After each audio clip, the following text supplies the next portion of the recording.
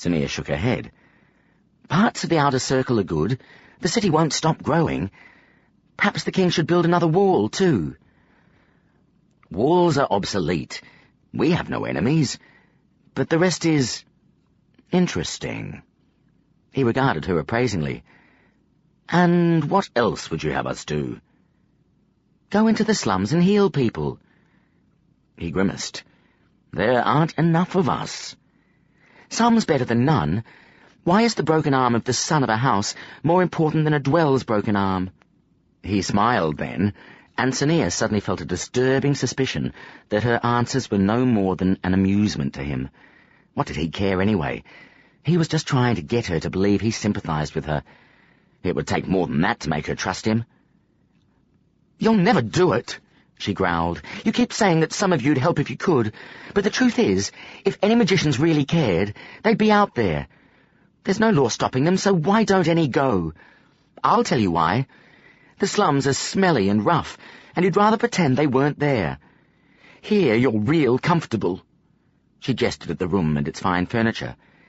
"Everyone knows the king pays you a lot. Well, if you're all feeling so sorry for us, then you should put some of that money into helping people, but you won't. You'd rather keep it all for yourself." He pursed his lips, his expression thoughtful. She found herself strangely aware of the silence in the room. Realizing she had allowed him to provoke her, she gritted her teeth. "If a large amount of money was given to any of the people you know in the slums," he said slowly, "do you think they'd give it all up to help others?" "Yes," she replied. He lifted an eyebrow. "So none of them would be tempted to keep it to themselves?" Sania paused. She knew some people who wouldn't. Well, more than some. "A few, I suppose," she admitted.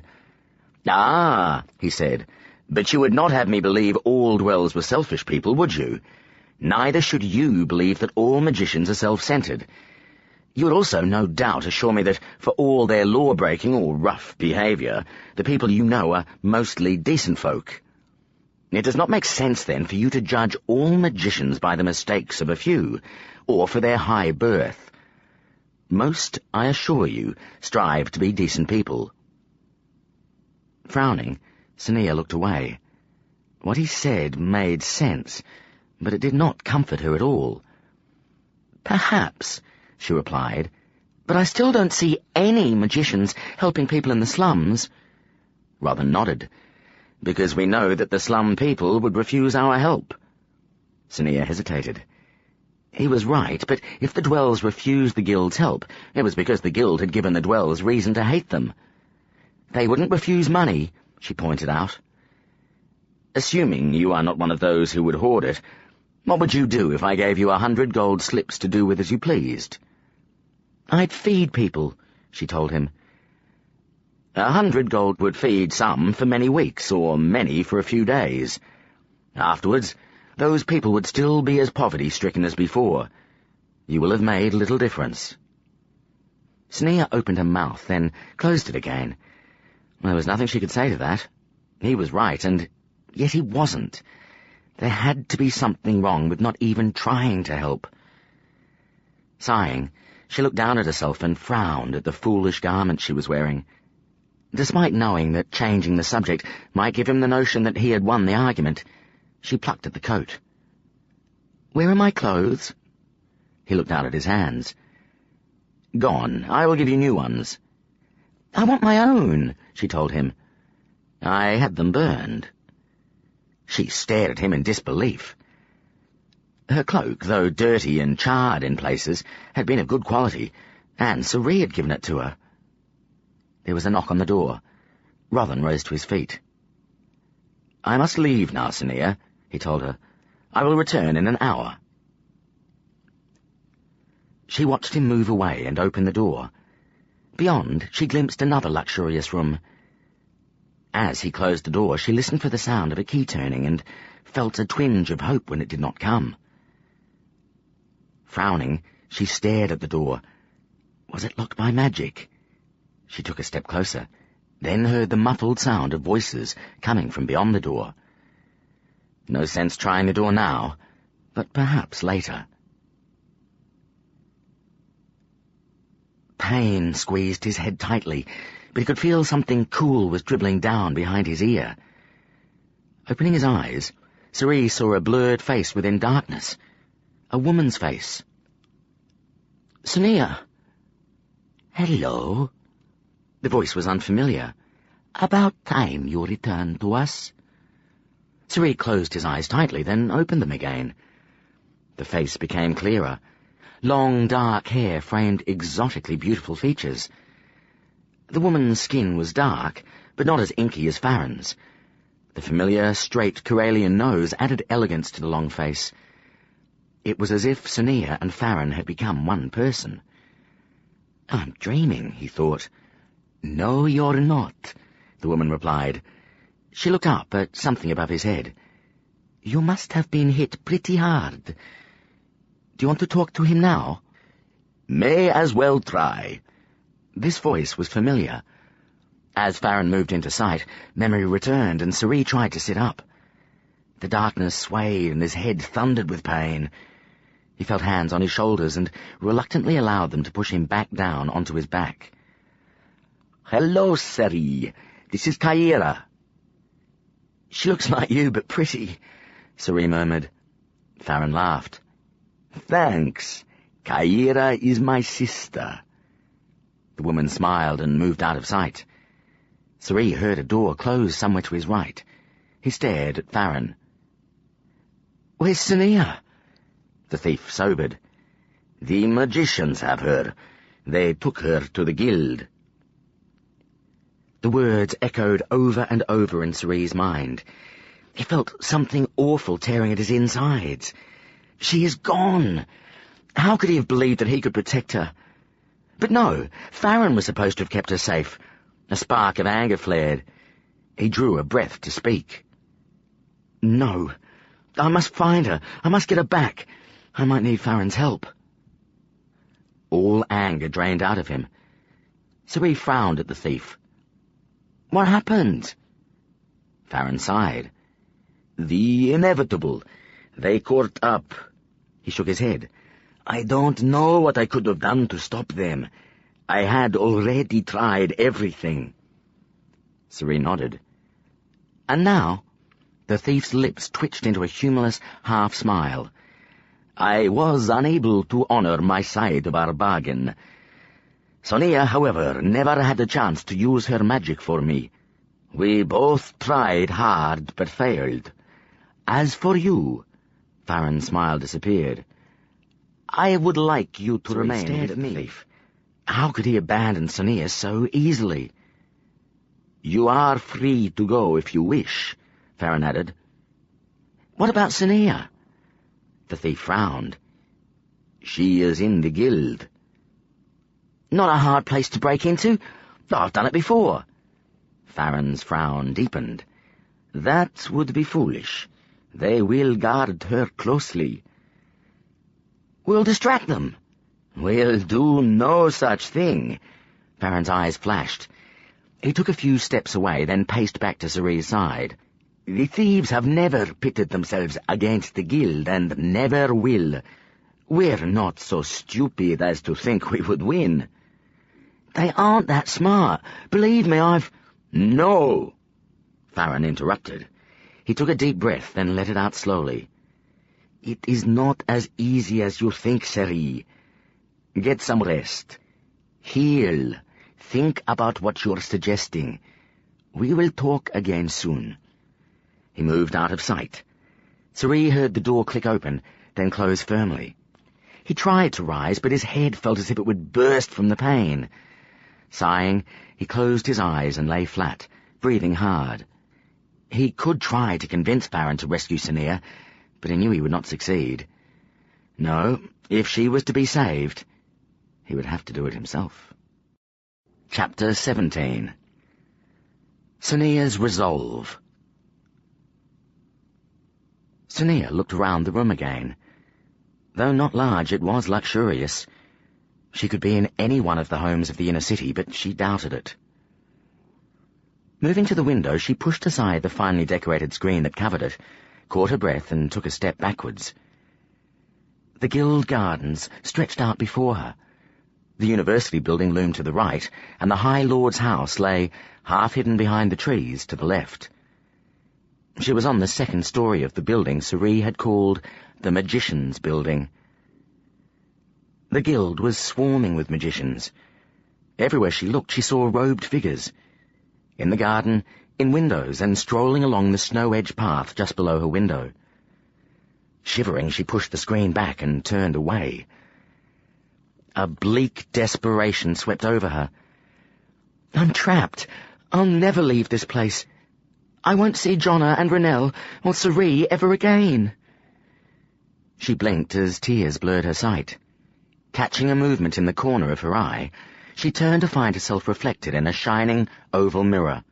She regarded the red-eyed face. The girl's mouth twisted in contempt. "Am I going to give up so easily?" she asked the reflection. "Am I going to blubber like a child?" No, the guild might be filled with magicians during the day, but she had seen it at night and knew how easy it was to move around undetected. If she waited until night and managed to slip outside, nothing would stop her returning to the slums. Getting outside would be the hard part, of course. The magicians would probably keep her locked up. However, Rodden himself had said that magicians were not incapable of making mistakes. She would wait and watch. When the opportunity came, she would be ready to take it. The face in the mirror was now dry-eyed and stiff with determination. Feeling better, she moved to the small table. Picking up a hairbrush, she caressed the silver handle appreciatively. Something like this, traded at a pawn shop, could buy her new clothes and feed her for several weeks. Had Rodden even considered that she might steal them? Of course, he wouldn't be worried about theft if he was confident that she couldn't escape. Snatching valuables wasn't going to do her any good while she was stuck in the guild. Looking around again, it struck her that this was a very strange prison. She'd expected a cold cell, not comfort and luxury. Perhaps they did truly intend to invite her to join the guild. She looked up at the mirror and tried to imagine herself wearing robes. Her skin crawled. No, she thought, I could never be one of them. It would be like betraying everyone, my friends, all the people of the slums, myself. But she had to learn to control her powers. The danger was real, and Rodden probably did intend to teach her some things, even if it was just to prevent her from making a mess of the city. She doubted he would teach her anything more, however. Remembering the frustration and horrors of the last 6 weeks, she shivered. Her powers had caused her enough trouble already. She would not be disappointed if she never used them again. What would happen to her then? Would the guild let her return to the slums? Not likely. Rodden claimed that the guild wanted her to join them. Her? A slum girl? Not likely either. But why would they offer? Was there some other reason? Bribery. They might promise to teach her magic if she... Did what? What could the guild possibly want from her? She frowned as the answer leapt into her mind. The thieves! If she escaped, would Farron still be interested in hiding her? Yes, particularly if her powers were no longer dangerous. Once she was in his confidence, it would not be hard to work against the thief. She could use her mental powers to send the guild information about the criminal groups of the city. She snorted. Even if she had wanted to cooperate with the guild, the thieves would work it out soon enough. No dwell was stupid enough to squimp on the thieves. Even if she managed to protect herself with magic, she would not be able to stop them harming her friends and family. The thieves were ruthless when crossed. But would she have a choice? What if the guild threatened to kill her if she did not help them? What if they threatened to harm her friends and family? With rising alarm, she wondered if the guild knew about Jonna and Renelle. She pushed the thought away, still wary of any strong emotions that might loosen her hold on her magic. Shaking her head, she turned away from the mirror. A book lay on a small table beside the bed. She crossed the room and picked it up. Flicking through the pages, she discovered that they were covered in neat lines of text. Looking closer, she was surprised to find she could understand most of the words. Seren's lessons had done more good than she had thought. The text appeared to be about boats. After reading several lines, Sonia realized that the last word in each pair of lines ended in the same sound, like the lyrics of songs the street performers in markets and ballhouses sang. She froze as a soft knocking came from the door. As it opened, Sonia quickly placed the book back on the table. She looked up to see Rothan standing in the doorway, a cloth-covered bundle under one arm. "Can you read?" She considered how she should answer. Was there any reason to hide her ability? She couldn't think of one, and it would be satisfying to let him know that not all dwellers were illiterate. "A little," she admitted. He closed the door and gestured to the book. "Show me," he said. "Read some aloud." She felt a little doubt creep in, but pushed it aside.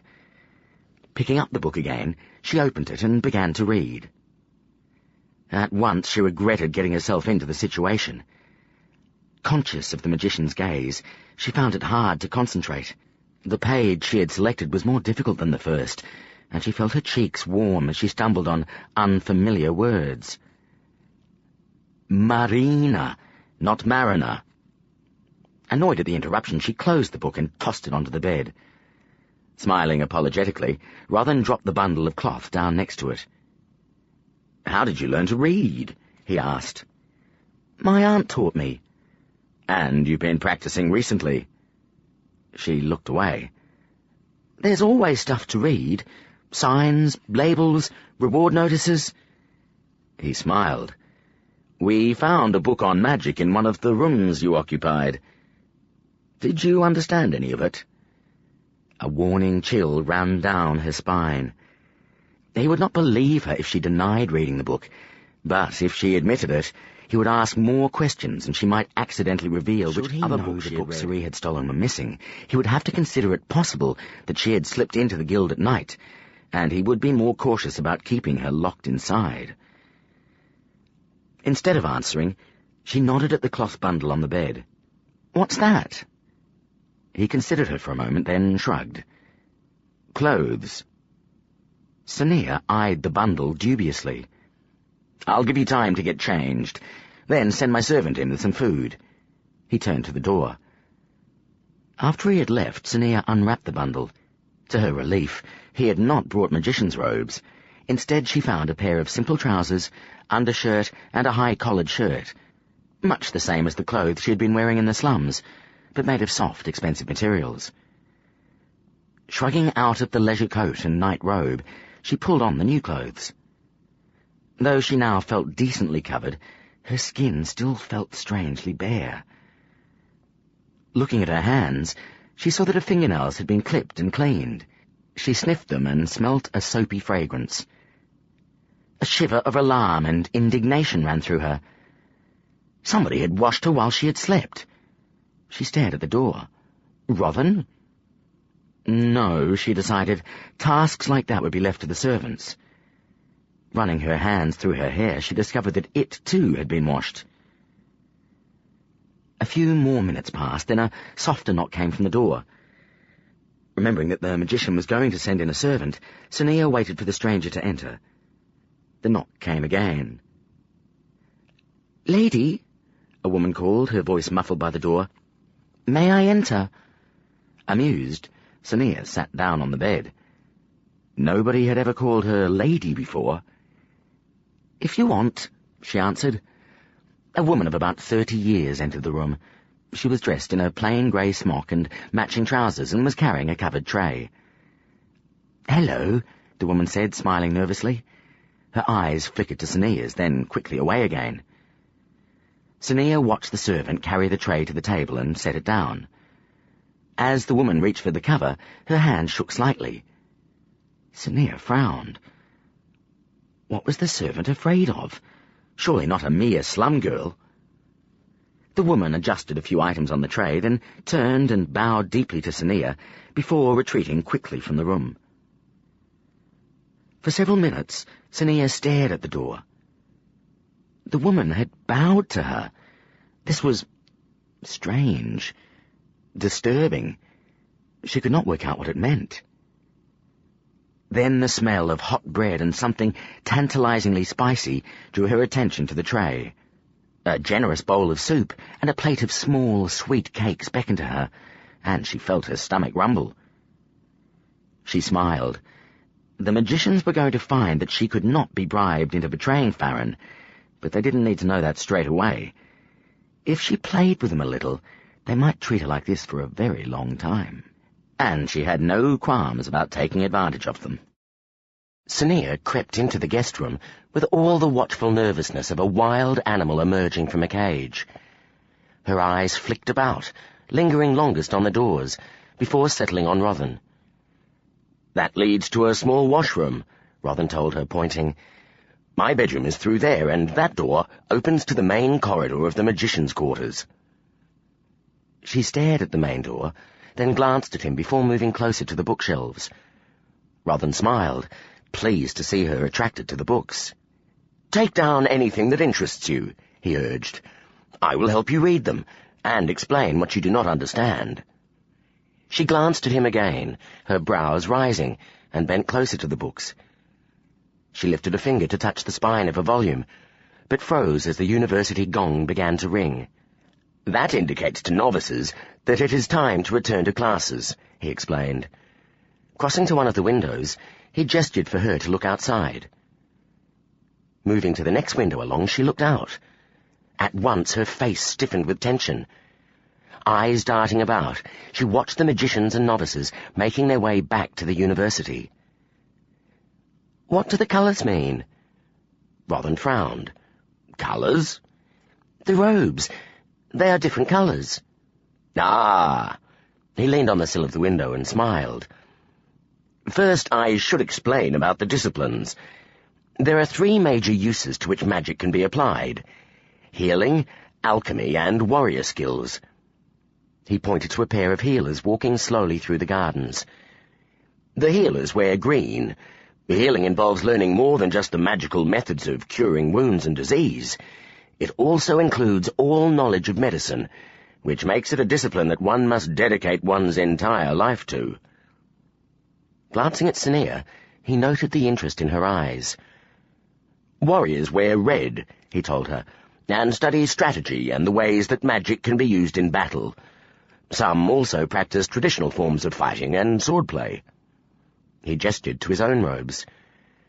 "Purple represents alchemy, which is everything else that can be done with magic.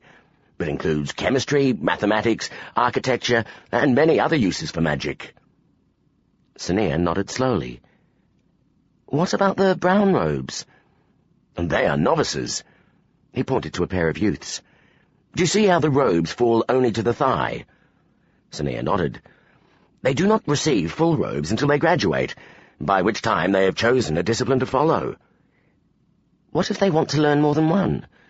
Rothan chuckled. "There just isn't enough time for that." "So how long do they study for?" "That depends how long they take to learn the required skills. Usually 5 years. "That one," Sania pointed. "He wears a different coloured belt." Rothan looked down to see Lord Bulkin striding by, his harsh face set in a frown, as if he was worrying at a difficult problem. "Ah, very observant of you." Rothan smiled approvingly. "The sash is black. It indicates that the man you are looking at is the head of his chosen discipline." "The head of the warriors?" Sania glanced at Rothan's robes, and her eyes narrowed. "What sort of alchemy do you study?" "Chemistry. I also teach it." "What is that?" He paused, considering how best to explain it in terms she would understand. "We work with substances, liquids, solids, and gases. We mix them together or heat them, or subject them to other influences and see what happens." Sania frowned. "Why?" Rothan smiled crookedly. "To see if we can discover anything useful." Sania's eyebrows rose. "What useful things have you discovered?" "Me or the chemists of the guild?" "You." He laughed. Not much. I guess you could call me a failed alchemist. But along the way I did discover one important thing. Sonia's brows rose. What was that? I'm a very good teacher. Moving away from the window, he considered the bookshelf.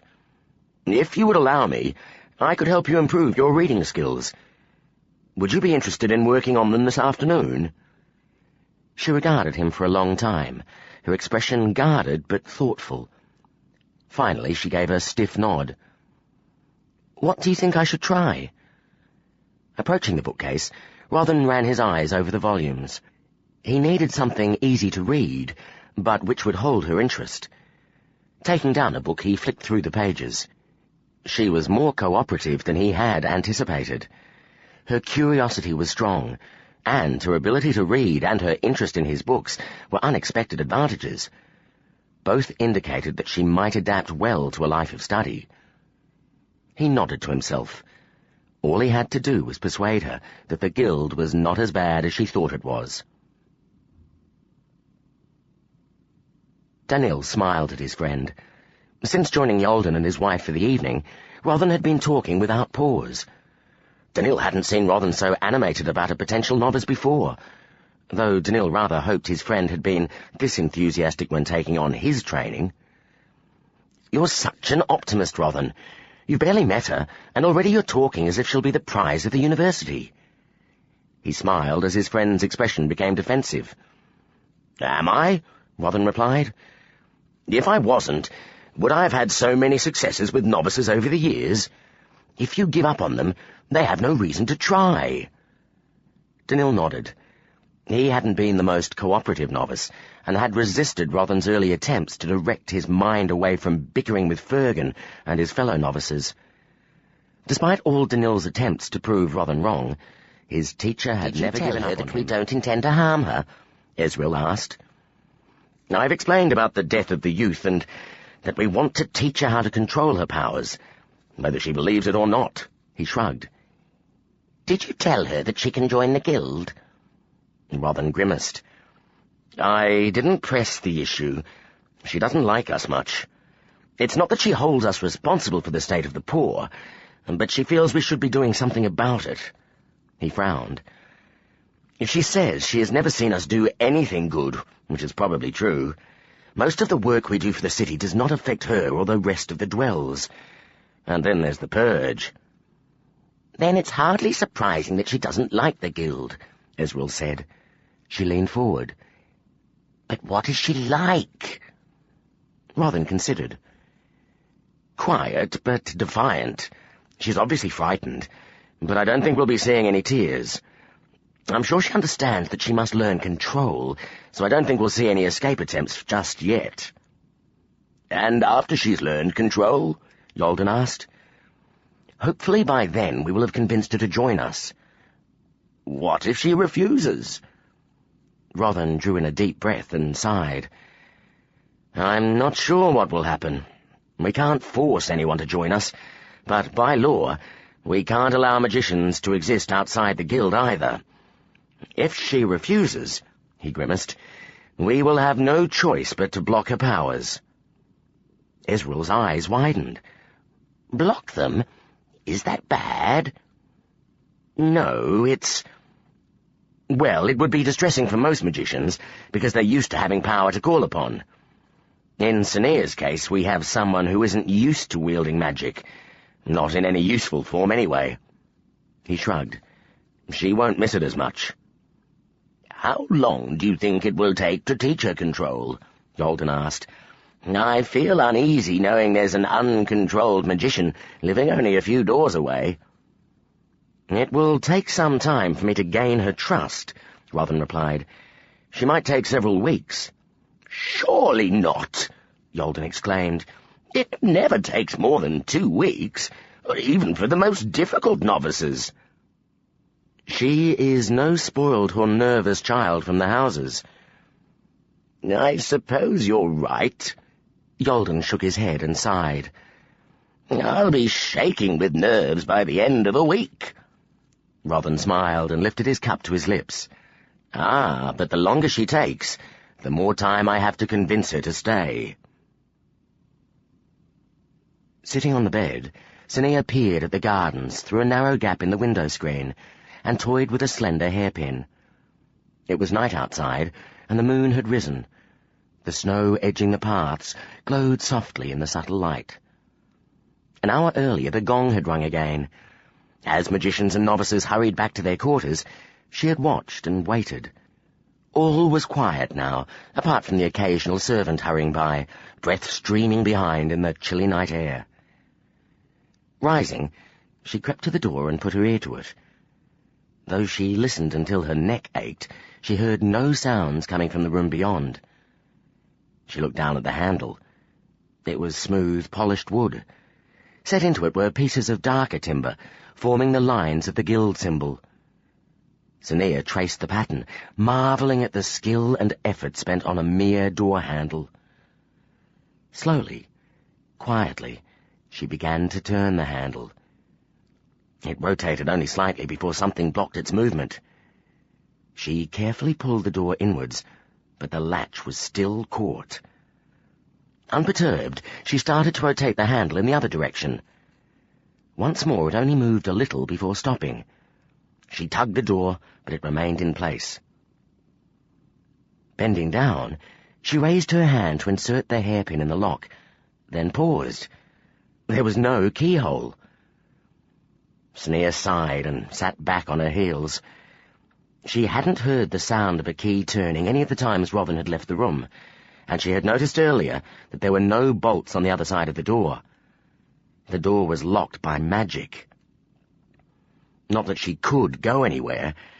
She had to stay until she had learned to control her magic. But she needed to test her boundaries. If she didn't look for ways to escape, she might never find any. She rose and moved to the table beside the bed. The book of songs still lay there. Picking it up, she opened it to the first page. Something was written there. Moving to the table, she lit the candle Rothan had left. For my darling Rothan, to mark the birth of our son, Yalara. Sania pursed her lips. So he was married and had at least one child. She wondered where his family was. Considering Rothan's age, his son was probably a grown man. He seemed a decent sort of person. She'd always thought herself a good judge of character, something she had learned from her aunt. Her instincts told her that Rothan was kind and well-meaning. But that didn't mean she could trust him, she reminded herself. He was still a magician, bound to do whatever the guild wanted. A faint, high-pitched laugh came from outside, drawing her attention to the window again. Pushing aside the screen, Sania watched as a couple strode through the garden, the green robes under their cloaks shining in the glow of a floating light. 2 children ran before them, tossing snow at each other. Sania watched them pass, her eyes following the woman. She had never seen female magicians in the purge. Did they choose not to go, she wondered, or was there a rule that prevented them? She pursed her lips. Jonna had told her that the daughters of rich families were carefully watched until they married the husband their fathers chose for them. Women made no important decisions within the houses. In the slums, no one arranged marriages. Though women tried to find a man who could support a family, they usually married for love. While Jonna believed this was better, Sania was cynical. She had noticed that women often put up with a lot when in love, but at some stage love tended to wear off. Better to marry a man you liked and trusted. Were female magicians cosseted away? Were they encouraged to leave the running of the guild to the men? It would be frustrating to be magically powerful, but still completely under the control of others. As the family moved out of sight, Sania began to draw away from the window, but as her eyes flickered across the grounds, she caught a movement in one of the windows of the university. Looking up, she saw a pale, oval face. From the neckline of the stranger's clothes, she guessed this figure was a magician. Though she could not be sure in the dark and at the distance, she had a strong suspicion that he was watching her. A chill crept up her spine, and she quickly pushed the screen closed. Unnerved, she crossed the room and blew out the candle, then lay down on the bed and curled up in the blankets. She felt drained, tired of thinking, tired of being afraid, tired of being tired.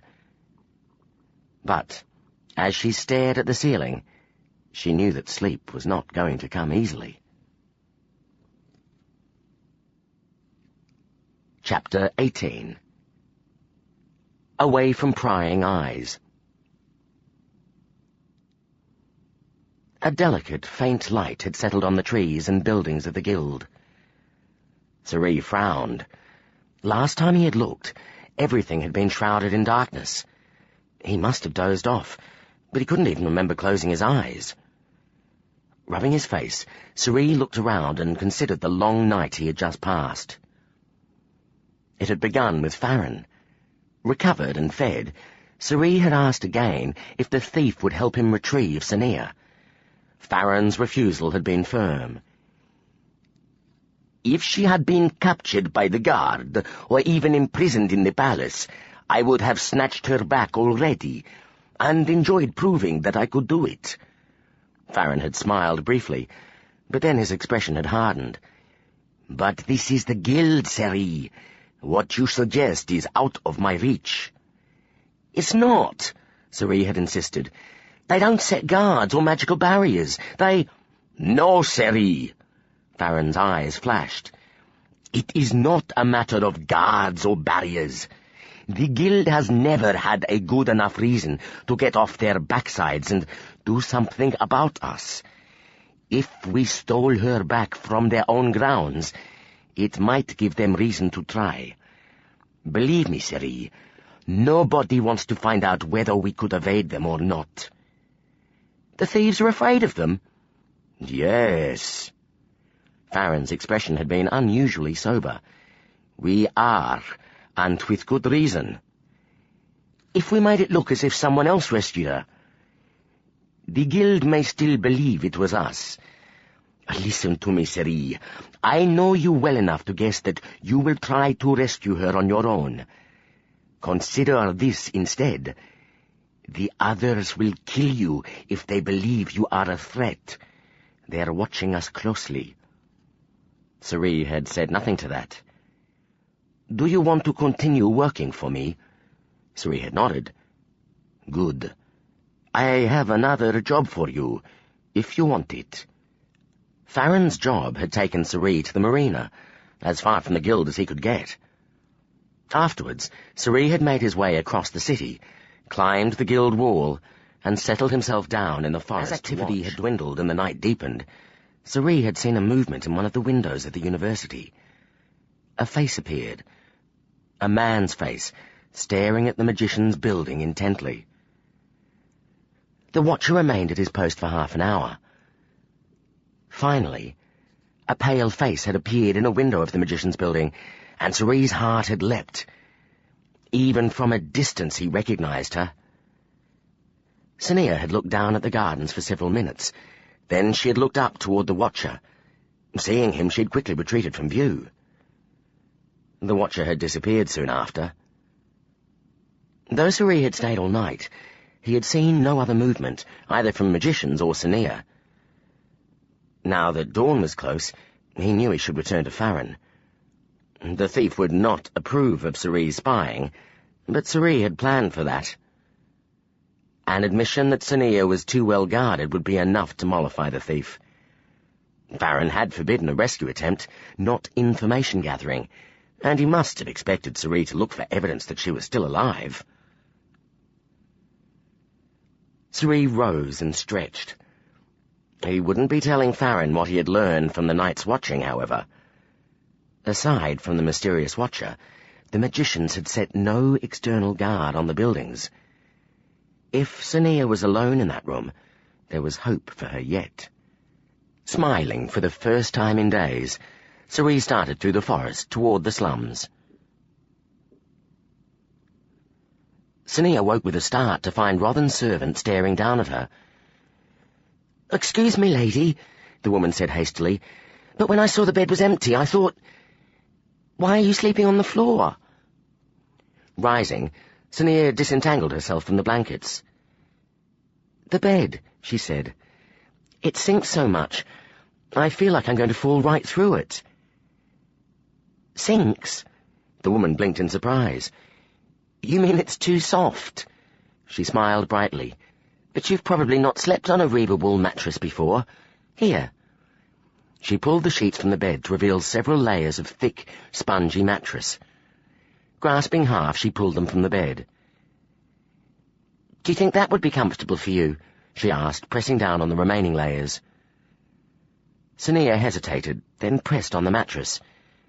The bed was still soft, but she could feel the wooden base underneath. She nodded. "Wonderful," the servant cooed. "Now I've brought water for you to wash in and—" "Oh, you've slept in your clothes." "No matter. I've brought fresh ones. Once you've done, come out into the guest room. We'll have some cakes and sumi to start the day." Amused, Sania watched the woman gather up the mattresses and bustle out of the room. When the door had closed, she sat down on the end of the bed and sighed. "I'm still here." She ran through the previous day in her mind. The conversations with Rothan, her determination to escape, the people she had seen through the window last night. Sighing, she rose and examined the basin of water, soap and towel that the servant had brought. With a shrug, she stripped off, washed and changed, then moved to the door. As she reached for the handle, she hesitated. No doubt Rothan was waiting beyond the door. She felt a small twinge of anxiety, but no fear. He was a magician. That ought to scare her more. But he had said he would not harm her, and she had chosen to believe him. For now. To let him into her mind, however, was not going to be so easy. She had no idea if he could harm her that way. What if he could change the way she thought and make her love the guild? What choice do I have? She was going to have to trust that he couldn't, or wouldn't, mess around with her mind. It was a risk she had to take, and worrying about it would not make it any easier. Straightening her back, she opened the door. The room beyond appeared to be the one Rothan spent most of his time in. A set of chairs were arranged around a low table in the centre of the room. Bookshelves and higher tables stood against the walls. Rothan sat in one of the cushioned chairs, his blue eyes darting back and forth over the pages of a book.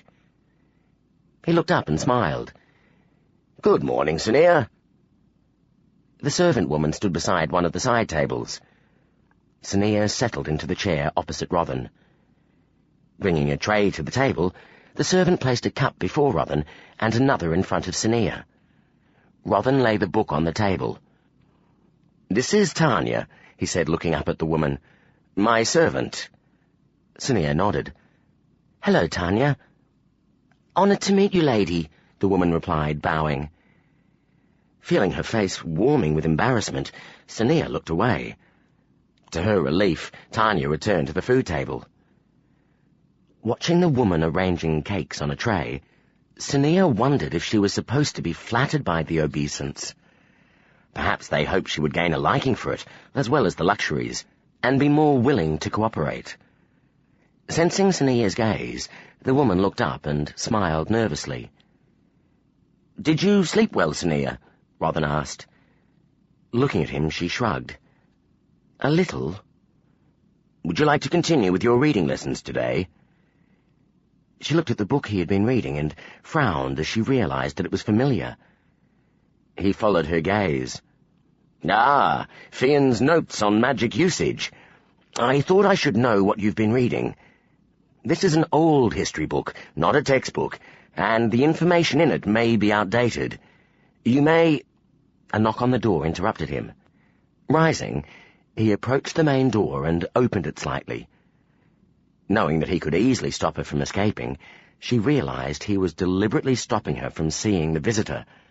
Or was he preventing the visitor from seeing her? "Yes, Lord Fergan. What can I do for you?" "I wish to see the girl." The voice was smooth and cultured. Sania started as Tanya draped a dining napkin over her lap. The servant frowned at Rothan's back before moving away. "It is too early for that," Rothan replied.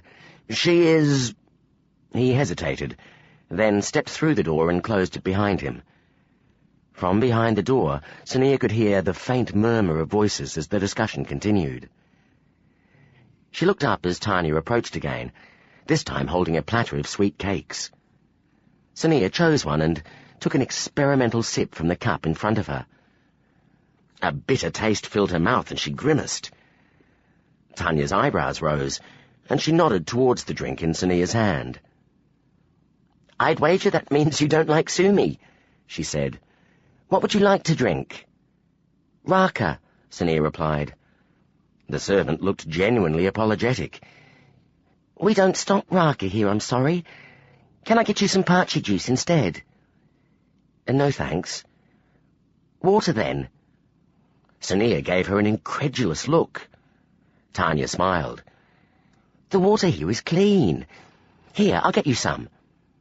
She returned to the table at the back of the room, filled a glass from a jug, and brought it to Sonia. "Thank you," Sonia said. Lifting the glass, she was amazed to find the liquid was clear, not even the tiniest particle floating in it. Taking a sip, she tasted nothing but a faint sweetness. "See?" Tanya said. "I'll tidy your room now. I'll be gone for a few minutes, but if you need anything, don't hesitate to call." Sonia nodded and listened to the servant's footsteps as she walked away. She smiled as the bedroom door closed. Taking the glass, Sonia gulped the water down and dried the inside quickly with the dining napkin.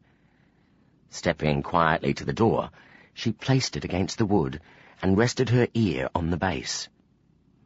"To keep her in there, it is dangerous." This voice belonged to the stranger. "Not until she regains her strength," Rothan replied. "Once that happens, I can show her how to spend her power safely, as we did yesterday. There's no danger to the building." There was a pause. "Nevertheless, there is no reason to keep her isolated.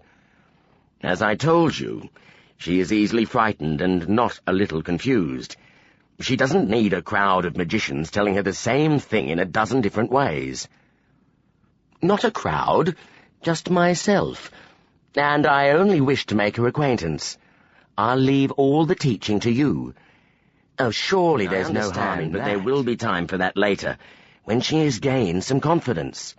"There is no guild law saying that you can keep her from me, Rothan," the stranger replied, a warning note entering his voice.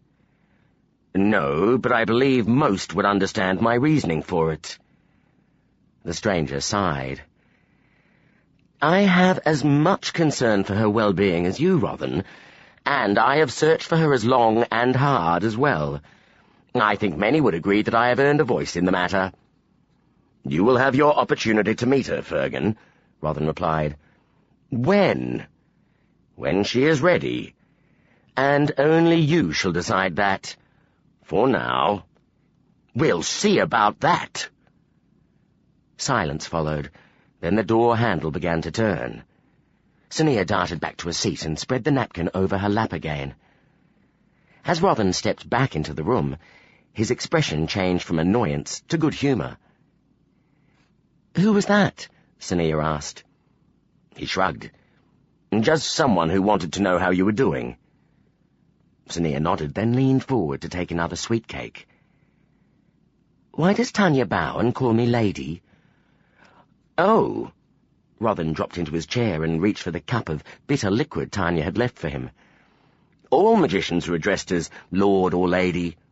He shrugged. "It's always been that way." "But I'm not a magician," Sonia pointed out. "Well, she is a bit premature," Rothan chuckled. "I think—" Sonia frowned. "I think she's afraid of me." He frowned at her over the lip of his cup. "She's just a little nervous of you. Being near a magician who has not learnt control can be dangerous." He smiled crookedly. "It seems she's not the only one who's worried. Knowing the dangers better than most, you can imagine how some magicians feel about having you living in their own quarters. You're not the only one who slept lightly last night. Thinking back to her capture, to the broken walls and rubble she had glimpsed before falling unconscious, Sania shivered. "How long till you can teach me control?" His expression became sober. "I don't know," he admitted. "But don't be concerned. If your powers begin to manifest again, we can use them up as we did before." She nodded, but as she looked at the cake she was holding, she felt her stomach clench. Her mouth suddenly seemed too dry for such a sweet thing. Swallowing, she set it aside. The morning had been murky and dim, and by mid-afternoon heavy clouds hung low and threatening over the city. Everything was shrouded in shadows, as if night had become too impatient to wait for the end of the day. On days like this, the faint glow from the interior walls of the university was more noticeable. Rothan sighed as, once they were in the university corridor, Danil's stride lengthened. He struggled to keep pace, then gave up. "How strange," he said to Danil's back. "Your limp appears to have disappeared." Danil turned, then blinked in surprise as he saw how far Rothan had fallen behind. As he slowed his pace, the slight hesitation in his stride returned. "Ah, there it is," Rothan nodded. "Why the hurry, Danil?" "I just want to get it over with." "We're only handing in our reports," Rothan told him. "I'll probably end up doing most of the talking." "I was the one the High Lord sent off in search of the thieves," Danil muttered. "I'll have to answer all his questions." "He's only a few years older than you, Danil. So is Lorlan, and he doesn't frighten all sense out of you." Danil opened his mouth to protest, then shut it again and shook his head. They had reached the end of the corridor. Stepping up to the door of the administrator's room, Rothan smiled when he heard Danil take a deep breath. At Rothan's knock, the door swung inward, revealing a large, sparsely furnished room. A globe light hovered above a desk at the far end, illuminating the dark blue robes of the administrator. Lorlan looked up and beckoned to them with his pen. "Come in, Lord Rothan, Lord Danil. Take a seat." Rothan looked around the room. No black-robed figure reclined in any of the chairs or lurked in the dim corners. Danil let out a long sigh of relief. Lorlan smiled as they settled into the chairs in front of his desk. Leaning forward, he took the leaves of paper that Rothan offered. "I've been looking forward to reading your reports. I'm sure Lord Danil's will be fascinating." Danil winced, but said nothing. "The High Lord sends his congratulations." Lorlan's eyes flickered from Rothan's to Danil's. "And I offer mine as well." "Then we offer our thanks in return," Rothan replied. Lorlan nodded, then smiled crookedly. "Akaran is particularly pleased that he can sleep uninterrupted now there are no crude attempts at magic waking him through the night." Seeing Danil's eyes widen, Rothan smiled. "I guess there are drawbacks to having such fine senses." He tried to imagine the High Lord pacing his rooms at night, cursing the elusive slum girl. The image didn't quite suit the solemn guild leader. He frowned. How much interest was Akaran going to take in Sania now that she had been found? "Administrator, do you think the High Lord will be wanting to meet Sania?" Lorlan shook his head. "No. His main concern was that we might not find her before her powers became destructive, and the king had started to question our ability to take care of our own." He smiled at Rothan. "I think I understand why you are asking.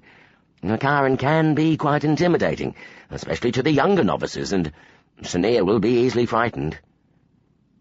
"That brings me to another point," Rothan said, leaning forward.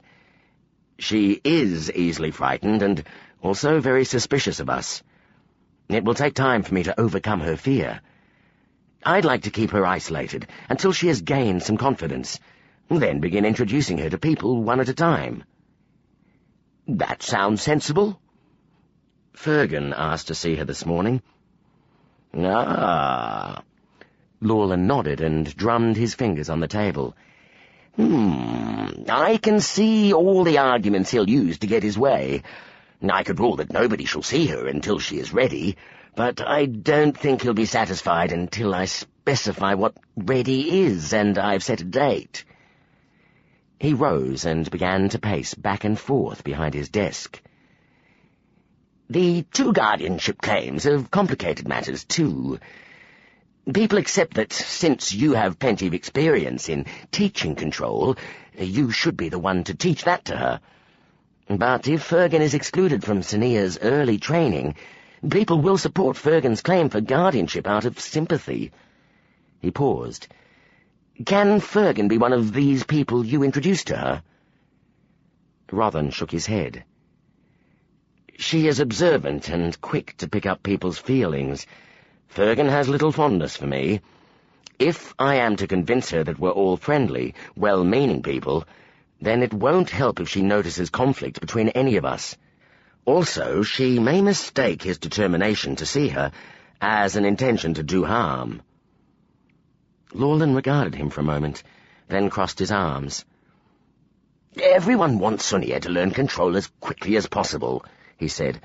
I don't think anyone will disagree if I decide that nothing shall distract her from that.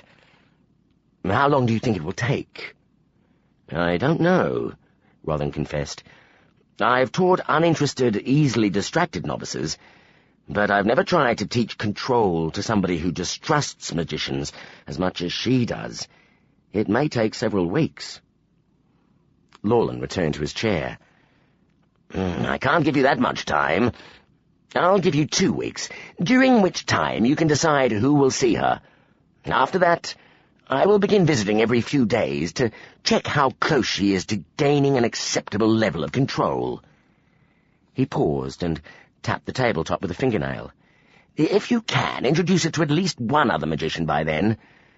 I will tell Fergan that he may see her after she has learned control. But remember, the longer it takes, the more sympathy he will gain. Rothan nodded. I understand. People will expect their hearing to occur during the first meet, after she has learned control. If I can convince her to stay, Rothan added. Lawler frowned. Do you think she will refuse to join the guild? It is too early to say, Rothan replied. We can't force her to say the vow. Leaning back in his chair, Lawler regarded Rothan thoughtfully, his brow creased with concern. Is she aware of the alternative? Not yet, since I'm trying to gain her trust.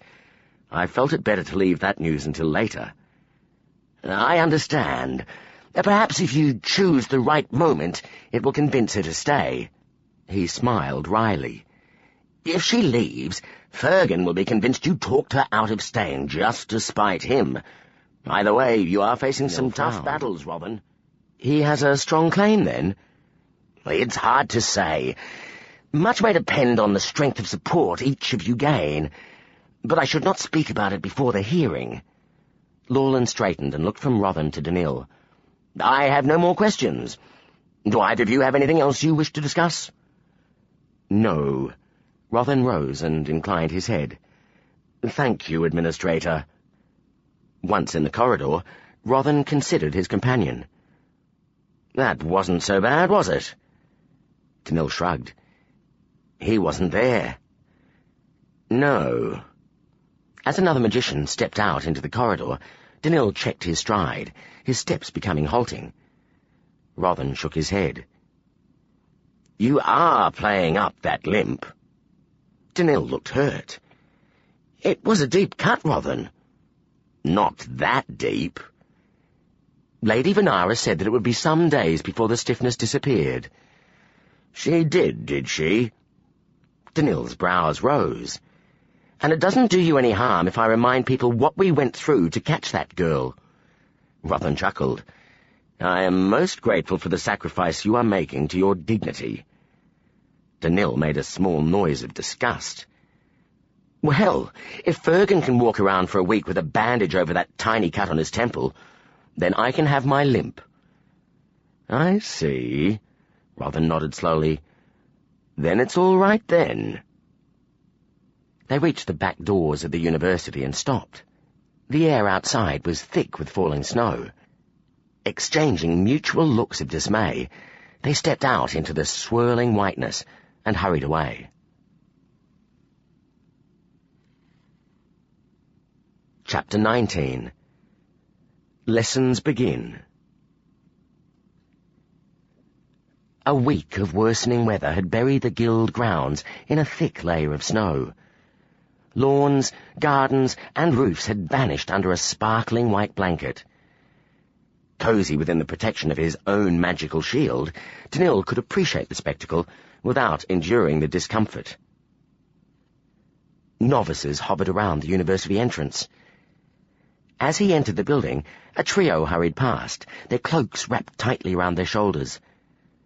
Part of the midwinter intake, he surmised. It took several weeks of training before the new novices learned how to ward off the cold. Climbing the stairs, he found a small group of novices waiting outside the alchemy room where Rothan taught his classes. Waving them through the door, he started to follow.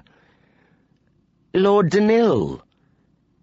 Recognizing the voice, Danil suppressed a groan.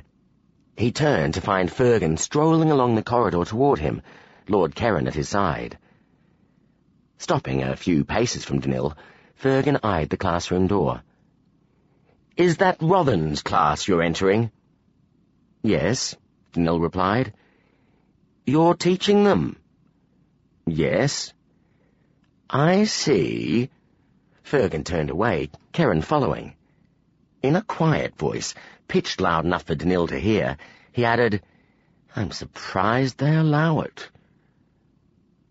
"What do you mean?" Keren asked, his voice growing fainter as the pair walked away. "Don't you remember all the trouble he got into as a novice?" "Oh, that!" Keren laughed, the sound echoing in the corridor. "I suppose he might be a bad influence." Gritting his teeth, Danil turned away and found Rothan standing in the doorway. "Rothan!" Danil exclaimed. "What are you doing here?" "I was just visiting the library." Rothan's gaze remained on Fergan's back. "It amazes me how long you two have kept this grudge going. Are you ever going to leave the past behind you?" "It's not a grudge to him," Danil growled. "It's sport, and he enjoys it too much to stop." Rothan raised his brows. "Well, if he behaves like a spiteful novice, people will treat his words accordingly." He smiled as 3 novices hurried along the corridor and darted through the classroom door. "How are my novices doing?" Danil grimaced. "I don't know how you cope, Rothan. You're not going to abandon me to them for long, are you?" "I don't know. Weeks, months maybe." Danil groaned. "Do you think Sonia is ready to begin control lessons yet?" Rothan shook his head. "No." "But it's been a week already." "Only a week," Rothan sighed. "I doubt she'd trust us if we gave her 6 months to settle in." He frowned. "It's not that she dislikes us as individuals, but that she doesn't believe the guild means well, and she won't until she sees proof. We don't have time for that. When Lawland visits, he'll expect us to have begun lessons already." Danil grasped his friend's arm. "For now, all you have to do is teach her control, and for that she only has to trust you, Rothan. You're a likeable sort. You've got her best interest at heart." He hesitated. "If you can't tell her, then show her." Rothan frowned. Then his eyes widened in understanding. "Let her see into my mind?" "Yes. She will know you've been telling her the truth." It's not necessary when teaching control, but the circumstances are hardly usual." Rothan frowned. "There are some things I'll have to keep her from learning, though." "Hide them," Danil smiled. "Now, I have a classroom of your novices waiting, all eager to try out their latest pranks and teacher torturing antics on me. Lawlin is nothing. I expect to hear you've made considerable progress when we meet tonight." Rothan chuckled. "Be reasonable to them, and they'll be reasonable to you, Danil." As his friend turned away, Danil uttered a short, humourless laugh. Somewhere above them, a striker rang the university gong. Sighing, Danil straightened his shoulders and entered the classroom. Leaning on the windowsill, Sonia watched the last of the magicians and novices hurry out of sight. Not all had responded to the university gong, however. 2 distant figures remained standing at the other side of the gardens. One was a woman in green robes with a black sash, the head of healers. So women did have some influence in the guild, she mused. The other was a male dressed in blue robes. Thinking back to Rothan's explanation of the robe colours, she could not recall him mentioning blue. The colour was uncommon, so perhaps he too was a magician of influence. Rothan had explained how the magicians in high positions were selected by a vote among guild members. This method of choosing leaders by the agreement of the majority was intriguing. She had expected that the strongest magicians would rule the others. According to Rothan, the rest of the magicians spent their time teaching, experimenting, or working on public projects. This included work that ranged from the impressive to the ridiculous. She had been surprised to learn that the magicians had built the marina, and amused to hear how one magician had spent much of his life trying to make stronger and stronger glues. Drumming her fingers, she looked around the room again. In the last week she had found opportunities to examine everything, even the room Rothan slept in. A careful search of all cupboards, chests and drawers had revealed clothes and everyday items. The few locks she had encountered succumbed easily to her picking skills, but old documents had been her only reward. Catching a movement at the edge of her vision, she turned back to the window. The 2 magicians had parted, and the blue-robed man was now walking along the edge of the garden toward the 2-story residence of the High Lord. Remembering the night she had peeked into that building, she shivered. Rothan had mentioned nothing of assassin magicians, but that was hardly surprising. He was trying to convince her that the guild was friendly and useful. If the black-robed magician wasn't an assassin, a memory of a man in blood-stained clothes flashed into her mind. "It is done," the man had said. "Did you bring my robes?" She jumped as the main door clicked open behind her. Turning, she let out a breath as Rothan strode into the room in a swirl of purple robes. "Sorry I took so long." He was a magician, and yet he was apologizing to her. Amused, she shrugged in reply. "I've brought some books from the library." He straightened and regarded her earnestly. "But I thought we might start working on some mind exercises. What do you think?" "Mind exercises?" She frowned, then felt herself go cold as she realized what he was suggesting. Did he think she trusted him after only a week? "Do I?" He was watching her closely.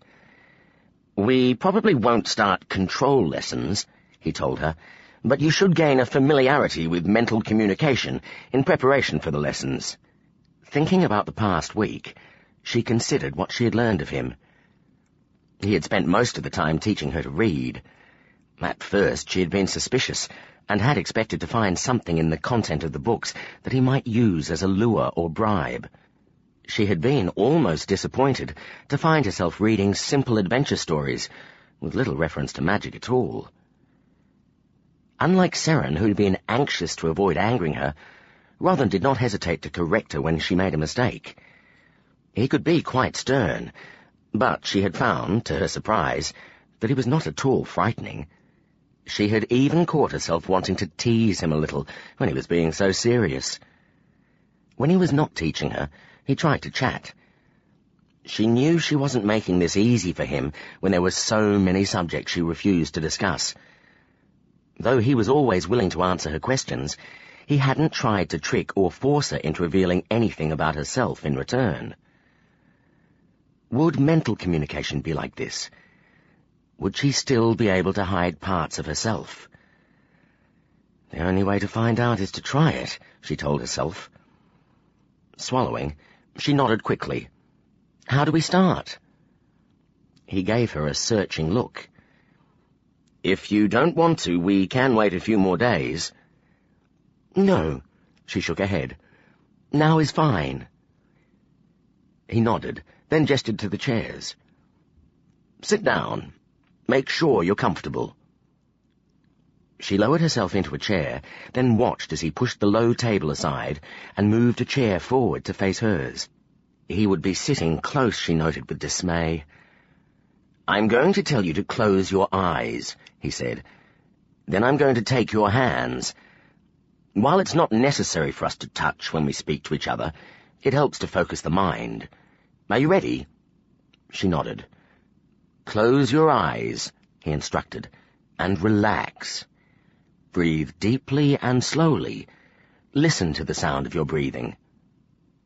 She did as he said. For a long time he was silent. After a while, she realized that the rhythm of their breathing was the same, and she wondered if he had changed his breath to follow hers.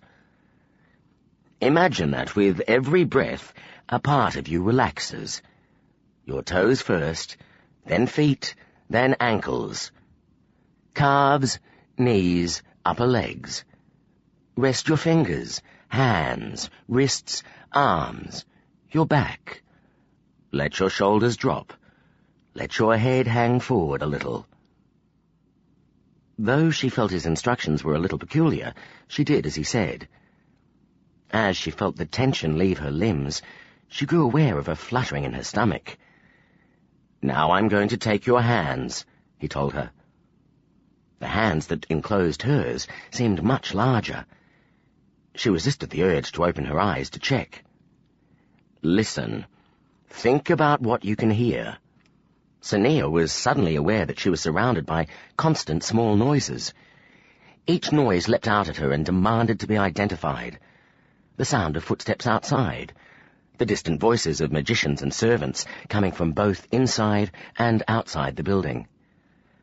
Now let the sounds outside the room fade away. Instead, concentrate on the sounds within this room. It was quieter inside. The only sound was their breathing, now at different rhythms. Let those sounds fade away too. Now listen to the sounds within your own body, the slow pounding of your heart. She frowned. Aside from her breathing, she could hear no sounds in her body. The rush of blood circulating through your body. Though she was concentrating hard, she could not hear the sound of your stomach. Or could she? There was something. The vibration within your ears. Then she realized that the noises he described were not heard so much as felt. And now listen to the sound of your thoughts. For a moment, Sonia was puzzled by his instruction. Then she sensed a presence at the edge of her mind. Hello, Sonia. Rothan? That's right. The presence grew more tangible. The personality she could sense was surprisingly familiar. It was like recognizing a voice so individual that it could never be confused with another. So this is mind communication, she mused. Yes, using it we can speak to each other from great distances. She realized that she was not hearing words, but sensing the meaning of thoughts that he had projected toward her. They flashed into her mind and were understood so quickly and completely that she knew with certainty exactly what he wanted her to know. It's so much faster than talking. Yes, and there's less chance of a misunderstanding. Could I talk like this to my aunt? I could let her know I'm still alive. Yes and no. Only magicians can communicate mind to mind without physical contact. You could speak to your aunt, but you'd need to be touching her. There is no reason why you can't send your aunt an ordinary message, however. which would reveal their location, she realized. Sonia felt her enthusiasm for mind communication waver. She must be careful. So, do magicians talk like this all the time? Not often. Why not? There are limitations to this form of communication. You sense the emotions behind the thoughts others send you. It's easy to detect when someone is lying, for example. That's a bad thing. Not in itself, but imagine if you had noticed that your friend was going bald. He would sense your amusement behind your thoughts, and, while not knowing what you found so funny, he would know it was at his expense. Now imagine it was not your forgiving friend, but somebody you respected and wanted to impress. I see what you mean.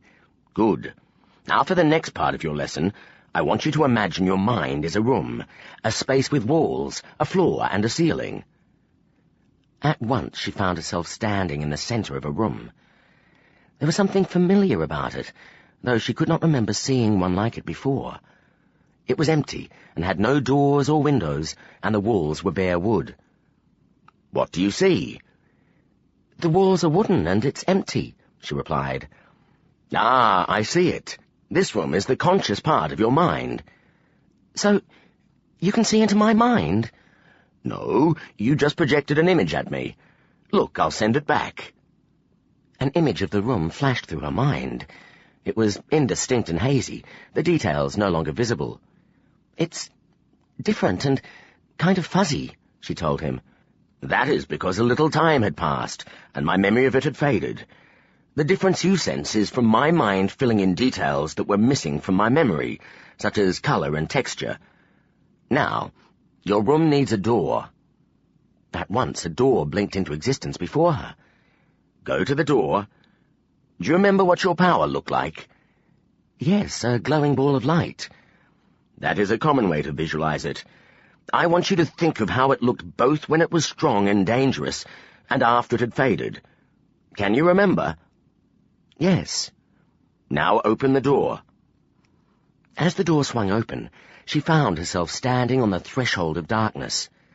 A white sphere hung before her, glowing brightly. It was impossible to judge how far away it was. One moment it seemed to hover just beyond arm's reach. The next she was sure it was a colossal size, and hung an inconceivable distance away. How big is this compared to what you remember? Not as big as it was when it was dangerous. She sent him an image of it. Good. It is growing faster than I expected, but we have some time before your magic begins to surface unasked for. Close the door and return to the room. The door closed and vanished, and she found that she was standing in the center of the room again. I want you to imagine another door. This time it's the door to the outside, so make it larger. Double doors appeared in her room, and she recognized them as the main doors of the stay house she'd been living in before the purge. When you open the doors, you'll see our house. It should look something like this. An image of a white house, not unlike the large merchant homes in the West Quarter, flashed through her mind. As she pushed open the double doors in her mind, she found herself facing the building.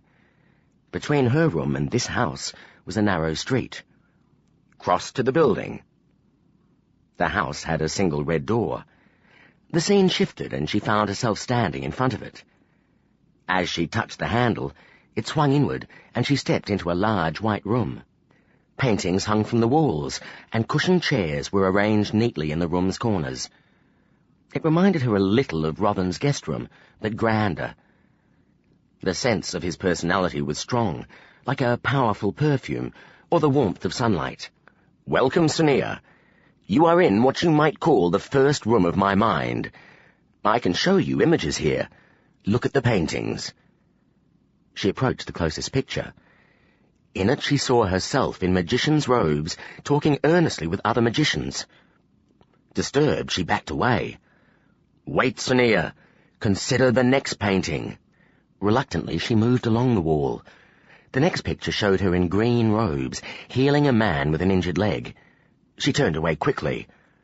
Why does this future repel you? It is not who I am. But it could be, Sonia. Do you see now that I have told you the truth? Looking back at the paintings, she suddenly understood that he was speaking the truth. He could not lie to her here. He was showing her real possibilities. The guild truly wanted her to join them. Then she found a black door that she had not seen before. As she looked at it, she knew that it was locked, and she felt her suspicions return. He might not be able to lie, but perhaps he could conceal some truths. "You are hiding things from me," she accused. "Yes," he told her. "We all have the ability to hide those parts of ourselves we wish to keep private. Otherwise, none of us would ever permit another into our minds. I will teach you to do this, for your need for privacy is stronger than most. Watch, and I will give you a glimpse of what is behind that door." The door swung inward. Through it, Sania saw a woman lying on a bed, her face deathly pale. A feeling of intense grief spilled out. Without warning, the door slammed shut again. "My wife." "She died?" "Yes. Do you understand now why I hide that part of me?" "Yes, I am sorry." "It was a long time ago, and I understand that you must see that I speak the truth."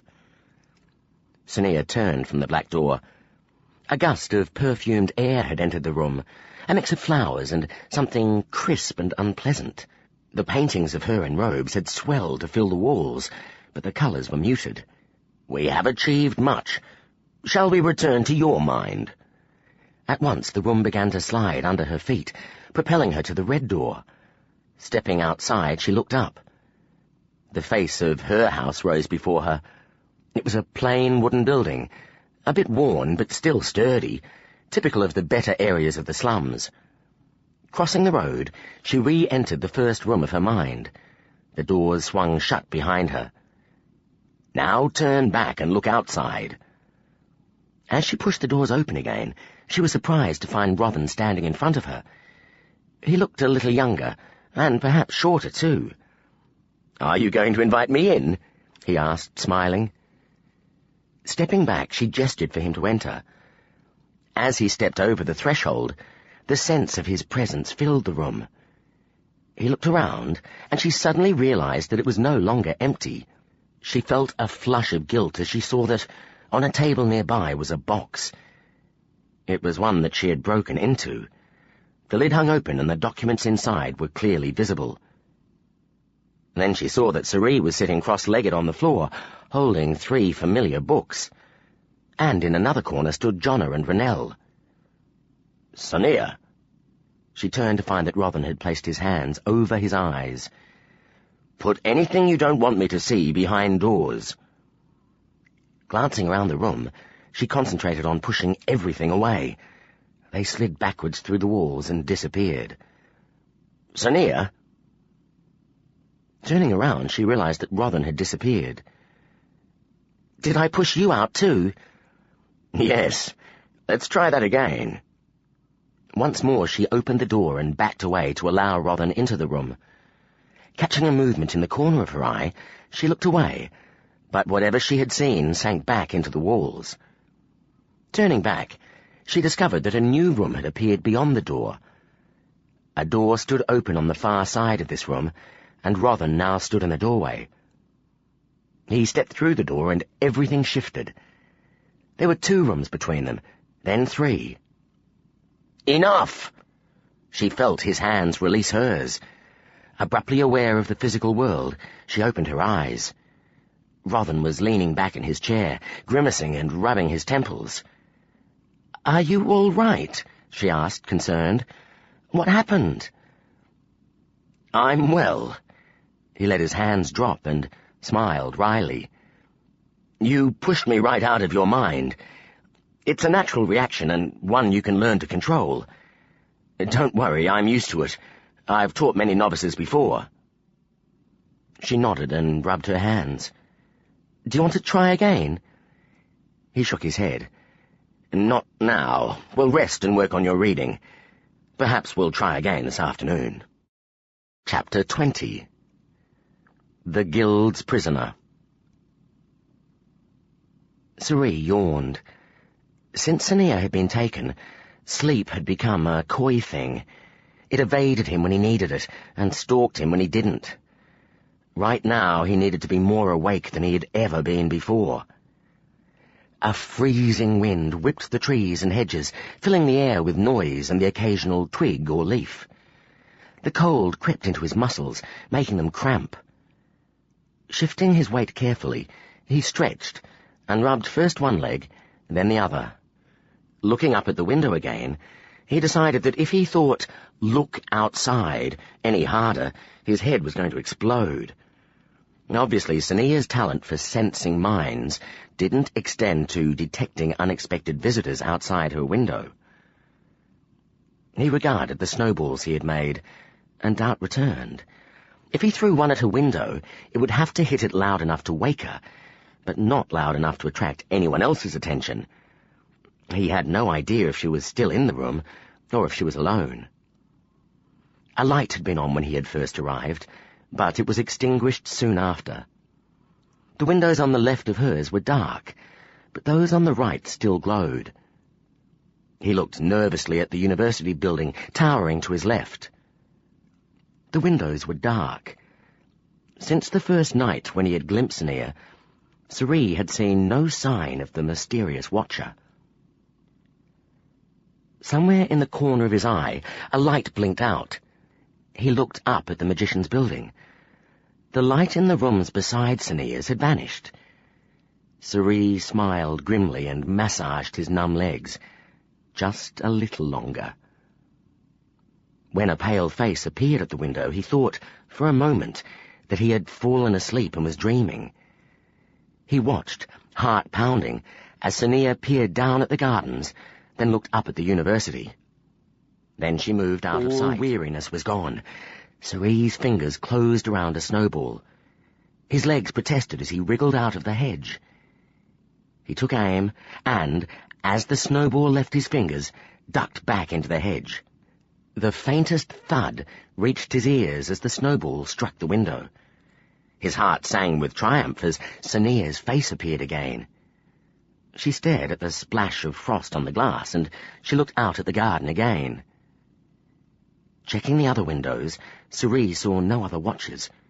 He wriggled out of the hedge a little, and saw Sania's eyes widen as she spotted him.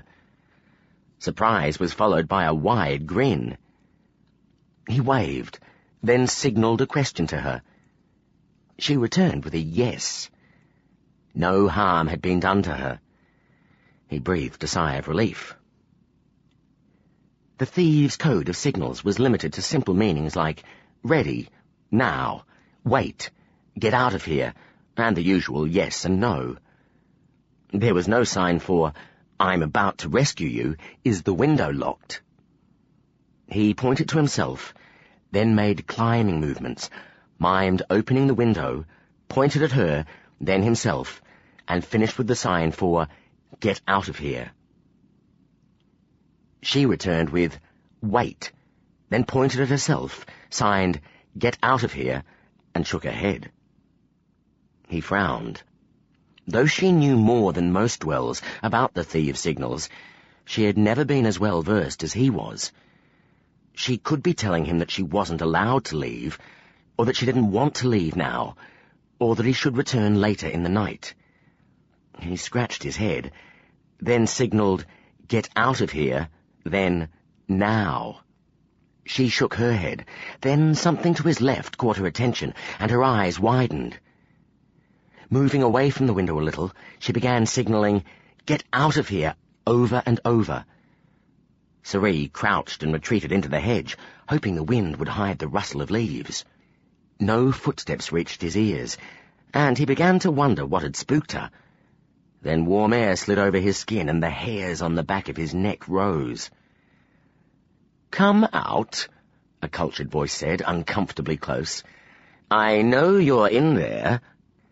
Looking through the hedge, Sorcery could see the soft folds of robes only an arm's reach away. A hand snaked through the leaves. Sorcery twisted away, pushing out of the hedge and pressing himself against the building, his heart racing. The magician straightened quickly. Knowing that he was in full sight, Sorcery bolted along the side of the building toward the forest.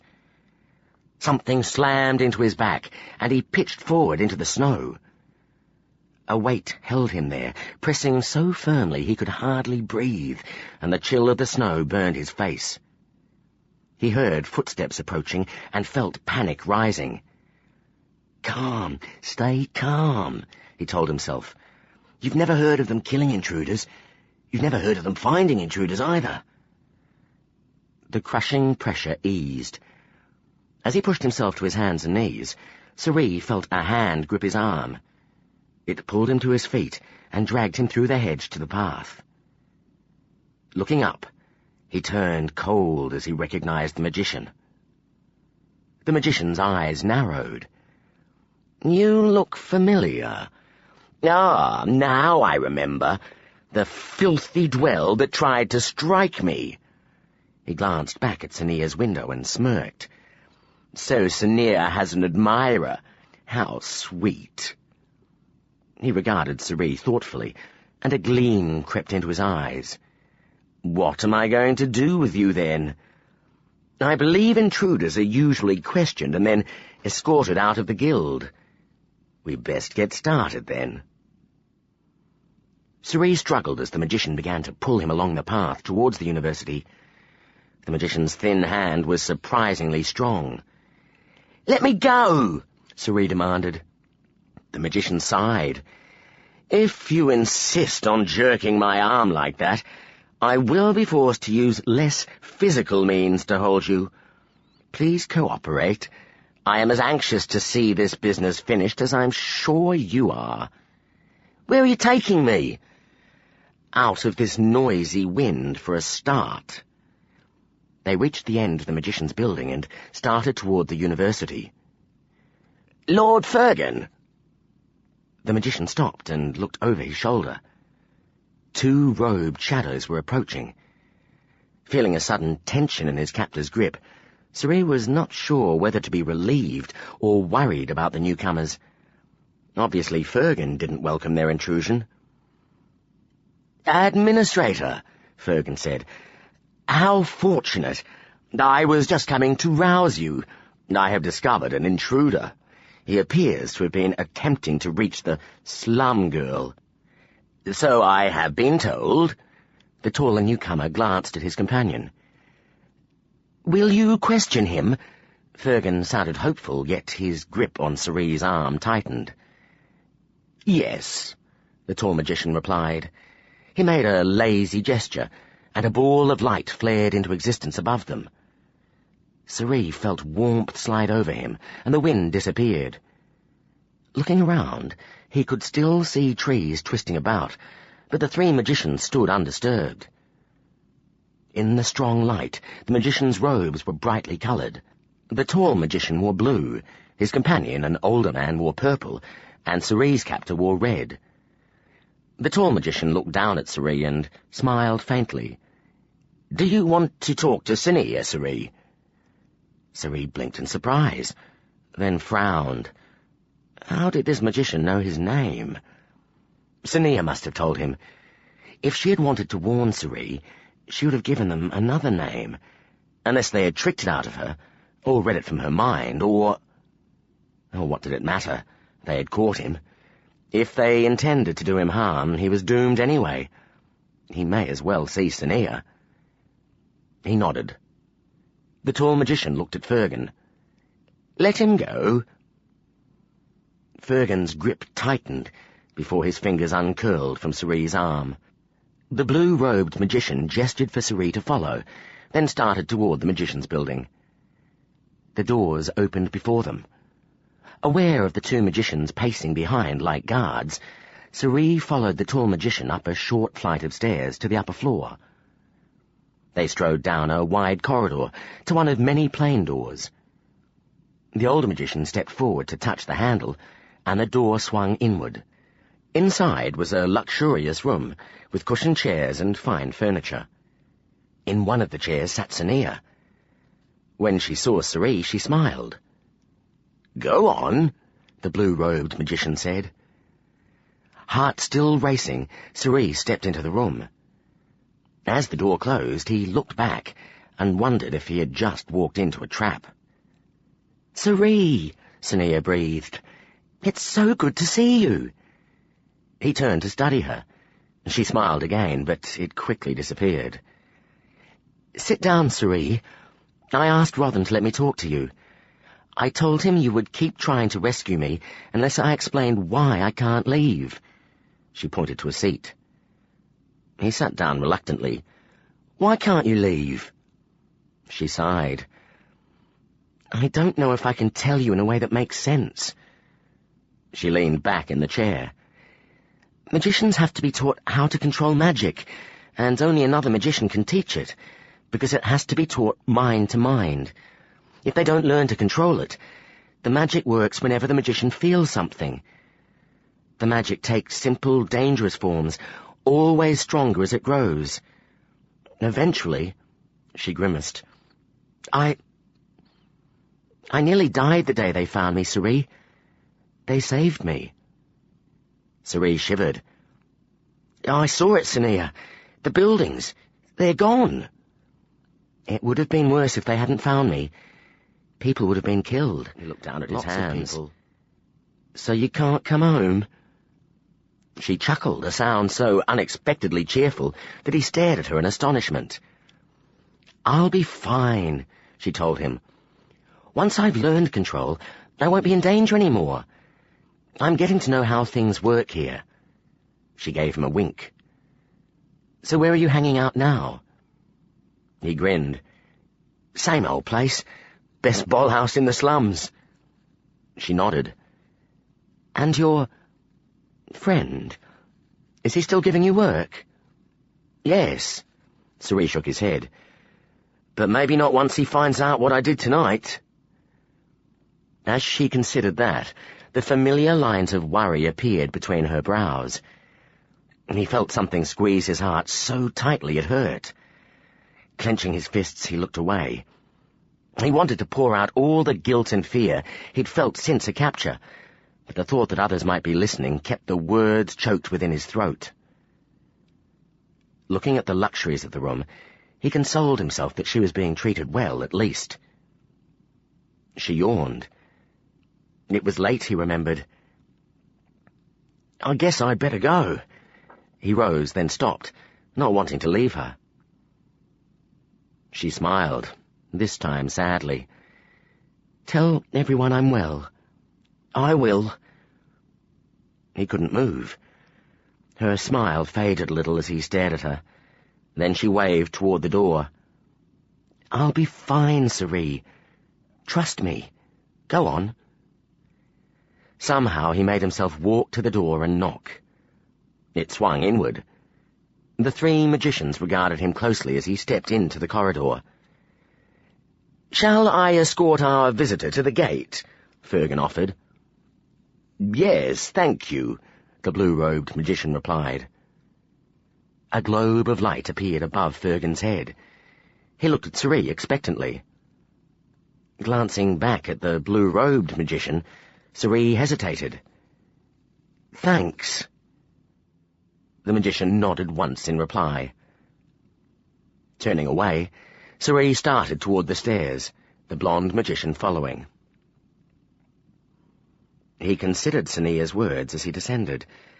Her signals made sense now. She had to wait until she had learned to control her magic, but once she had, she would try to escape. He could do little to help her, except make sure she had a secure place to return to. "Are you Sania's husband?" Sorry glanced up at the magician in surprise. "No." "Her, lover, then?" Sorry felt his cheeks warming. He looked away. "No, just a friend." "I see. It was very heroic of you to come here." Deciding that he didn't need to reply to that, Sorry stepped out of the magician's building into the cold wind and turned toward the garden. Fergan stopped. "Wait. Let me take you through the university. It is a warmer journey." His heart skipped. The university? He'd always wanted to see inside the great building. Such an opportunity would never come again once Sania escaped. Shrugging, as if it made no difference to him, he started toward the back entrance of the enormous building. His heart began to race as they climbed the stairs. They entered a room full of elaborately decorated staircases. The magician's light vanished as he directed Sorry through a side door and into a wide corridor which seemed to extend for an eternity. Doors and passages lined the walls on either side. Looking around, Sorry could not find the source of light. It was as if the walls themselves glowed. "Sonia was quite a surprise to us," Fergan said suddenly, his voice echoing. "We have never found any talent in the lower classes before. It's normally restricted to the houses." Fergan looked at Sorry expectantly, obviously expecting conversation. "It gave her a surprise too," Sorry replied. "This way." The magician guided Sorry into one of the side passages. "Have you ever heard of other dwells with magic?" "No." They turned a corner, pushed through a door into a small room, then stepped through another door into a slightly wider corridor. Unlike the earlier passages, the walls were panelled with wood, and paintings hung at regular intervals. "It's quite a maze in here," Fergan said, sighing a little. "Come, I'll take you through a shortcut." He stepped beside a painting and reached behind it. A section of the wall slid aside, revealing a rectangle of darkness the size of a narrow doorway. Sorry looked at the magician questioningly. "I've always loved secrets," Fergan said, his eyes bright. "Does it surprise you that we, too, have underground passages? This one comes out in the inner circle. A dry, windless journey. Shall we?" Sorry looked at the doorway, then at the magician. Passages under the guild. This was too strange. He stepped back and shook his head. "I have seen plenty of passages before," he said, "and I don't mind the cold. The pretty things in this building are more interesting." The magician closed his eyes and nodded. "I see." He straightened and smiled. "Well, it's good to know you don't mind the cold." Something pressed on Sorry's back, forcing him toward the rectangle. He yelled and grabbed the edges of the hole, but the push was too strong and his fingers slipped on the polished wood. Falling forward, he brought his hands up in time to protect his face as he slammed into a wall. The force held him firmly against the bricks. He could not even move a finger. Heart racing madly, he cursed himself for trusting the magicians. He heard a click behind him. The secret doorway had closed. "Yell now if you want," Fergan chuckled, a low, nasty sound. "Nobody comes down here, so you won't bother anyone." A piece of cloth dropped over Sorry's eyes and was bound tightly. His hands were pulled together behind his back and bound with more cloth. As the pressure against his back eased, a hand gripped his collar and shoved him forward. Sorry staggered down the passage. After a few steps he reached a steep stairway. He felt his way down. Then the guiding hands pushed him along a route that twisted lazily. The temperature of the air dropped rapidly. After a few hundred steps, Fergan halted. Sorry's stomach sank as he heard the sound of a key turning in a lock. The blindfold was pulled away. Sorry found himself standing at the door of a large, empty room. The cloth about his wrists was untied. "In you go." Sorry looked at Fergan. His hands itched for his knives, but he knew he would only lose them if he tried to fight the magician. If he didn't walk into the room himself, Fergan would push him. Slowly, numbly, he entered the cell. The door swung shut, leaving him standing in darkness.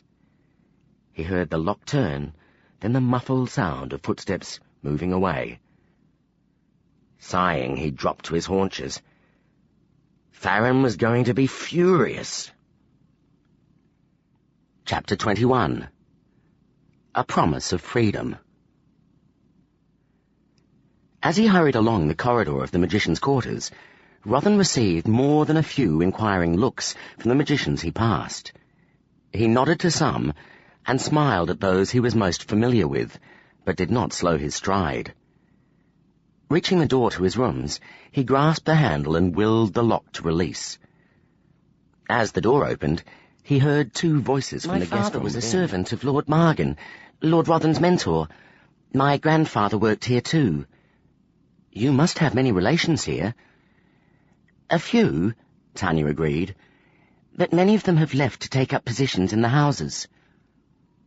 The two women were sitting beside each other on the chairs. Seeing him, Tanya leapt to her feet, her face flushed. "Don't let me interrupt," Rothan said, waving a hand. Tanya bowed her head. "I have not yet finished my work, my lord," she told him. Her face still glowing, she hastened away into his bedroom. Sania watched, clearly amused. "She's not afraid of me any more, I think." Rothan considered his servant as she reappeared with a bundle of clothes and bedding under her arm. "No, you two are getting along well." Pausing, Tanya gave Rothan a hard look, then glanced at Sania speculatively. "Can she tell that we're talking like this?" Sania asked. "She sees our expressions changing.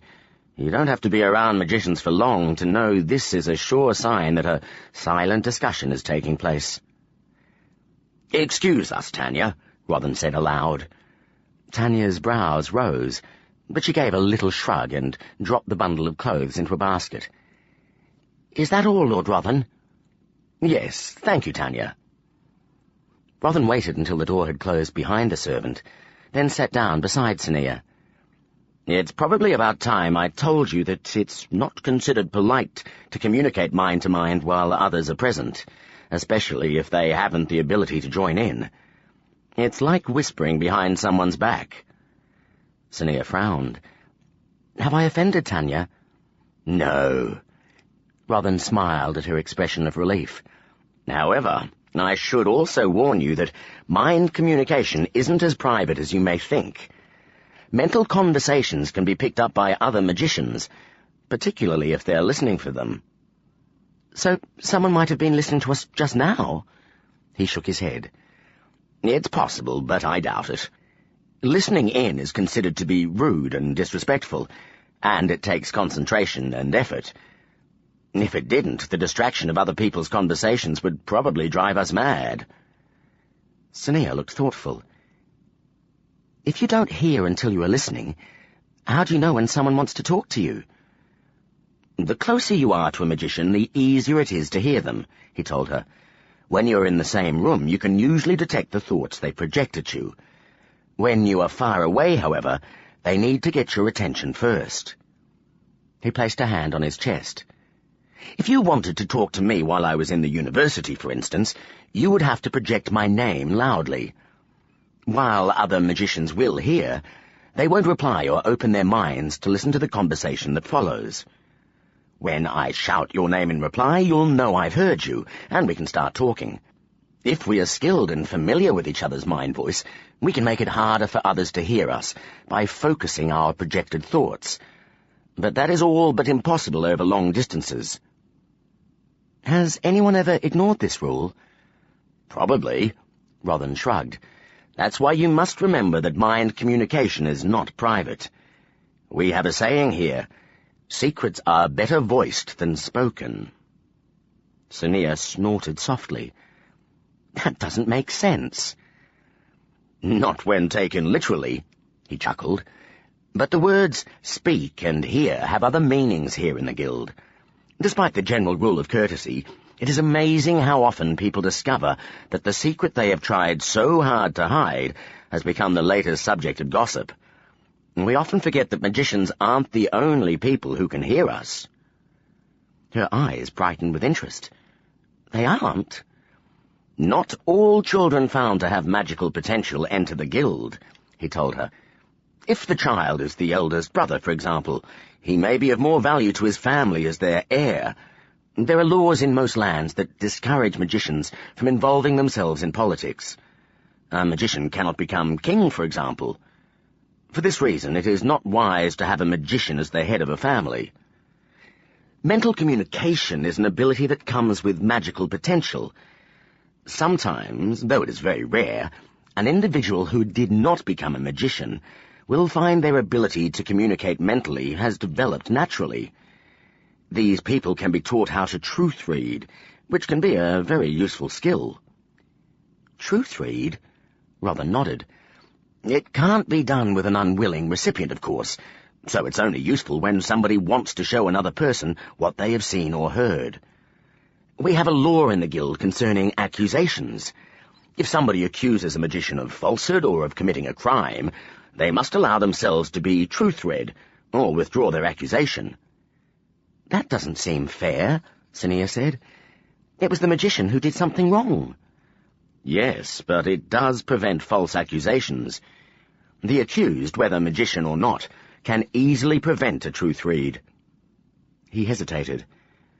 There is one exception, however. Sania frowned. Oh? Rodden leaned back in his chair and linked his fingers together. A few years ago, a man suspected of committing particularly malicious murders was brought to the guild. The High Lord, our leader, read his mind and confirmed his guilt. It takes great skill to get past the blocks in an unwilling mind. Akarin is the only one of us who has managed it, though I have heard that magicians in the past could do it. He is an extraordinary man. Sania absorbed this. But wouldn't the murderer have simply put his secrets behind doors, like you've shown me? Rodden shrugged. Nobody really knows how Akarin did it, but once inside the man's mind, it would not have been long before his thoughts betrayed him. He paused, then looked at her closely. You know yourself that it takes some practice to keep secrets behind doors. The more concerned you are that they will be revealed, the harder it is to hide them away. Sania's eyes widened, then she looked away, her expression suddenly guarded. Watching her, Rodden could guess what she was thinking. Each time he had stepped into her mind, the objects and people she wanted to keep him from identifying slid into sight. She always panicked and pushed him out of her mind. All novices reacted as she did to some extent. He did not discuss the secrets he glimpsed. The hidden concerns of the young men he had taught revolved around personal vices or physical habits, and the occasional political scandal, and were easy to ignore. By not speaking of them, he reassured the novice that their privacy was respected. But silence was not reassuring Sania, and time was running short. Lorlan would make his first visit at the end of the week, and would expect her to have started control lessons. If she was ever going to learn control, she needed to get past these fears. Sania? Her eyes met his reluctantly. Yes? I think we should talk about your lessons. She nodded. He leaned forward and rested his elbows on his knees. Usually I don't talk about what a novice has shown me in his or her mind. It makes it easier for them to trust me. But that's not working for us. You know I've seen things you wanted to keep concealed, and pretending I haven't isn't helping at all. She stared at the table, her knuckles turning white as she tightened her grip on the chair. For a start, he continued, I expected you to search my rooms. I would have if I was in your position. It doesn't bother me. Forget about it. Her cheeks reddened slightly, but she remained silent. Secondly, your friends and family are in no danger from us. She looked up and met his eyes. You worry that we'll threaten to harm them if you do not agree to cooperate. He held her gaze. We won't, Sania. To do so would break the king's law. She looked away again, her expression hardening. Ah, but you worry anyway. You have little reason to believe we respect the king's law, Rodden acknowledged. Little reason to trust us. Which brings me to your third fear, that I'll discover your plans to escape. Her face slowly drained of colour. You don't need to make such plans, he told her. We won't force you to stay if you don't want to. Once you have learned control, you can leave or stay as you choose. Becoming a magician involves a vow that we all must make, a vow which holds us for our entire life. It is not a vow to be made unwillingly." She stared at him, her mouth slightly open. "You'll let me go?" He nodded, then chose his next words carefully. It was too soon to tell her that the guild would not let her leave unless her powers were blocked first, yet she needed to know that she would lose all her magical abilities. "Yes, but I must warn you. Without training, you will not be able to use your powers. What you were able to do before will no longer be possible. You will not be able to use magic at all." He paused. "You will be of no use to the thieves." To his surprise, she looked relieved. A ghost of a smile touched her lips. "That won't be a problem." "Are you sure you want to return to the slums? You'll have no means to defend yourself." Sonia lifted her shoulders. "It'll be no different to before. I got along well enough." Robin frowned, impressed by her confidence and yet alarmed by the idea of sending her back into poverty. "I know you want to be reunited with your family. Joining the guild won't mean you have to abandon them, Sonia. They can come and visit you, or you can visit them." She shook her head. "No." He pursed his lips. "Do you fear that they will be afraid of you, that you will be betraying all dwells by becoming what they hate?"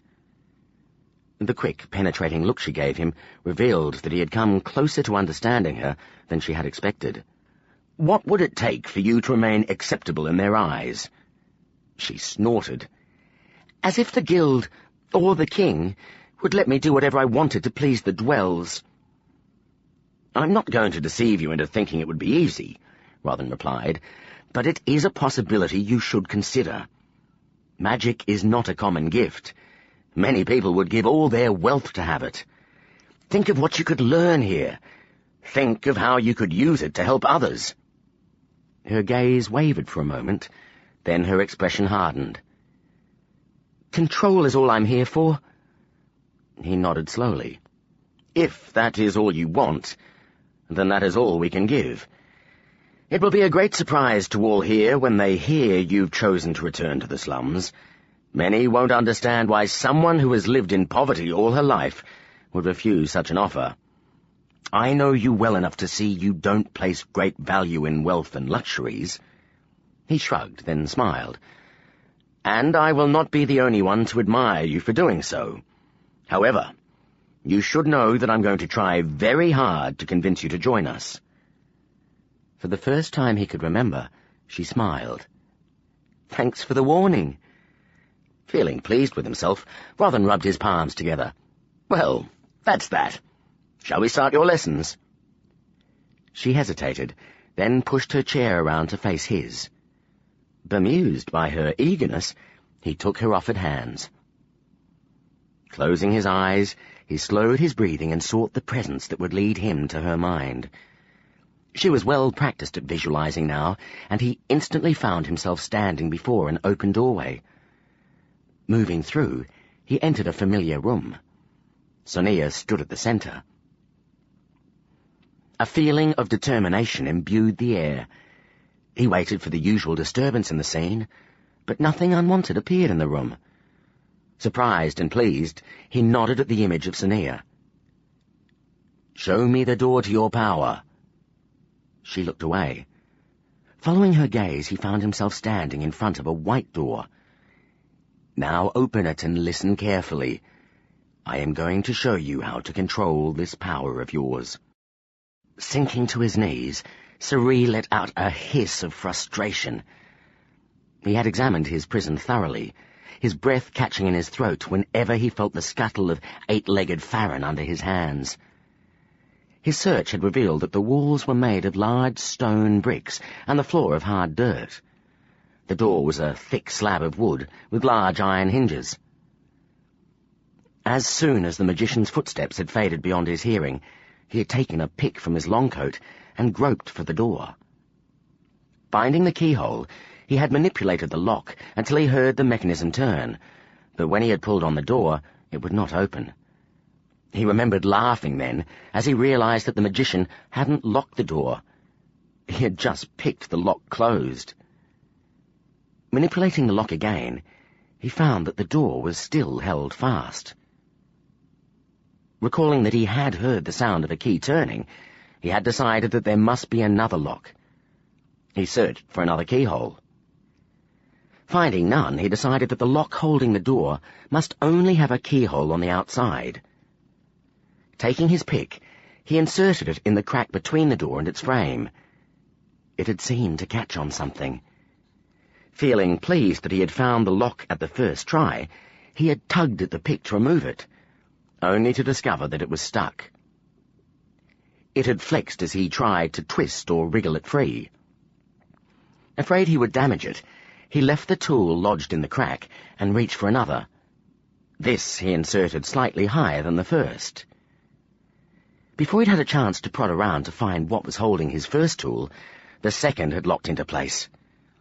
Cursing, sorcery had pulled at it with all his strength, but he only succeeded in bending it.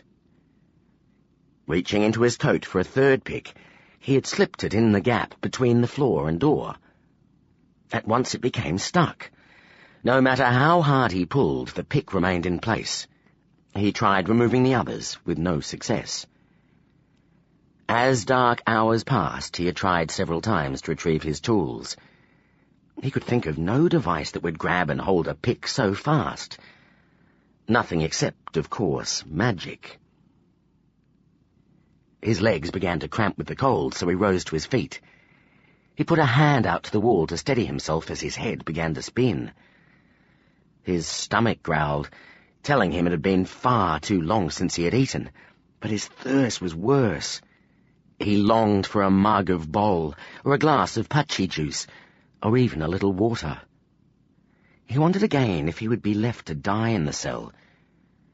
If the guild had wanted him dead, however, he was sure they would have arranged it before hiding his body somewhere.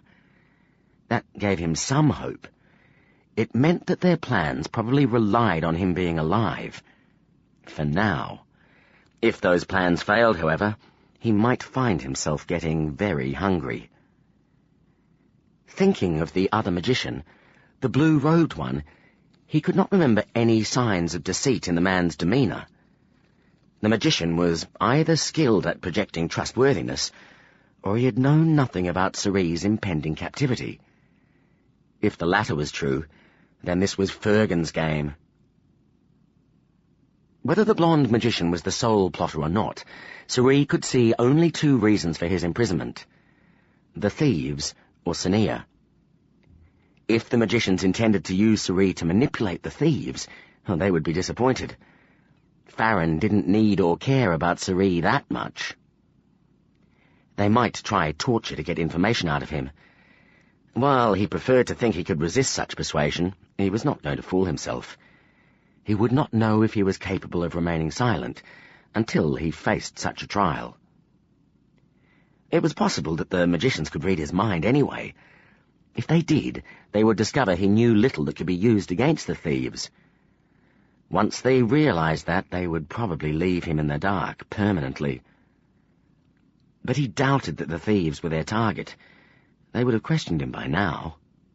No, the only questions he had been asked concerned Sonia.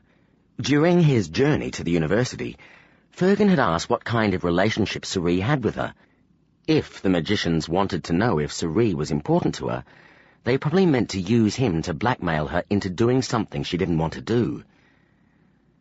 The thought that he might have made her situation worse tormented him as much, sometimes more, than the fear of being left to die. If only he hadn't been tempted to see the university. The more Sorcery thought about it, the more he cursed himself for his curiosity. Between one breath and the next, he heard the sound of footsteps in the distance.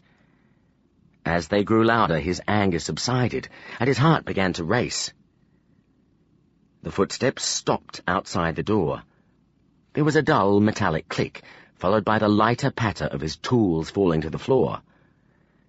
A long slice of yellow light appeared as the door opened. Fergan slipped through, his light following. Blinking at the brightness, Cerise saw the magician regard him with narrowed eyes, then looked down at the floor. "Well, look at this," Fergan murmured. Turning to one side, he let go of the plate and bottle he was carrying. Instead of falling, they descended slowly to the floor. He spread his fingers out, and the picks rose obediently. As he examined them, the magician's eyebrows rose. He looked up at Cerise and smiled. "You didn't really think these would work, did you? I expected you to have a little experience with such things, so I took precautions." His eyes dropped to Cerise's clothes. "Do you have any more of these hidden away somewhere?" Cerise swallowed the denial that came to his lips. Fergan would never believe it. The magician smiled and held his hand out. "Give them to me." Cerise hesitated. If he gave up several of the objects hidden within his clothes, he might be able to retain a few of his more valuable possessions. Fergan stepped closer. "Come now, what use are they to you here?" He wriggled his fingers. "Give them to me." Slowly, Cerise reached into his coat and pulled out a handful of his less useful tools. Glaring at the magician, he dropped them into the outstretched hand. Fergan looked thoughtfully at the picks, then his eyes rose to meet Cerise. A malicious smile thinned his mouth. "Do you really expect me to believe this is all you have?" His fingers flexed. Cerise felt something invisible push against his chest, and he staggered backwards until he hit the wall. A force wrapped itself over him, pressing him against the bricks. Fergan drew closer and examined Cerise's coat. With a jerk, he ripped open the lining to reveal hidden pockets. He plucked out the contents, then turned his attention to the rest of Cerise's clothes. As he drew the knives out of Cerise's boots, Fergan made a small grunt of satisfaction, then a more appreciative "ah" as he found Cerise's daggers. Straightening, he pulled one of the weapons out of its sheath. He examined the widest part of the blade, where a rough picture of the small rodent that was Cerise's namesake had been etched. "Serene," the magician said. He looked up at Cerise. Cerise stared back defiantly. Fergan chuckled and stepped away. Taking a large square of cloth from his robes, he wrapped up the tools and weapons, then turned to the door. Realizing that the magician was going to leave without giving any explanation, Cerise's heart skipped. "Wait! What do you want from me?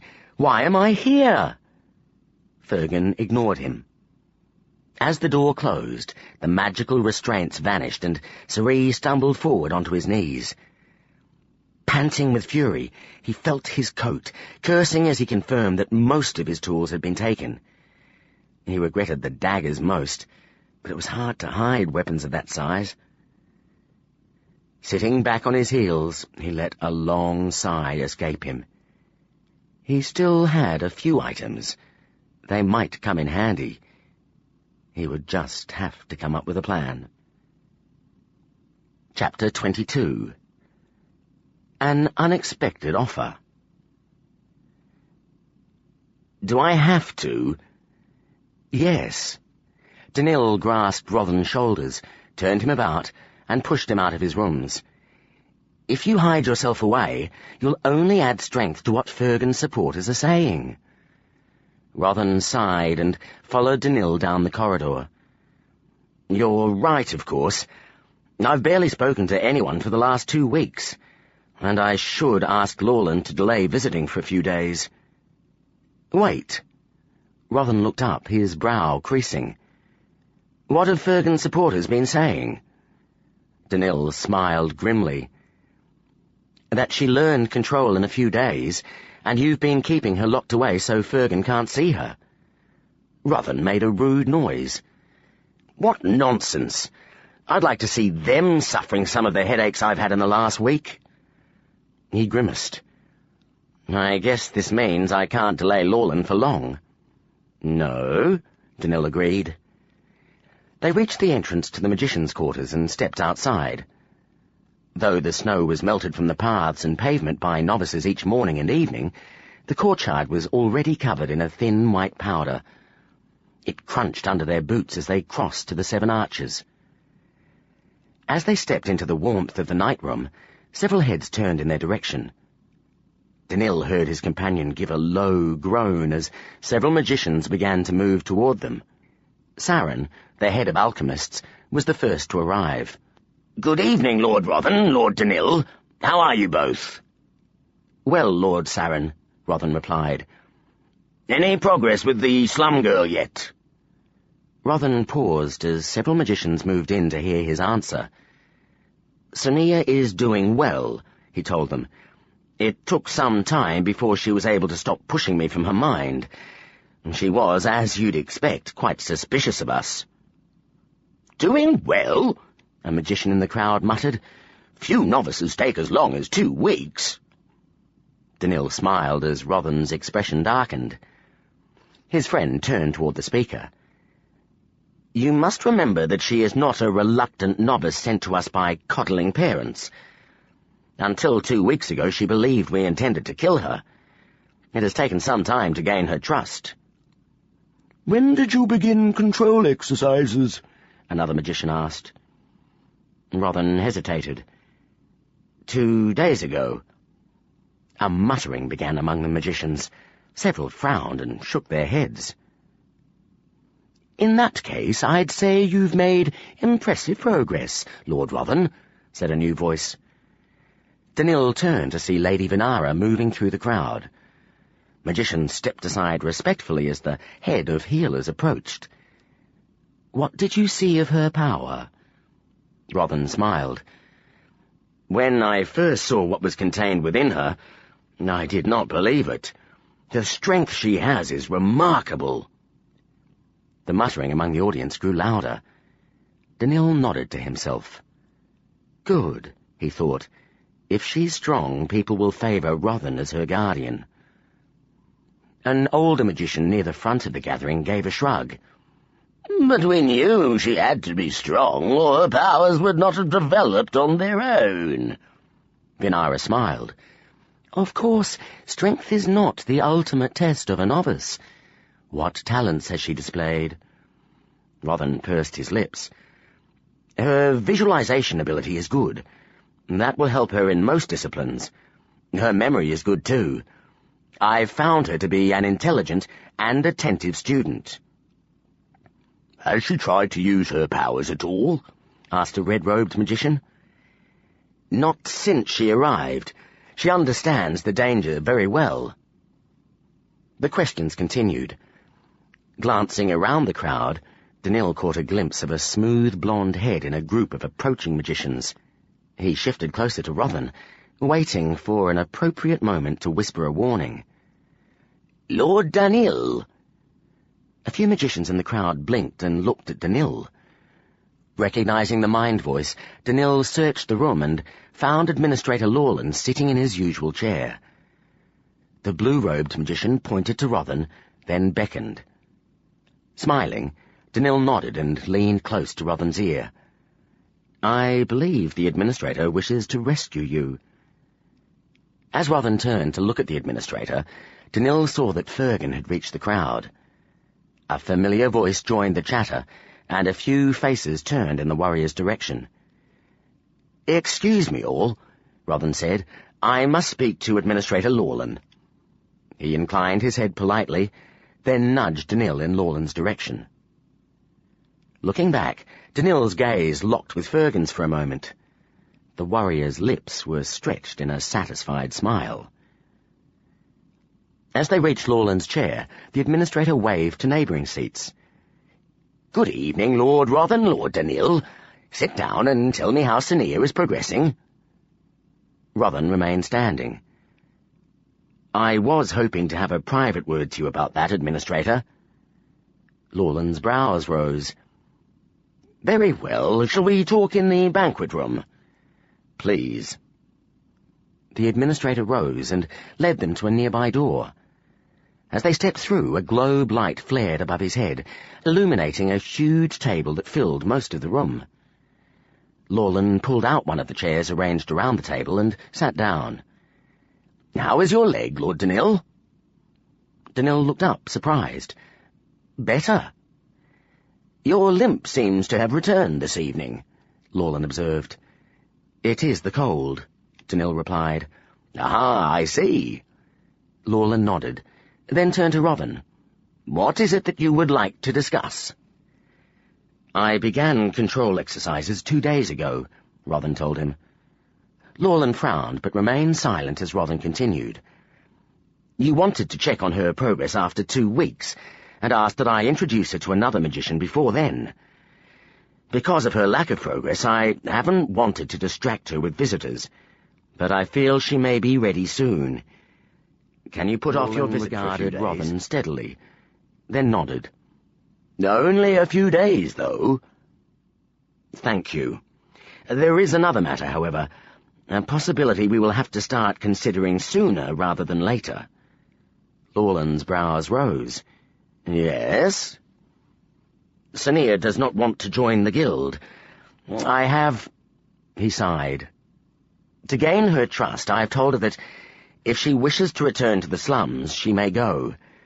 We can't, after all, force her to take the vow." "Did you tell her that we would block her powers?" "Not yet," Robin frowned, "though I don't think she will care. I warned her that she would not be able to use her powers at all, and she seemed pleased by the prospect. I believe she would rather be rid of them." Lawlin nodded. "I am not surprised. She's only experienced magic as an uncontrollable destructive force." He pursed his lips. "Perhaps if you taught her a few useful tricks, she would start to like it better." Robin frowned. "She should not use her power until she has full control of it, and once she has control, she will expect us to let her go." "She does not know the difference between a control lesson and a magic lesson," Danil pointed out. "Just let the instruction evolve from control into magic usage. That will also give you more time to convince her to stay." "Not much," Lawlin added. "Fergan doesn't need to know exactly when she achieved control, but you won't fool him for long.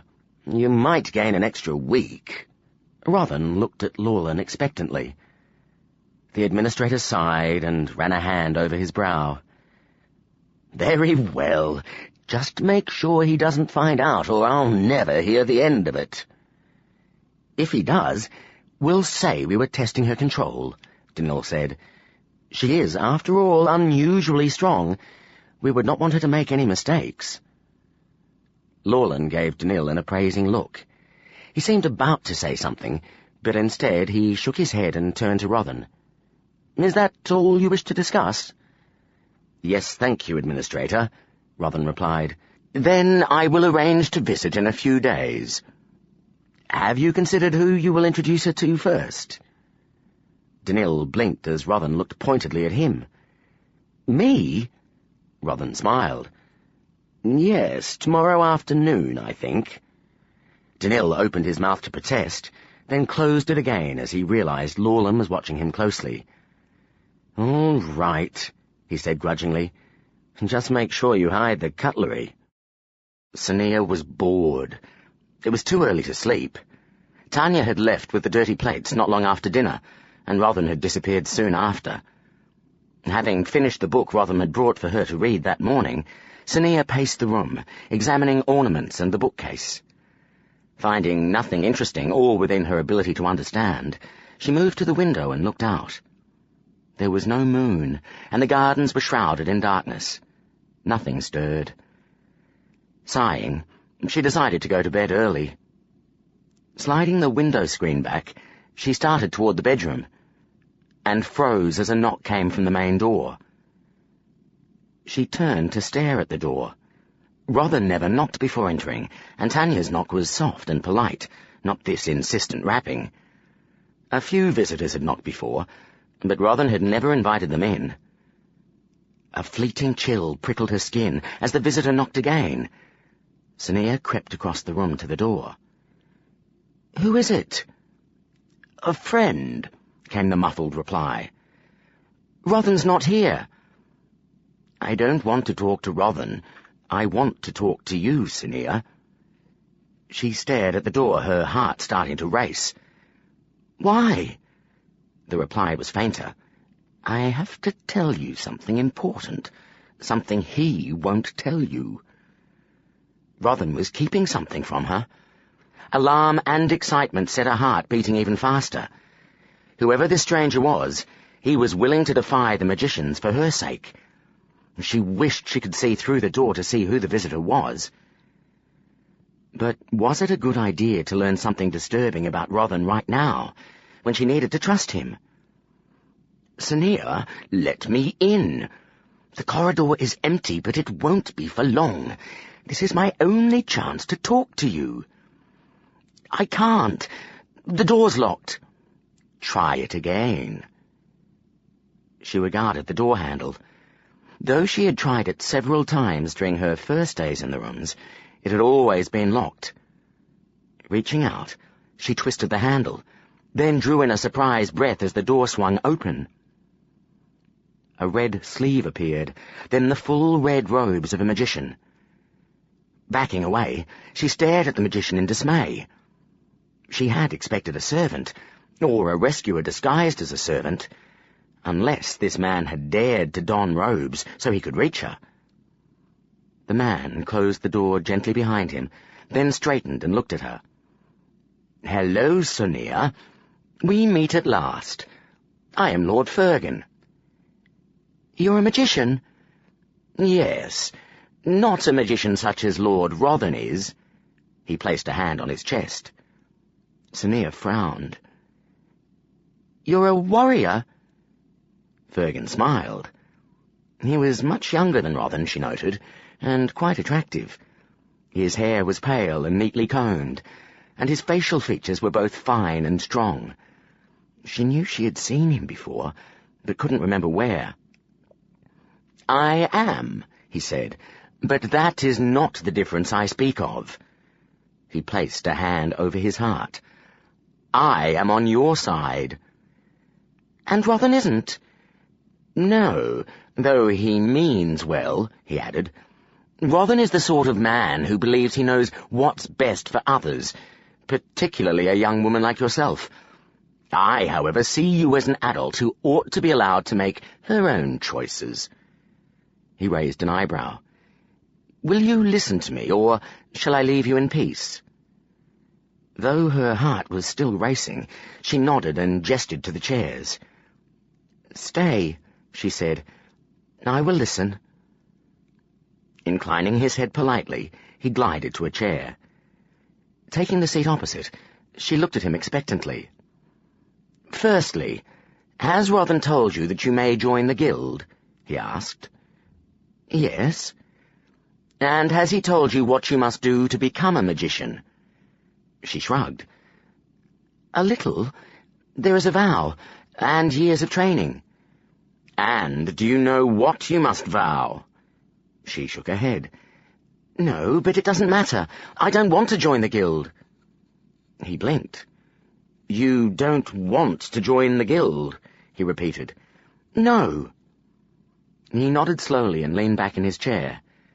For a while he was silent and thoughtful, then his gaze shifted to hers again. "May I ask why?" Sania considered him carefully. Rothen had told her that many of the magicians would be surprised when she refused the guild's offer. "I want to go home," she told him. He nodded again. "Do you know that the guild does not allow magicians to exist outside its influence?" "Yes," she replied. "Everybody knows that." "So you know they will not just let you walk out of here?" "I won't be able to use my powers, so I won't be a threat."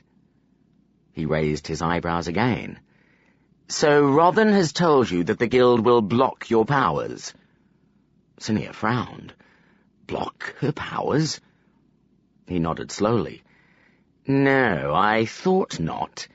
He's only telling you part of the truth." He leaned forward. "The higher magicians will cage your powers within you so that you cannot reach for them. It's Not a pleasant procedure, not at all, and the cage will be there for the rest of your life. You see, even though you will not know how to use your powers, there is always a chance you will discover how to use them yourself, or encounter a rogue magician willing to teach you, though that is highly unlikely. By law, the guild must make sure you cannot use magic, even if you had all the help you needed. A chill had grown within Sonia as he spoke. Looking down at the table, she considered what Rothan had told her. Had he deliberately phrased the truth so that it sounded less frightening? Probably. Her suspicions grew stronger as she realized that Rothan had only voiced the revelation that she would be freed. She had not seen it in his mind and known it to be the red-robed magician. How could she trust anything he said? She could not think what he had to gain from lying, however, since she would discover the truth once she had learned control. "Why are you telling me this?" He gave her a lopsided smile. "Like I said, I'm on your side. You need to know the truth, and I can offer you an alternative." She straightened. "What alternative?" He pursed his lips. "It will not be easy. Has Rothan explained about guardianship yet?" She shook her head. He rolled his eyes. "He hasn't told you anything. Listen." He leaned forward and placed his elbows on his knees. "Guardianship allows magicians to control the training of novices. Rothan has claimed guardianship of you since the purge.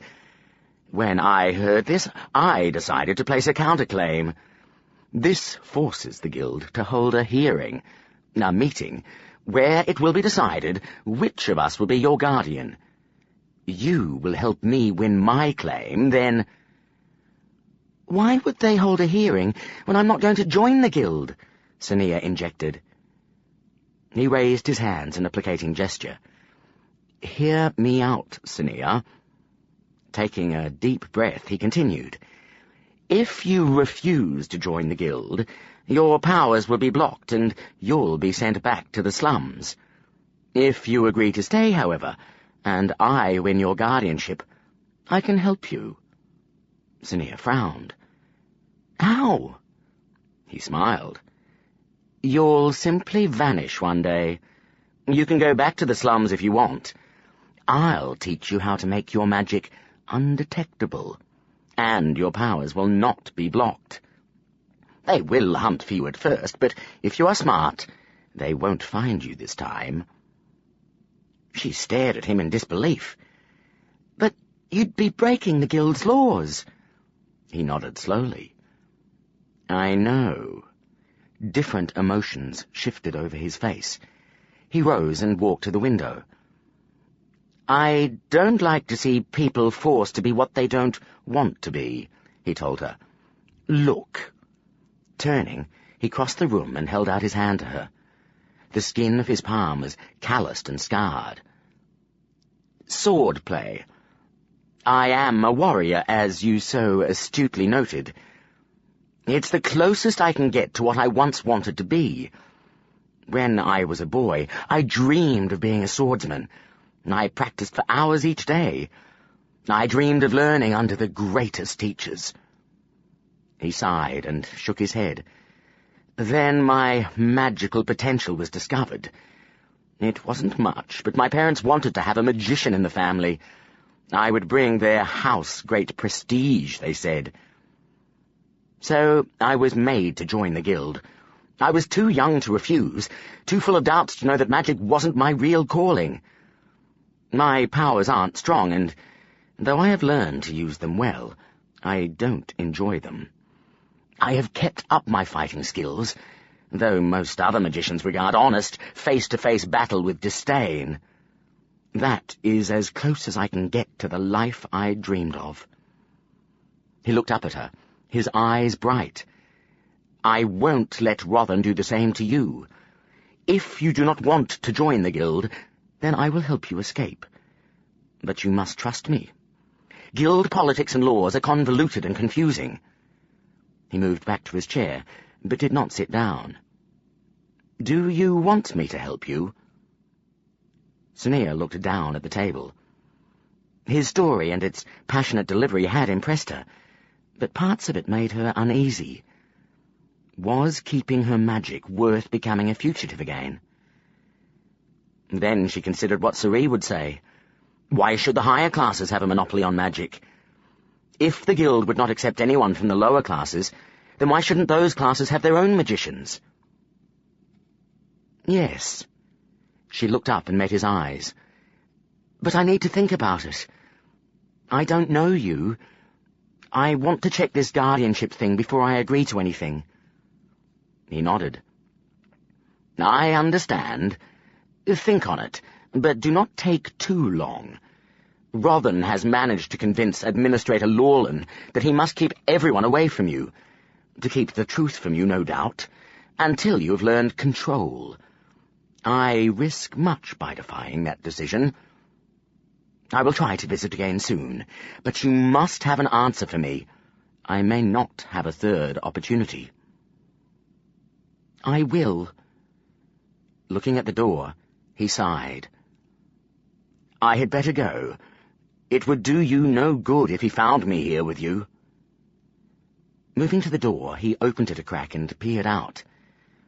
Pausing only to give her one last, grim smile, he slipped out. The door clicked shut behind him. Alone again, Sonia sat and stared at the table, the magician's words running circles in her mind. She could not see any reason for Fergan to lie to her, but she would check every claim he had made. The blocking of powers, guardianship, and his story of broken dreams.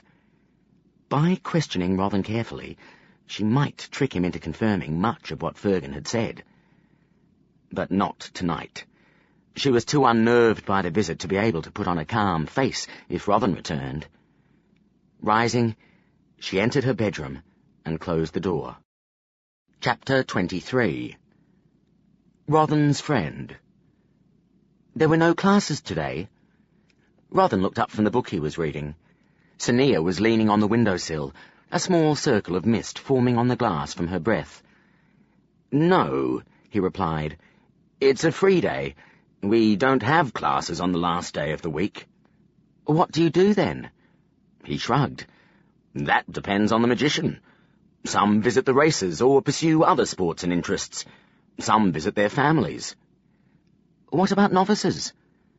The same, although the older novices usually spend the days studying. And they still have to clear the paths.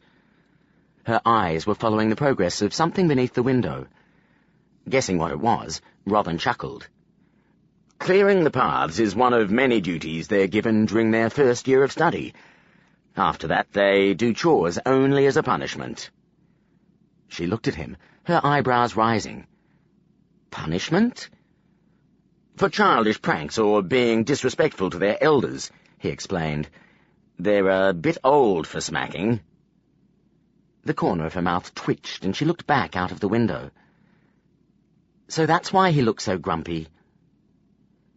Noting that her fingers were drumming softly on the frame of the window screen, Rothan sighed. For 2 days she had been learning rapidly, grasping the control exercises faster than any novice he had taught before. Today, however, her concentration had failed several times. Though she kept it well hidden, showing that her mental discipline had improved, it had been clear that something was on her mind. At first he had blamed it on himself. He had not told her of Danil's visit, believing that the prospect of meeting a stranger would distract her from her lessons. She had sensed that he was keeping something from her, and had become suspicious. Realizing his error, he told her of the visit. I was wondering when I'd meet more of you, she had said. If you don't want visitors tonight, I can tell him to come another time, he had offered. She had shaken her head. No, I'd like to meet your friend. Surprised and pleased by her reaction, he had tried to resume the lessons. She still had trouble keeping her attention on the exercises, and he had sensed her frustration and impatience growing. Each time they had taken a break, she had returned to the window to stare outside. He looked at her again and thought about how long she had been locked in his rooms. It was easy to forget that his living quarters were a prison to her. She must be tired of her surroundings and was probably bored. Which made it a good time to introduce her to Danil, he decided. The tall magician intimidated those who didn't know him, but his friendly manner usually put them quickly at ease. He hoped she would grow accustomed to Danil's company before Lorland visited. Watching her drumming fingers, he smiled. He would take her out and show her the guild. A knock interrupted his thoughts. Rising, he opened the main door. Danil stood outside, looking a little tense. "You're early," Rothan noted. Danil's eyes brightened. "Should I come back later?" Rothan shook his head. "No, come in." Looking back, Rothan watched Sania's face as Danil stepped into the room. She gave the tall magician an assessing look. "Danil, this is Sania," he said. "Honoured to meet you," Danil said, inclining his head. Sania nodded. "And I you." Her eyes narrowed slightly, and a smile crept over her face. "I think we've met before." She looked down. "How is your leg?" Danil blinked, then his mouth twitched into a half-smile. "Better, thank you." Covering his mouth, Rothan tried unsuccessfully to choke back a laugh. Pretending to cough, he waved toward the chairs. "Sit down. I'll prepare some sumi." Sania left the window and took a seat opposite Danil. The pair regarded each other warily. Moving to a side table, Rothan placed the utensils for making sumi onto a tray. "How are your lessons going?" Danil asked. "Good, I think. What about you?" "Me? You're teaching Rothan's class, aren't you?" "Oh, yes. It's challenging. I haven't taught anyone before, so I almost feel as if I've got more to learn than the novices." "What do you normally do?" "Experiments. Small projects, mostly. Sometimes I assist with larger work." Rothan carried the tray to the table and sat down. "Tell her about the thought imprinter," he suggested. "Oh, that's just a hobby." Danil waved a hand dismissively. "Nobody's interested in it." "What is it?" Sania asked. "A way to transfer images from the mind onto paper." Sania's eyes brightened with interest. "Can you do that?" Danil accepted a cup of sumi from Rothan. "No, not yet. Lots of magicians have tried over the centuries, but nobody's been able to find a substance that can hold a picture for long." He paused to sip the hot drink. "I've made up a special paper out of the leaves of anivope vines, which can hold the image for a few days, but the edges blur and the colours start to lose their intensity after about 2 hours. Ideally, the picture would be permanent." "What would you use them for?" Danil shrugged. "Identification, for a start. It would have been handy to be able to do this when we were looking for you, for example. Rothan was the only one of us who had seen you. If he'd been able to make pictures of you, we could have carried them with us to show people." Sania nodded slowly. "What do the pictures look like when they've lost colours?" "Faded. Blurry. But you can still see what they are in some cases." Can I see one?" Danil smiled. "Of course, I'll bring some around." Sania's eyes sparkled with curiosity. If Danil set up his experiment here, Rothan mused, she could see it for herself. Looking around, he pictured transferring the clutter of vials and presses from Danil's guest room to his. "I'm sure Danil won't mind if we visit his rooms for a demonstration," he said. Danil's eyes went round. "Now?" Rothan opened his mouth to reassure his friend, then hesitated. Sania was watching eagerly. He considered them both. Danil obviously did not intimidate her at all. Of the two of them, she seemed the least bothered by the other's presence.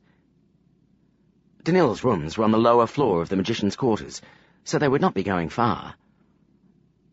"I don't see why not," he replied.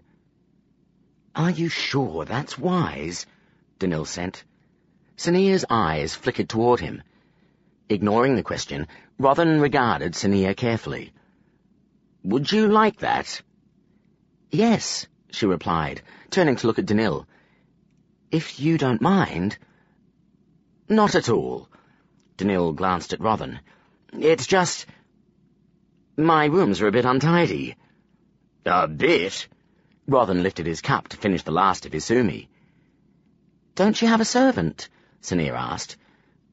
"Yes," Danil replied, "but I've warned him not to touch any of my experiments."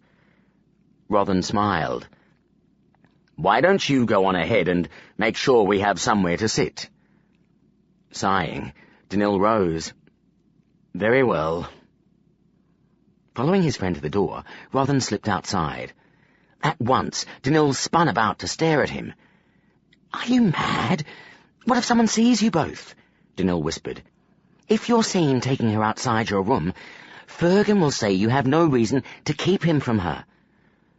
"Then I'll let him visit," Rothan shrugged. "The only reason I wanted her isolated was to stop him visiting at a time when any unfamiliar magician would have frightened her. But if she is this calm and confident around you, I don't think she'll be worried by Fergan." "Thanks," Danil replied dryly. "Because you look more intimidating than him," Rothan explained. "Do I?" "And he is much more charming," Rothan added, smiling. He waved toward the chairs. "Go on, get downstairs. When you're ready and the corridor is clear, let me know. Just don't take too long cleaning up, or we'll both think you had to hide something." As his friend hurried away, Rothan returned to his room. Sania was standing before her chair, looking a little flushed. She sat down again as he cleared the table. "He doesn't sound like he wants visitors," she said doubtfully. "He does," Rothan assured her. "He just doesn't like surprises." Picking up the tray, he carried it to the side table, then took a sheaf of paper out of a drawer and wrote a quick note to Tanya, letting the servant know where they were. As he finished, he heard Danil call his name. "There's a bit of space here now. Come down." Sania rose and looked at Rothan expectantly. Smiling, he moved to the door and opened it. Her eyes flickered about as she stepped outside, taking in the wide corridor and its numerous doors. "How many magicians live here?" she asked as they started toward the stairs. "Over 80, he told her, "and their families." "So there are people other than magicians here?" "Yes, but only the spouses and children of magicians. No other relatives are allowed." "Why not?" He chuckled. "If we had every relative of every magician living here, we'd have to move the entire inner circle into the grounds." "Of course," she said dryly. "What happens when the children grow up?" "If they have magical potential, they usually join the guild. If they don't, they must leave." "Where do they go?" "To live with relations in the city." "In the inner circle?" "Yes." She considered this, then looked up at him. "Do any magicians live in the city?" "A few. It's discouraged." "Why?" He gave her a crooked smile.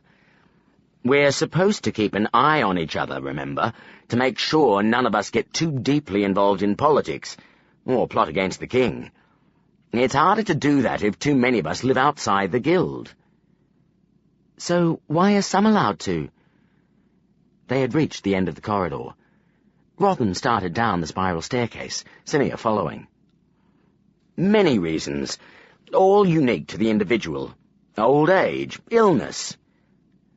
"Are there any magicians who decided not to join the guild, who learned control but not how to use magic?" He shook his head. "No, the young men and women who join us haven't had their powers released yet. After that, they learn control. Remember, you are unique in that your power developed on its own." "Has anyone left the guild before?" "No." She considered this, her expression intent. From below came Danil's voice, and another. Rothan slowed, giving Sania plenty of time to become aware of the other magician. Then she shied to one side as a magician floated up the stairwell, his feet resting on nothing but air. Recognizing the magician, Rothan smiled. "Good evening, Lord Gorell." "Good evening," the magician replied, raising his eyebrows as he noticed Sania. Sania stared at the magician, her eyes wide. As Gorell's feet reached the level of the higher floor, the magician stepped onto the solid surface of the corridor. He glanced down at Sania once, his gaze bright with interest, then strode away. "Levitation," Rothan told Sania. "Impressive, isn't it? It takes more than a little skill. About half of us can do it." "Can you?" she asked. "I used to all the time," Rothan told her, "but I'm out of practice now. Danil can." "Ah, but I'm not the show-off that Gorell is." Looking down, Rothan saw Danil waiting at the bottom of the stairs. "I prefer to use my legs," Rothan told Sania. "My former guardian always said that physical exercise is as necessary as mental exercise. Neglect the body and—" "And you neglect the mind," Danil finished with a groan. "His guardian was a wise and upright man," he told Sania as she reached his side. "Lord Margin even disapproved of wine." "Which must be why you never liked him much," Rothan observed, smiling. "Guardian?" Sania echoed. "A tradition here," he explained. "Lord Margin chose to guide my training when I was a novice, as I chose to guide Danil's." She fell into step beside him as he started toward Danil's rooms. "How did you guide him?" Rothan shrugged. "Many ways. Mostly I filled in the gaps in his knowledge. Some were there because of the neglect of a few teachers. Others were due to his own laziness or lack of enthusiasm." Sania glanced at Danil, who was smiling and nodding in agreement. "By helping me with my work, Danil also learned more through experience than he would in classes. The idea of guardianship is to help a novice excel." "Do all novices have guardians?" Rothan shook his head. "No, it is not common. Not all magicians want or have time to take responsibility for a novice's training. Only those novices which show considerable promise have guardians." Her eyebrows rose. "So why—" She frowned, then shook her head. Reaching his door, Danil touched it lightly. It swung inward, and a faint smell of chemicals wafted into the corridor. "Welcome," he said, ushering them inside. Though the guest room was the same size as Rothan's, half of it was taken up with benches. Contraptions covered the surfaces, and boxes were stacked beneath. Danil's work was neatly laid out and organized, however. Sania looked around the room, obviously amused. Though Rothan had seen Danil's rooms many times, he always found it strange encountering an alchemy experiment set up in living quarters. Space in the university was limited, so those few magicians who wanted to pursue interests like Danil's often used their own rooms. Rothan sighed. "It's easy to see why Ezreal despairs of finding you a wife, Danil." As always, his friend grimaced. "I'm too young to have a wife." "Nonsense," Rothan replied. "You just don't have the space for one." Danil smiled and beckoned to Sania. She drew closer to the benches and listened as he explained his experiments. He brought out a few faded pictures, and she examined them closely. "It can be done," he finished. "The only challenge is to stop the image fading away." "Couldn't you get a painter to copy it before it does?" she suggested. "I could," Danil frowned. "That would circumvent the problem, I suppose. He would have to be a good painter. Fast, too." Handing the samples back, she moved to a framed map on the wall nearby. "You don't have paintings," she said, glancing around the room. "They're all maps." "Yes," Danil replied. "I collect old maps and plans." She approached another. "This is the guild." Rothan moved to her side. The plan was clearly labelled, in the neat writing of the Guild's most famous architect, Lord Coran. "We are here," Danil pointed, "in the magician's quarters." His finger slid across to a similar rectangle. "That is the novices' quarters. All novices who come to learn in the Guild are housed there, even if they have homes in the city." "Why?" "So we can make their lives a misery," Danil replied. Sonia gave him a very direct look, then snorted softly.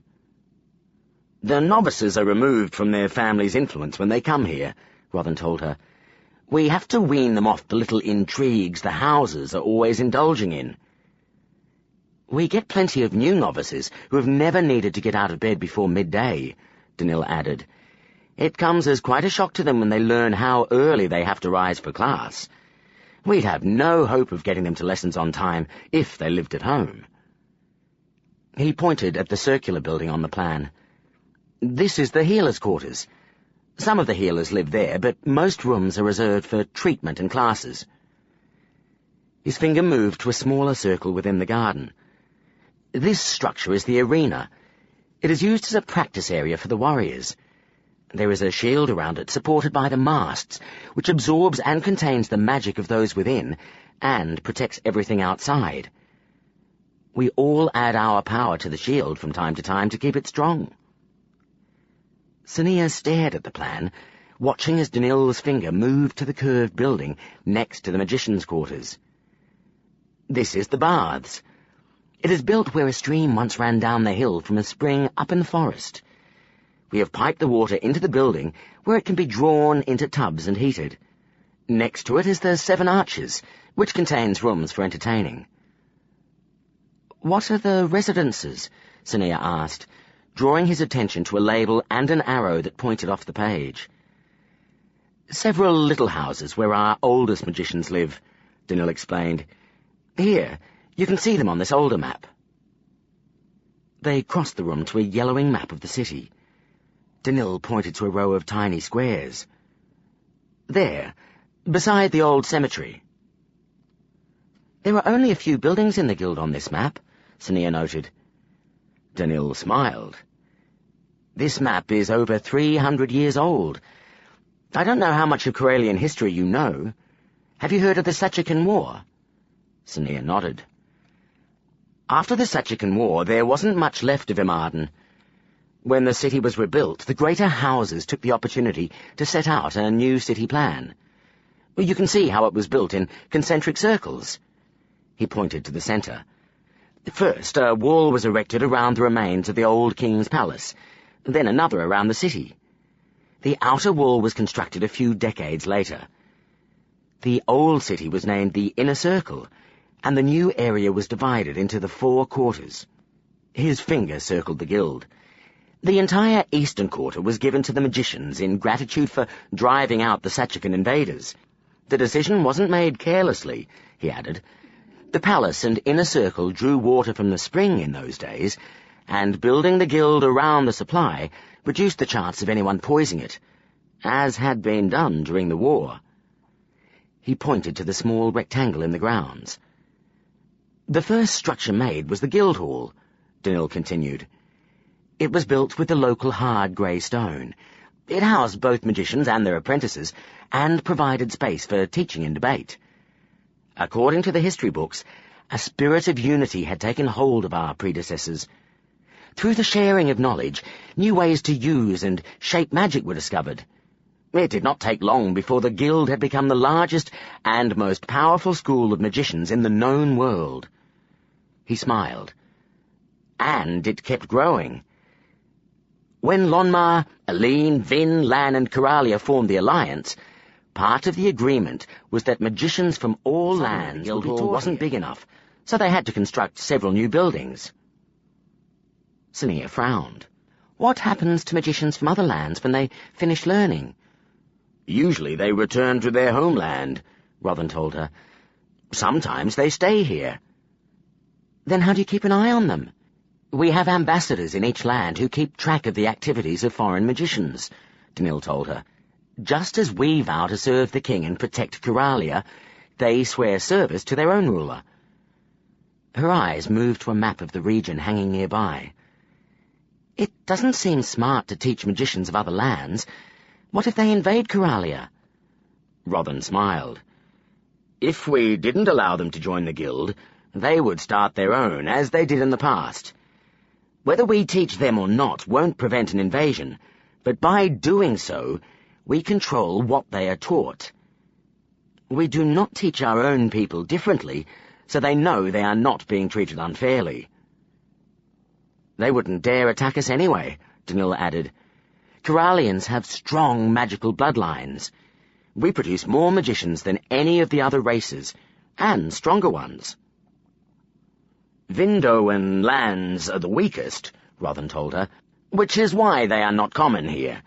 We get more Lonmar and Aline novices, but their powers are rarely impressive. The Sachikans used to be powerful magicians. Danil looked up at the map. But the war ended that.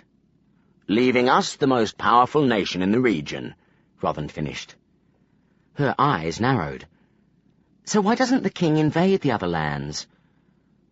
The alliance was made to prevent it, Rothan told her. As you so astutely reminded me the first time we spoke, King Palin refused to sign it at first. The guild suggested that it might not remain uninvolved in politics if he did not. Her mouth curled into a faint smile. What stops the other lands fighting each other? Rothan sighed. A great deal of diplomacy, which does not always work. There have been several minor confrontations since the alliance. It is always an awkward situation for the guild. Disputes usually revolve around borders and... Hearing a timid knock, he stopped. He looked at Danil and knew from his friend's expression that they were thinking the same thing. Had Fergan heard that Sonia was out of his rooms already? Are you expecting anyone? Danil shook his head and moved to the door. As it opened, Rothan heard Tanya's voice and sighed with relief. "I brought your meal down," the servant said as she entered the room. 2 other servants followed, carrying trays. Setting their burdens down on the only empty table, they bowed and left. As the aroma of food filled the room, Danil made an appreciative noise. "I didn't realize so much time had passed," he said. Rothan regarded Sonia. "Hungry?" She nodded, her eyes sliding to the food. He smiled. "Then I think that's enough history for now. Let's eat." Chapter 24. Unanswered Questions. Reaching the end of the university corridor, Danil halted as the door to the administrator's office opened. A blue-clad figure stepped out and started toward the entrance hall. "Administrator," Danil called. Lawland stopped and turned around. Seeing Danil approaching, he smiled. "Good morning, Lord Danil." "I was just coming to see you. Do you have a moment?" "Of course, but only a moment." "Thank you." Danil rubbed his hands together slowly. "I received a message from the thief last night. He asked if we knew of the whereabouts of a man who was Sonia's companion while she was hiding from us. I thought it might be that young man who tried to rescue her." Lawland nodded. "The High Lord received a similar inquiry." Danil blinked in surprise. "The thief contacted him directly?" "Yes. Akaran has assured Goran that he will let him know if he finds the man." "I will send the same reply, then." Lawland's eyes narrowed slightly. "Is this the first time the thieves have contacted you since you captured Sonia?" "Yes." Danil smiled ruefully. "I had assumed I would never hear from them again. Their message came as quite a surprise." Lawland's brows rose. "It came as quite a surprise to all of us that you had been talking to them at all." Danil felt his face grow warmer. "Not all. The High Lord knew, though I have no idea how." Lawland smiled. "Now that does not surprise me. Akaran might not appear to show any interest, but Don't think he isn't paying attention. He knows more about people, both here and in the city, than anyone else. But you must know more than he when it comes to the guild. Lawland shook his head. Oh, he knows more than I ever do. He paused. I am meeting him now.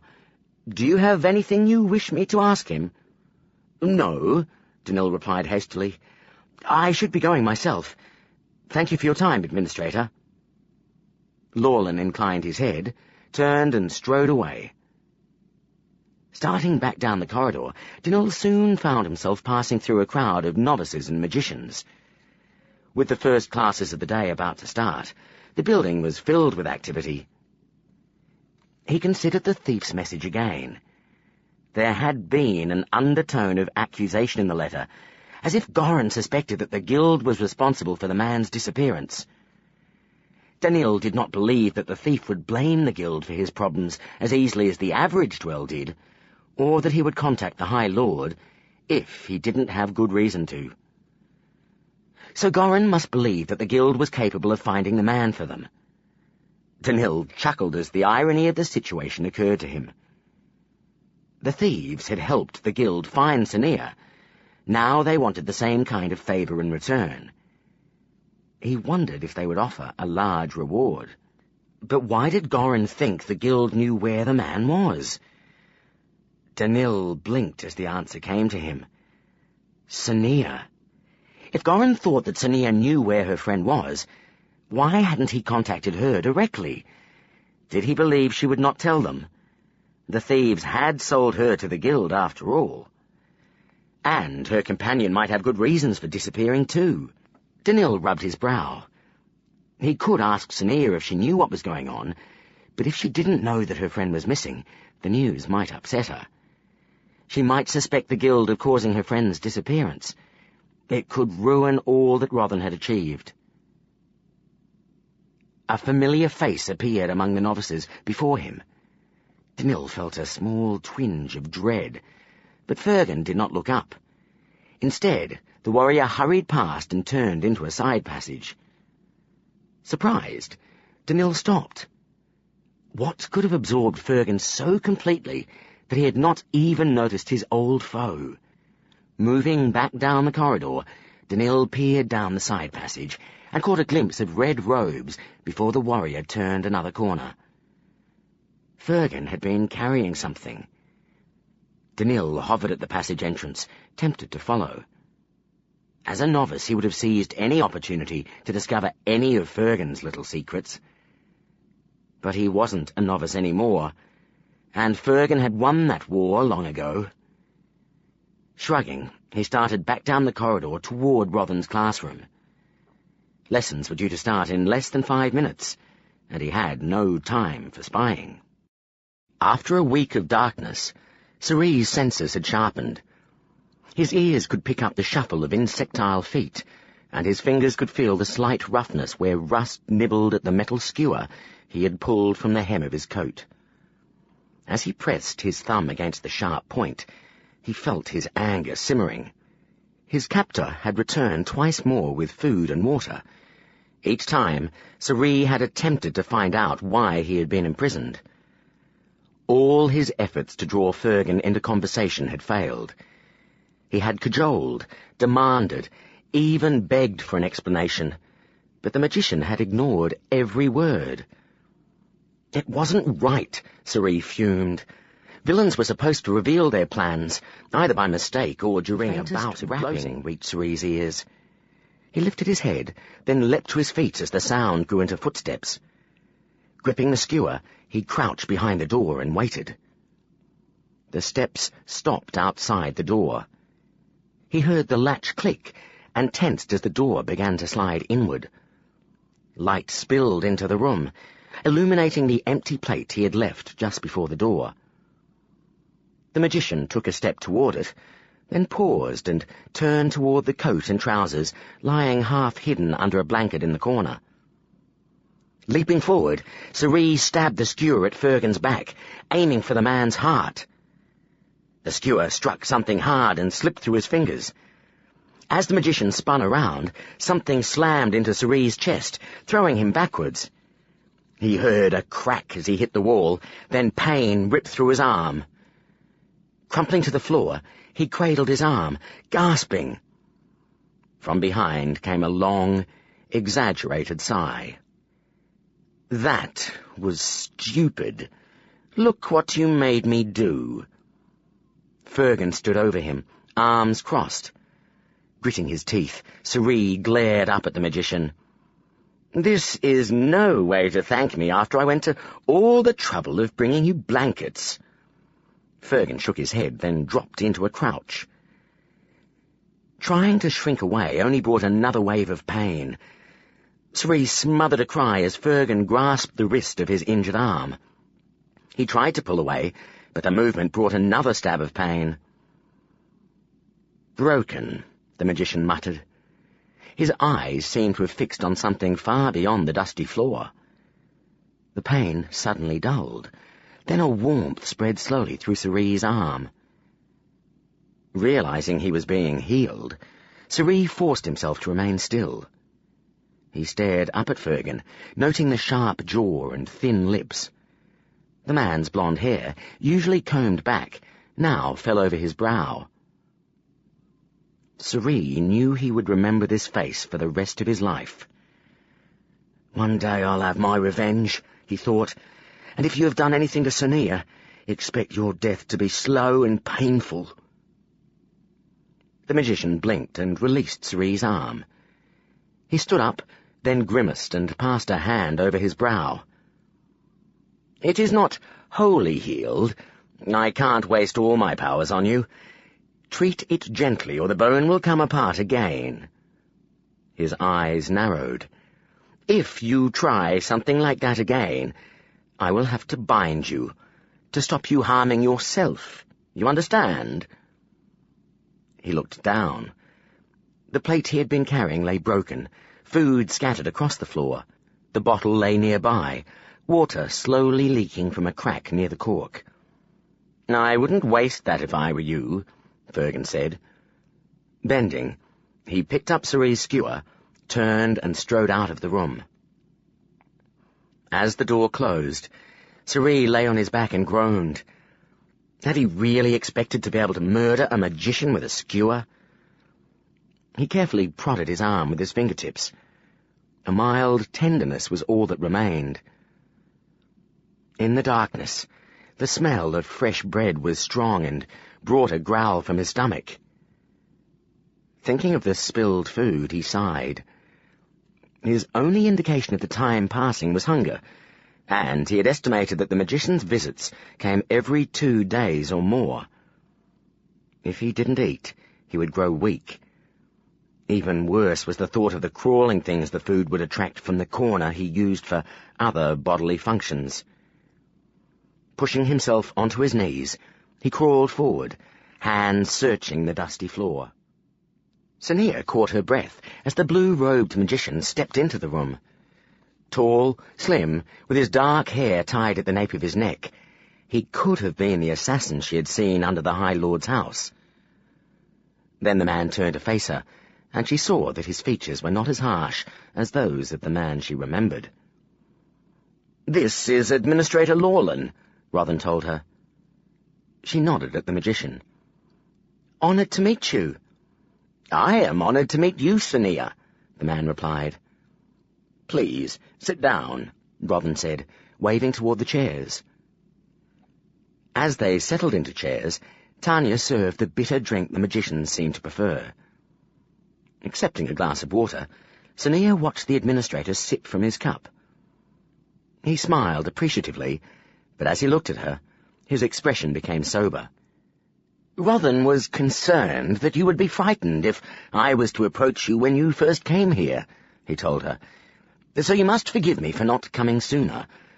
As administrator of the guild, I wish to offer a formal apology for the trouble and distress we have caused you. Do you now understand why we had to find you?" Sonia felt her cheeks warm. "Yes." "That is a great relief to me," he told her, smiling. "I have some questions, and if you have any, please don't hesitate to ask. Are your control lessons going well?" Sonia glanced at Rothan and received a nod of encouragement. "I think I'm improving," she replied. "The tests are getting easier." The administrator considered this, nodding slowly. "It's a bit like learning to walk," he said. "You have to think about it at first, but once you've done it for a while, you don't need to think about it at all." "Except that you don't walk in your sleep," she added. "Not usually." The administrator laughed. Then his gaze became keen. "Rothan has told me you don't wish to stay with us. Is that true?" Sonia nodded. "May I ask why not?" "I want to go home," she told him. He leaned forward. "We will not stop you seeing your family and friends. You could visit them on free days." She shook her head. "I know, but I don't want to stay here." Nodding, he relaxed against the back of his chair. "We will regret losing someone of such potential," he told her. "Are you sure you want to give up your powers?" Remembering Fergun's words, her heart skipped. "Give up my powers?" she repeated slowly, glancing at Rothan. "That is not how Rothan described it." The administrator's eyebrows rose. "What has he told you?" "That I won't be able to use them because I won't know how." "Do you believe you could teach yourself?" She paused. "Could I?" "No." The administrator smiled. "What Rothan has told you is true," he said. "But knowing how the success of your lessons depended on maintaining trust between you, he has left it to me to explain the laws regarding the release of magicians from the guild." As she realized he was about to confirm whether Fergun had spoken the truth, Sonia's heartbeat quickened. "The law states that every man and woman whose powers are active must either join the guild or have his or her powers blocked," he told her. "Blocking can't be done until full control is established, but once in place, it effectively prevents a magician from using magic in any way." In the silence that followed, the two magicians watched her closely. She looked away, avoiding their eyes. So Rothan had been keeping something from her. Yet she understood why he had. The knowledge that magicians were going to meddle with her mind would not have made it easy for her to trust him. Fergun had been right, though. "Do you have any questions, Sonia?" Lawlin asked. She hesitated, remembering something else that Fergun had said. "This blocking isn't uncomfortable?" He shook his head. "You won't feel anything. There is a sensation of resistance if you try to perform magic, but it is not painful. Since you are not used to using magic, I doubt you'll ever notice the block at all." Sonia nodded slowly. The administrator regarded her silently, then smiled. "I'm not going to try and talk you into staying," he said. "I only wish you to know there is a place here for you if you want it. Do you have any other questions?" Sonia shook her head. "No. Thank you, Administrator." He stood, his robes rustling. "I must return to my duties now. I will visit you again, Sonia. Perhaps we can have a longer talk." She nodded and watched Rothan usher the administrator from the room. As the door closed, Rothan turned to regard her. "What do you think of Lawlin, then?" She considered. "He seems nice, but he's very formal." Rothan chuckled. "Yes, he can be." He moved into his bedroom, then returned wearing a cloak. Surprised, Sonia watched him stride toward her. Another cloak was draped over his arm. "Stand up," he said. "I want to see if this will fit you." Rising, she stood still as he draped the cloak over her shoulders. It fell almost to the floor. "A bit long. I'll have it shortened. For now you'll have to take care not to trip." "This is for me?" Yes, to replace your old one. He smiled. You'll need it. It's quite cold outside. She looked at him sharply. Outside? Yes, he replied. I thought we'd take a walk. Would you like that?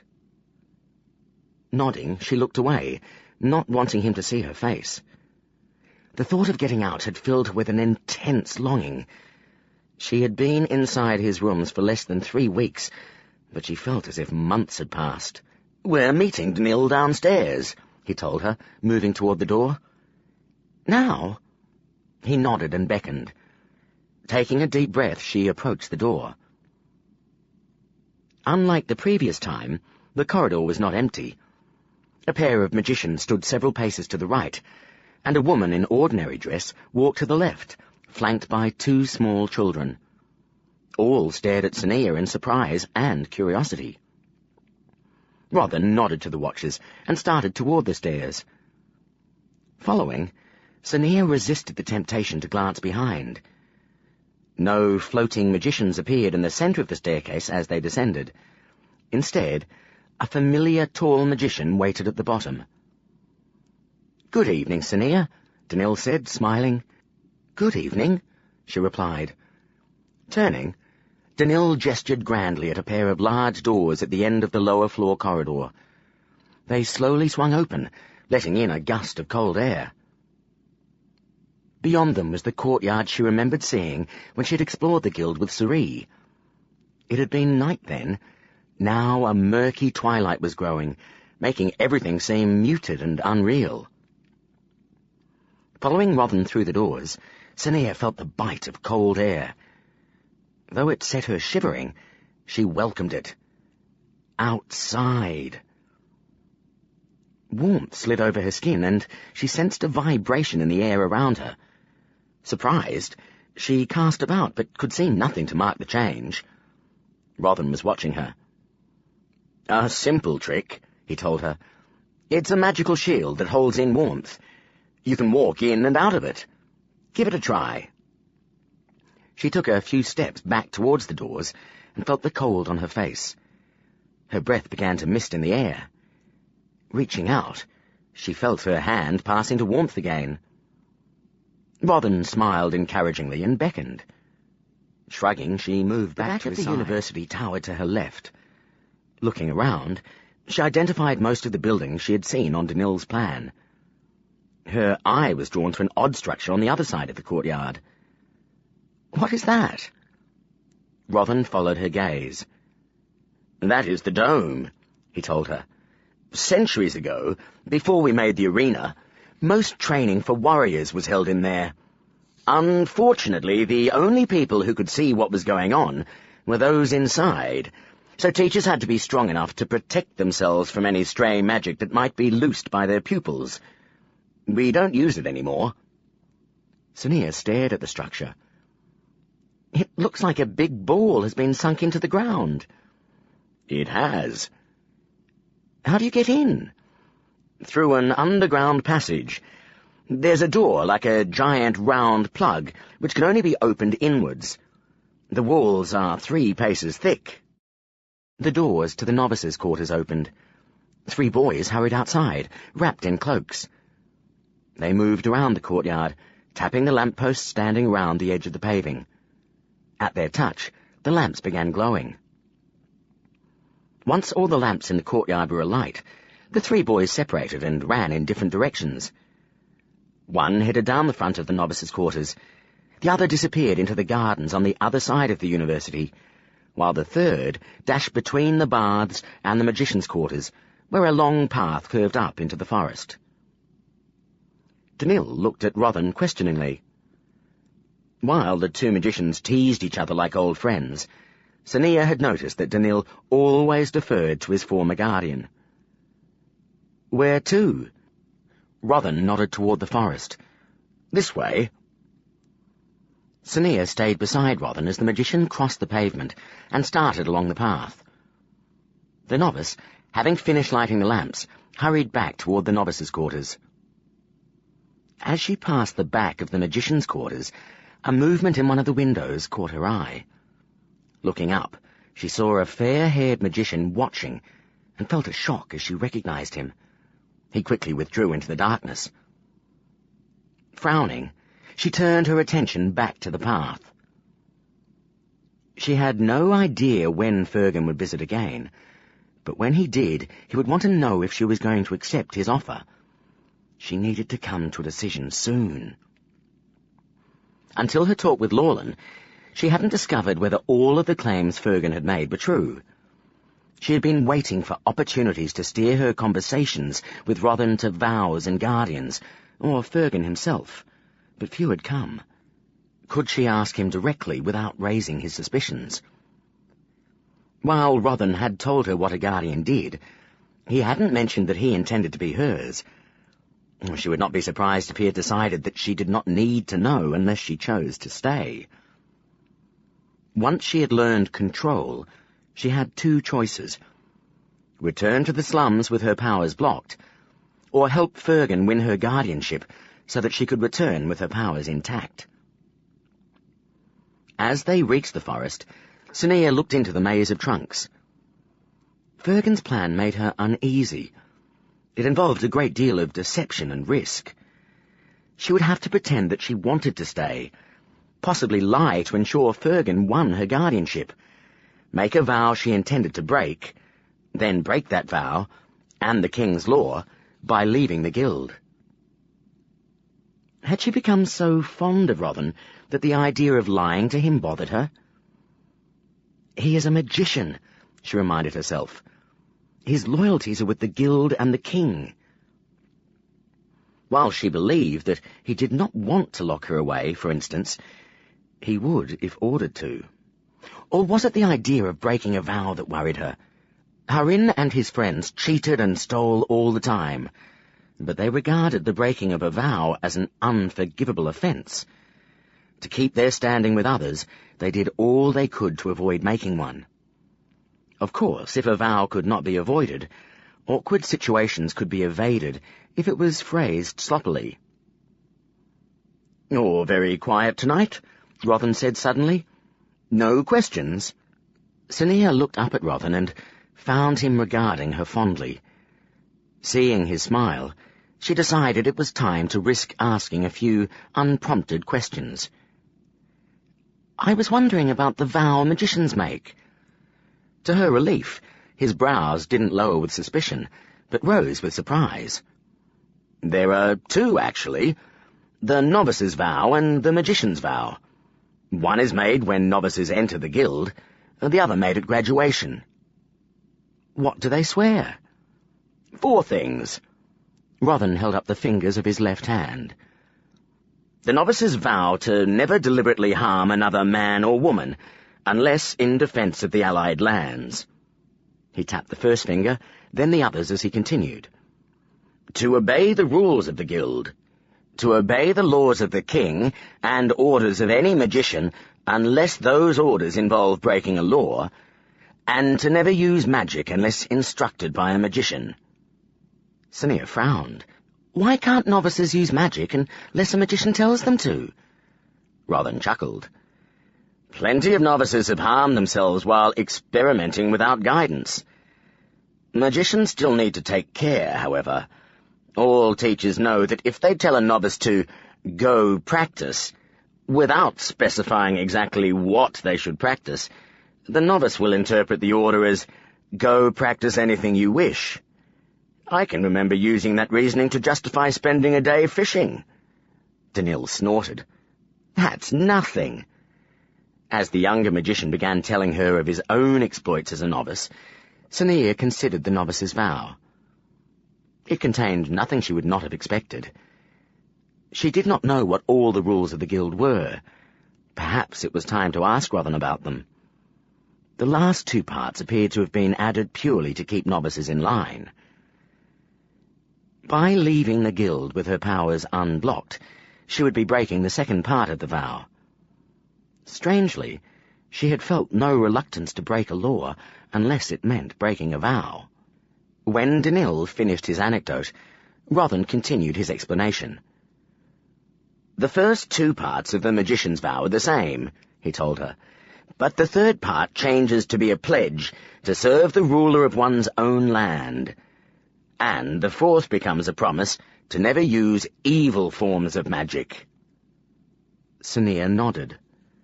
By letting her escape, Fergan would be breaking a law and the magician's vow.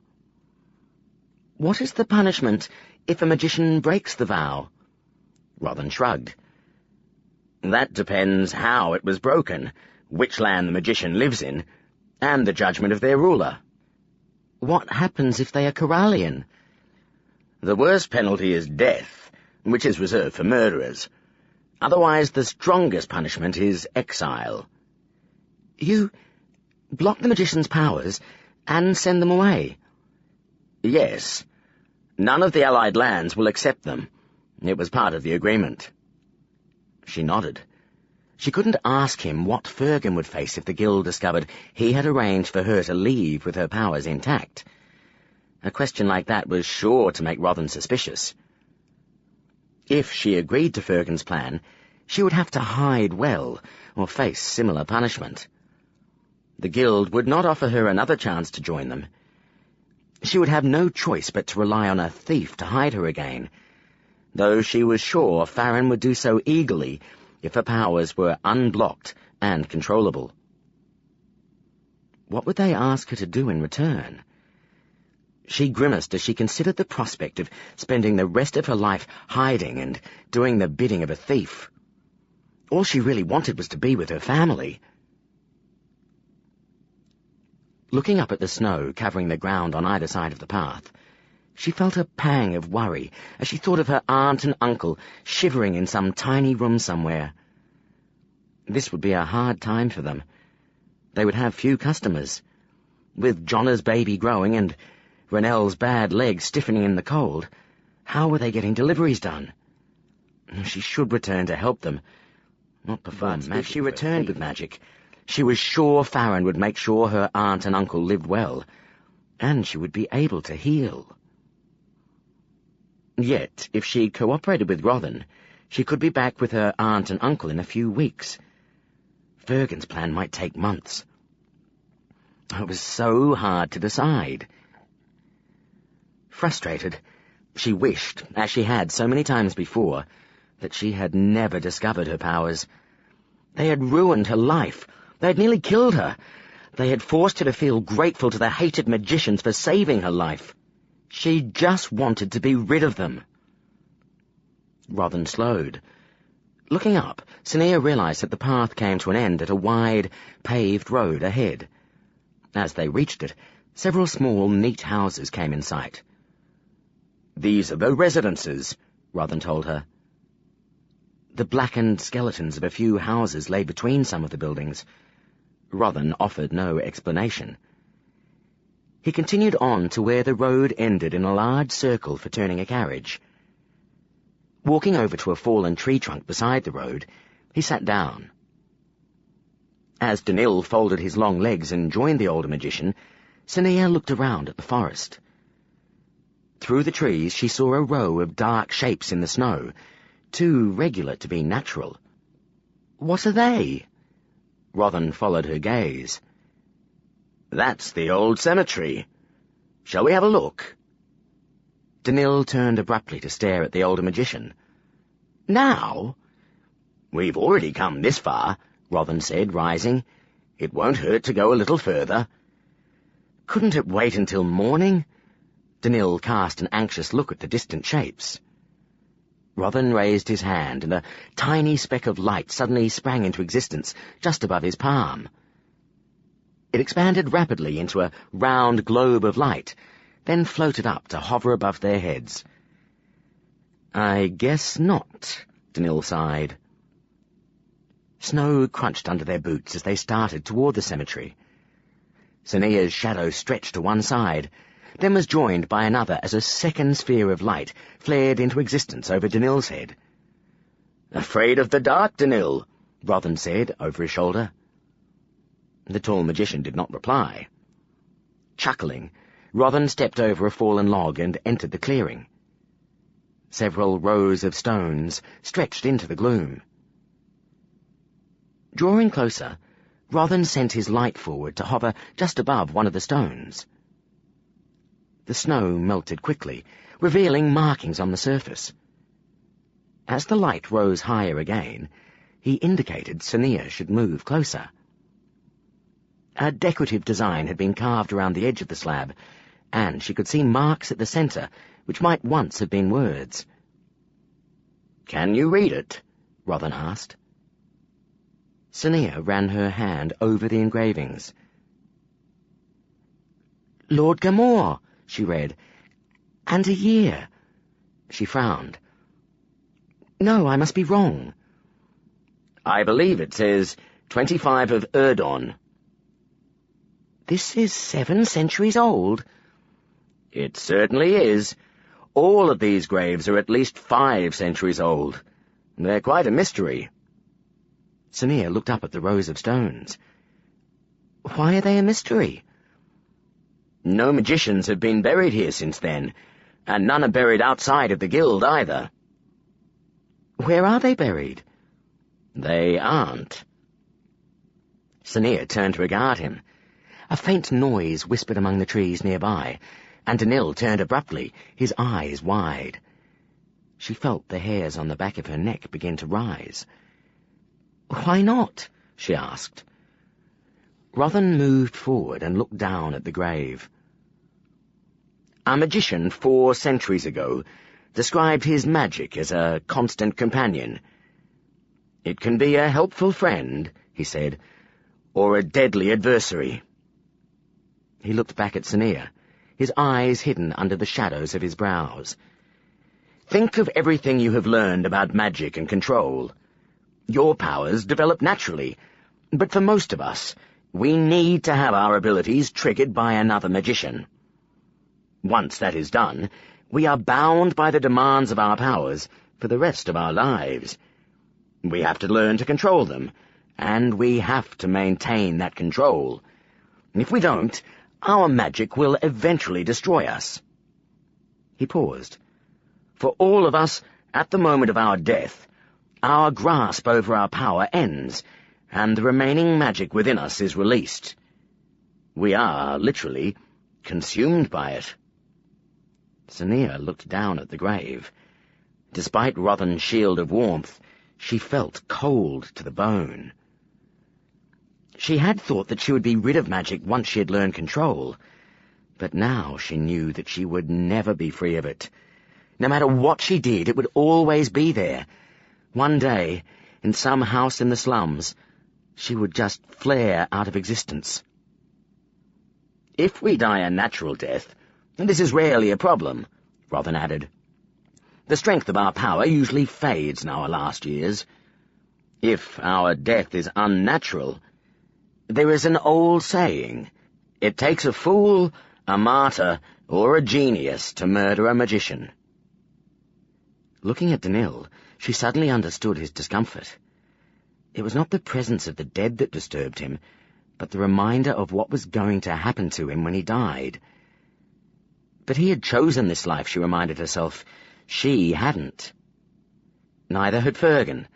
Forced to become a magician by his parents, he faced this end too. She wondered how many magicians entered the guild reluctantly. Surprised by her newfound sympathy, she looked down at the headstone. "So, why are these graves here?" Rothan shrugged. "We have no idea. They shouldn't be. Many of our historians believe that these magicians drained all their power once they knew they were dying, then made sure they died at the point of exhaustion by stabbing themselves or taking poison. We know they chose other magicians to be attendants at their death. Perhaps making sure they died at the right moment was the attendant's task.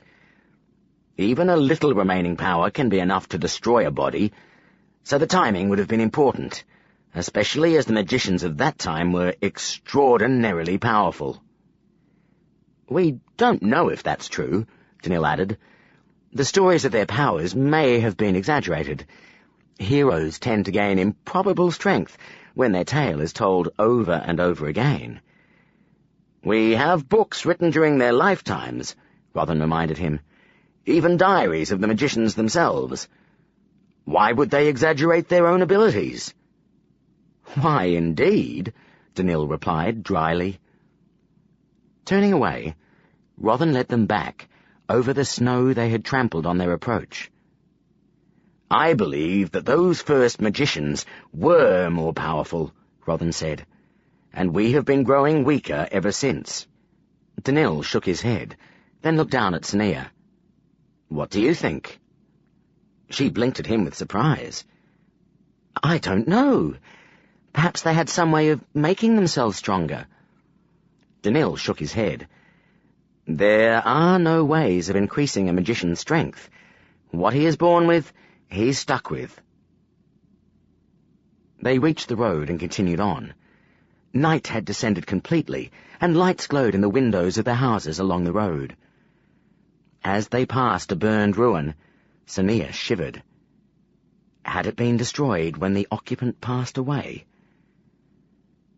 The magicians remained silent as they continued down the road. Reaching the beginning of the path, Rothan sent his floating light ahead to illuminate the way. In the lull in conversation, the chirping of insects in the magicians' quarters came into sight. Sania thought of all the magicians who lived there, each keeping their power under control even as they slept. Perhaps those early city planners had another reason for giving the magicians an entire quarter of the city to themselves. That's all the exercise I need for tonight, I think, Rothan said suddenly. And it's just about time for the evening meal. Will you join us, Danil? Of course, the tall magician replied. I would love to. Chapter 25. A Change of Plans. The sun hovered above the distant towers of the palace like an enormous magician's globe light, sending long stripes of orange light into the gardens. As they walked along the path, Sania was quiet, brooding. Rothan knew she had guessed the intention behind the excursions he had been taking her on, and was mentally hardening herself until no sight could tempt her to stay in the guild. He smiled. Though she might be determined to dismiss everything she saw, Rothan intended to show her as much as he could of the guild. She needed to see what she was rejecting. Surprised by her continuing determination to leave, Rothan had found himself pondering his own life. Like all children of the houses, he had been tested for magical ability at about the age of 10. He remembered how excited his parents had been when potential had been found.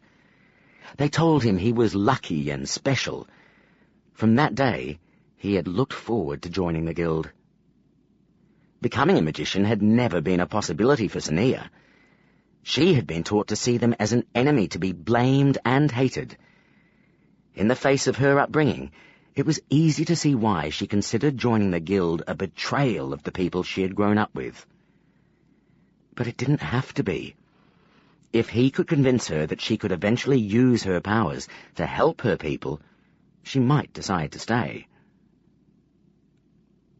Reaching the end of the university, Rothan turned right. As they passed the gardens on the other side of the building, the gong rang, marking the end of classes. Knowing this was usually followed by novices rushing from the university to their quarters, Rothan had chosen a longer but quieter route to the healer's quarters. He was looking forward to this excursion. Healing was the noblest of the magician's skills, and the only magic which Sania appeared to value. Knowing that the warrior arts were unlikely to impress her, he had taken her to see them first. However, she had been more unsettled by the demonstration than he expected. Despite the teacher's explanation of the rules and protections used, she had flinched away from the combatants as soon as they began their mock battle. Though Danil's mind-printing experiment had demonstrated one use of alchemy, it was, in reality, only a hobby. If he was going to impress her, he needed to show her something that was more useful to the city. He hadn't yet decided what it should be. As they neared the circular healer's quarters, Rothan glanced at Sania again. Though her expression was guarded, her eyes were bright with interest. He stopped before the entrance. "This is the second healer's quarters to be built," he told Sania. "The first was quite luxurious. Unfortunately, our predecessors experienced problems with a few wealthy patients who assumed they could buy permanent residency. When the university and the other guild buildings were constructed, the old healer's quarters was demolished, and this replaced it." Though the exterior was attractive, the healer's building was not as impressive as the university. Moving through the open doors, Rothan led Sania into a small, undecorated entrance hall. A fresh, medicinal smell permeated the air. Two healers, a middle-aged man and a younger woman, looked up as Rothan and Sania entered. The man regarded Sania dubiously and turned away, but the young woman smiled and came forward to greet them. "Greetings, Lord Rothan," she said. "Greetings, Lady Indria," he replied. "This is Sania." Sania nodded. "Honoured to meet you." Indria inclined her head. "A pleasure to meet you, too, Sania." "Indria will be giving us a tour of the healer's quarters," Rothan explained. The healer smiled at Sania. "I hope you find my tour interesting." She looked at Rothan. "Shall we begin?" Rothan nodded. "This way, then." Leading them to a pair of doors, Indria willed them open and ushered Rothan and Sania into a wide, curved corridor. They passed several open doors, and Sania took the opportunity to glance into the rooms beyond. "The lower floor of the building is dedicated to treating and housing patients," Indria told them. "We can't expect sick people to climb up and down stairs, can we?" She smiled at Sania, who managed a bemused shrug in reply. "The upper floor has rooms for lessons and for the healers who live here. Most of us live in this building rather than in the magician's quarters. It allows us to respond quickly to an emergency." She gestured to her left. "The patients' rooms are those which have nice views of the gardens or the forest." She waved to the right. "The interior rooms are our treatment rooms. Come, I'll show you one." Following the healer through one of the open doors, Rothan watched as Sania examined the room. It was small, containing only a bed, a cupboard, and several wooden chairs. "We do minor healing and simple treatments here," Indria told Sania. She opened the cupboard to reveal several rows of bottles and boxes. "Any medicines we can prepare quickly, or mix beforehand, are kept in easy reach. We have other rooms upstairs where more complicated preparations are made." Leaving the room again, Indria led them to a passage entrance next to the treatment room. She pointed to a door at its end. "At the centre of the building are healing rooms," she said. "I'll just check this one's empty." Hurrying down the passage, she peered through a glass panel on the door. Turning to look back at them, she nodded. "It's free," she told them. "Come in." Moving down the passage, Rothan smiled as Indria held the door open for him. The room they stepped into was larger than the first they had seen. A narrow bed stood in the centre, and the walls were lined with cupboards. "This is where we perform major healing and surgery," Indria told them. "No one is allowed in here during treatment except healers. And the patient, of course." Sania's eyes roved around the room. She moved to a gap in the far wall. Indria followed. "The medicine preparation rooms are right above us," the healer explained, pointing up into the alcove. Sania leaned forward and peered up to the room above. "We have healers that specialize in making medicines. They lower freshly made mixtures down these chutes as we need them." Her curiosity satisfied, Sania moved back to Rothan's side. Indria moved to a cupboard. She opened it and took out one of the bottles. "We have the greatest store of knowledge on medicine in the world here in the guild," she said with unconcealed pride.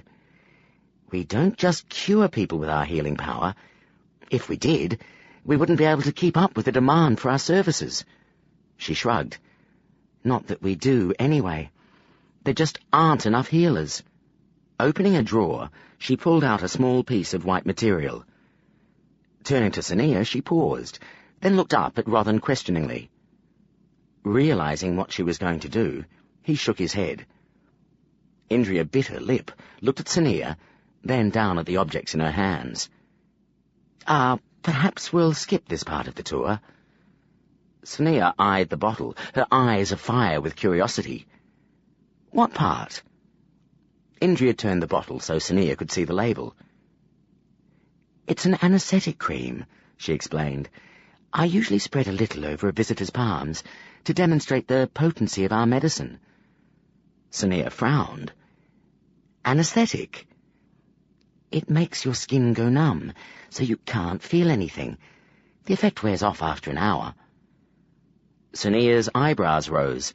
Then she shrugged and held out her hand. "I'll try it." Catching his breath, Rothan stared at Sania in surprise. This was remarkable. Where had her distrust of magicians gone? Pleased, he watched as Indria unscrewed the bottle and poured a little of the paste onto the square and Sania anxiously. "You won't feel anything straight away. After a minute, you'll feel as if your skin is really thick. Do you still want to try it?" Sania nodded. Smiling, Indria gently wiped the paste over Sania's palm. "Now be very careful not to get any on your eyes. It won't make you blind, but believe me, having numb eyelids is a very peculiar sensation." Sania smiled and examined her hand. Returning the bottle to its shelf, Indria dropped the cloth into a bucket inside one of the cupboards, then rubbed her hands together. "Now let's go upstairs and have a look at the classrooms." She led them out of the room and back to the main corridor. They passed several healers and a few novices as they walked around the building. Some regarded Sania with curiosity. Others, to Rothan's dismay, frowned with disapproval. "Indria!" The healer turned, her green robes flaring out at the abrupt movement. "Darlin'? In here!" The voice came from one of the nearby treatment rooms. Indria strode to the doorway. "Yes?" "Give me a hand, will you?" Indria turned and grinned at Rothan. "I'll ask if the patient minds having an audience," she said quietly. She stepped into the room, and Rothan heard several voices talking quietly. Sania glanced at Rothan, her expression unreadable, then looked away. Indria appeared in the doorway and beckoned. "Come in." Rothan nodded. "Give me a moment." As the healer retreated, Rothan looked at Sania closely. "I don't know what she'll see in there, but I don't think Indria would invite us in if it was anything ghastly. If the sight of blood bothers you, however, we probably shouldn't enter." Sania looked amused. "I'll be fine." Shrugging, Rothan gestured to the door. Going through, she saw that the room was set up the same as the one they had previously entered. On the bed lay a boy of about 8 years. His face was white and his eyes were red from crying. The voice that called for assistance belonged to a young man in green robes, Lord Darlin, who was gently unwrapping a blood-soaked bandage from around the boy's hand. A young couple sat on wooden chairs, watching anxiously. "Stand over here, please," Indria instructed, her voice suddenly stern. Rothan backed into a corner, and Sania followed him. Darlin glanced at them, before turning his attention back to the boy. "Does it hurt any more?" The boy shook his head. Rothan looked at the couple. Despite signs they had dressed hastily, their clothes were opulent. The man wore a fashionable long coat with gemstone buttons, and the woman wore a simple black cloak with a fur-trimmed hood. Beside him, Sania made a small sound. Rothan looked back to the bed and saw that the last of the bandages had been removed from the boy's hand. 2 deep cuts crossed his palm, and blood was dripping from the wounds. Darlin pulled the boy's sleeve up and grasped his arm tightly. The flow of blood stopped. He looked up at the parents. "How did this happen?" The man flushed and his eyes slid to the floor. "He was playing with my sword. I forbade it, but he—" The man shook his head, his expression grim. Darlin turned the hand over a little. "He should heal well, though he'll have scars to treasure for the rest of his life." The woman made a small choking noise, then burst into tears. Her husband put an arm about her shoulders and looked at the healer expectantly. Darlin turned to Indria. She nodded and went to the shelves. From a drawer she produced more pieces of white material, a bowl, and a large bottle of water. Moving to the bed, she gently bathed the hand. When it was clean, the healer carefully placed his palm over the boy's and closed his eyes. A stillness followed. Though the mother made the occasional sniff, all sound seemed to be muted. The boy began to fidget, but Indria leaned forward and lay a hand on his shoulder. "Stay still. Don't break his concentration." "But it itches," he protested. "It won't for long." Catching a movement beside him, Rothan looked down to see that Sania was rubbing her palm. Darlin drew in a deep breath and opened his eyes. He looked down at the hand and ran his fingers across it. Instead of deep wounds, fine red lines now crossed the boy's palm. Darlin smiled at the boy. "Your hand is healed now. I want you to bandage it every day. Don't use it for at least 2 weeks. You don't want to spoil all the work I just did, do you?" The boy shook his head. He lifted his hand and traced the scars with a finger. Darlin patted his shoulder. "After 2 weeks, exercise it gently." He looked up at the parents. "There should be no permanent damage. Eventually he'll be able to do everything he could before, including wielding his father's sword." He leant down and poked the boy's chest gently, "but not until he's grown up." The boy grinned. Darlin helped him off the bed, smiling as the boy ran to his parents and was enveloped in their arms. The father looked up at Darlin, his eyes glistening, and opened his mouth to speak. The healer lifted a hand to stop him, then turned to look at Indria. She gestured for Rothan and Sania to follow her. They quickly slipped out of the room. As they began to stroll down the corridor, Rothan could hear the father expressing his thanks. "Looks easy, doesn't it?" Indria grimaced. "It's actually very hard." "Healing is the most difficult of all the disciplines," Rothan explained. "It requires a finer control and many years of practice." "Which is why it doesn't appeal to some of the youngsters," Indria sniffed. "They're too lazy." "I have many novices who are far from lazy," Rothan told her archly. Indria grinned. "But you are such a wonderful teacher, Rothan. How could they not be the most dedicated pupils in the university?" Rothan laughed. "I should come to the healers more often. You're so gratifying." She said.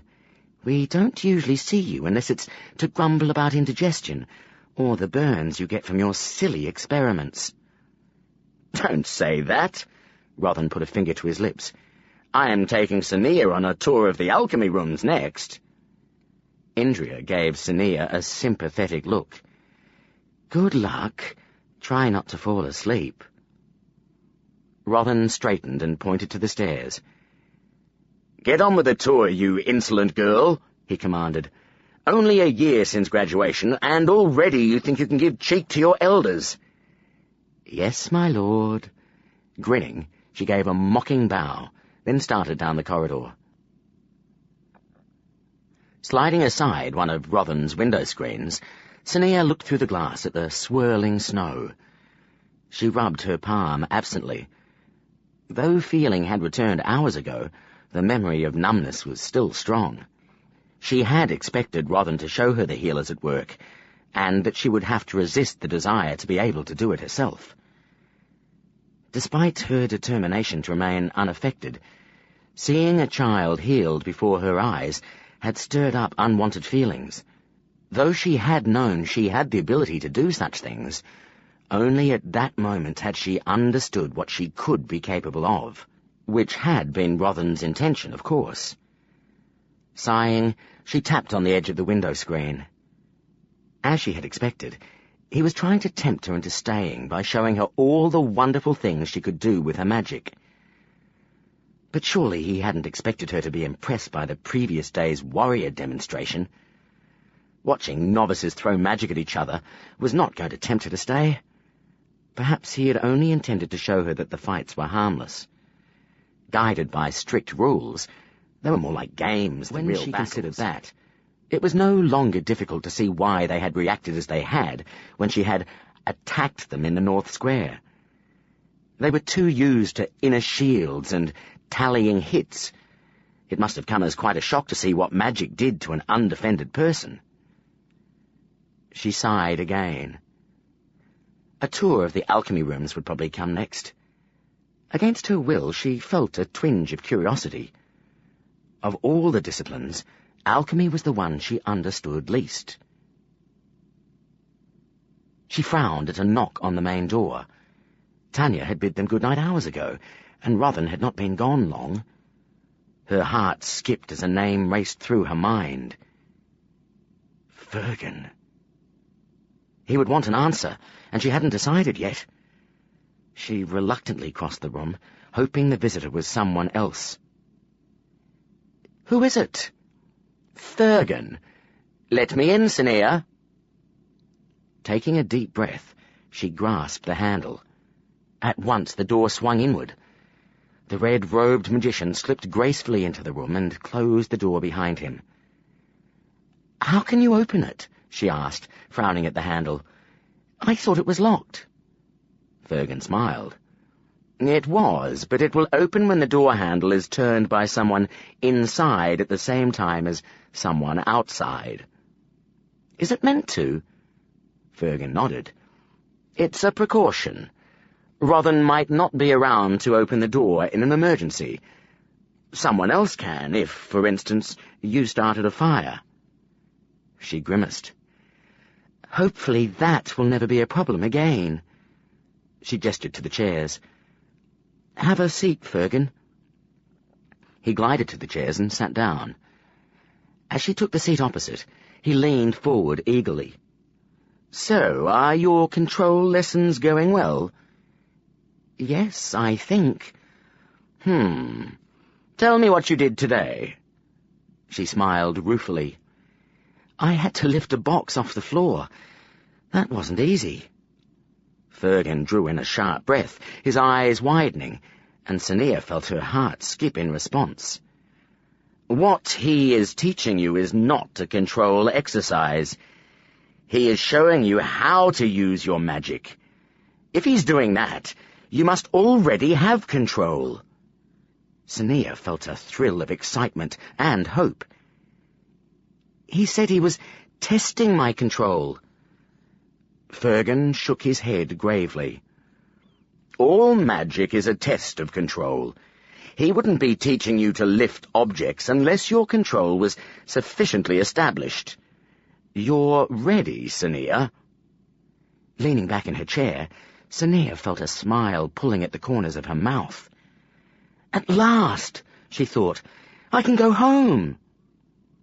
An unexpected twinge of regret followed the thought. Once gone, she might never see Rothan again. "So, are you satisfied that what I told you is true? That Rothan has kept information from you?" She looked at Fergan and nodded. "Most of it. Administrator Lawlin explained the blocking of power to me." Fergan looked surprised. "Lawlin himself? Good. He told me it would not be unpleasant, and that I'd never notice it after. If it works properly. The Guild hasn't needed to do it for many, many years." He grimaced.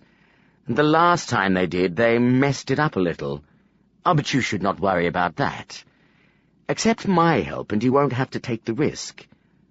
He smiled. "Are we going to work together?" She hesitated. Doubts ran through her mind. Seeing her expression, he asked, "Have you decided to stay, then?" "No." "Then are you still undecided?" "I'm not sure about your plan," she admitted. "Parts of it, anyway." "Which parts?" She drew in a deep breath. If I become a novice, I'll have to make a vow that I know I'm going to break. He frowned. And? I'm not happy about doing that. His eyes narrowed slightly. You're worried about breaking a vow? He shook his head. I am willing to break the king's law for you, Sania. Though I'm sure we can make it look as if you escaped on your own, there's a chance my part in it will be discovered. I am willing to take that risk for your sake. He leaned forward. You must decide whether the king has the right to take your power from you. If he doesn't, then what value is there in the vow? Sania nodded slowly. He was right. Farron would agree, and so would Suri. The houses had kept magic to themselves for too long, and then used it against the poor during the purge. The dwellers would not look down on her for breaking the novice's vow. It was their opinion that mattered, not the king's or the magician's. If she returned to the slums with her powers unfettered and taught herself magic, she could teach others too. She could start her own secret guild. It would mean relying on Farron to hide her from the guild again. It would mean she could not return to her family.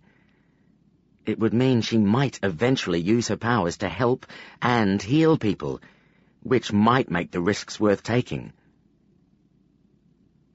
She looked at the magician sitting opposite her. Would Fergan be so keen to let her go if he knew what she was thinking? She frowned. If she became his novice, he might need to enter her mind to teach her. He might discover her plans and, not liking the consequences of helping her, change his mind. Much of his proposal forced her to rely on him. She did not know him, had not seen into his mind. If only she could leave, escape, without his help. She felt a sudden thrill. Perhaps she could. She had achieved control.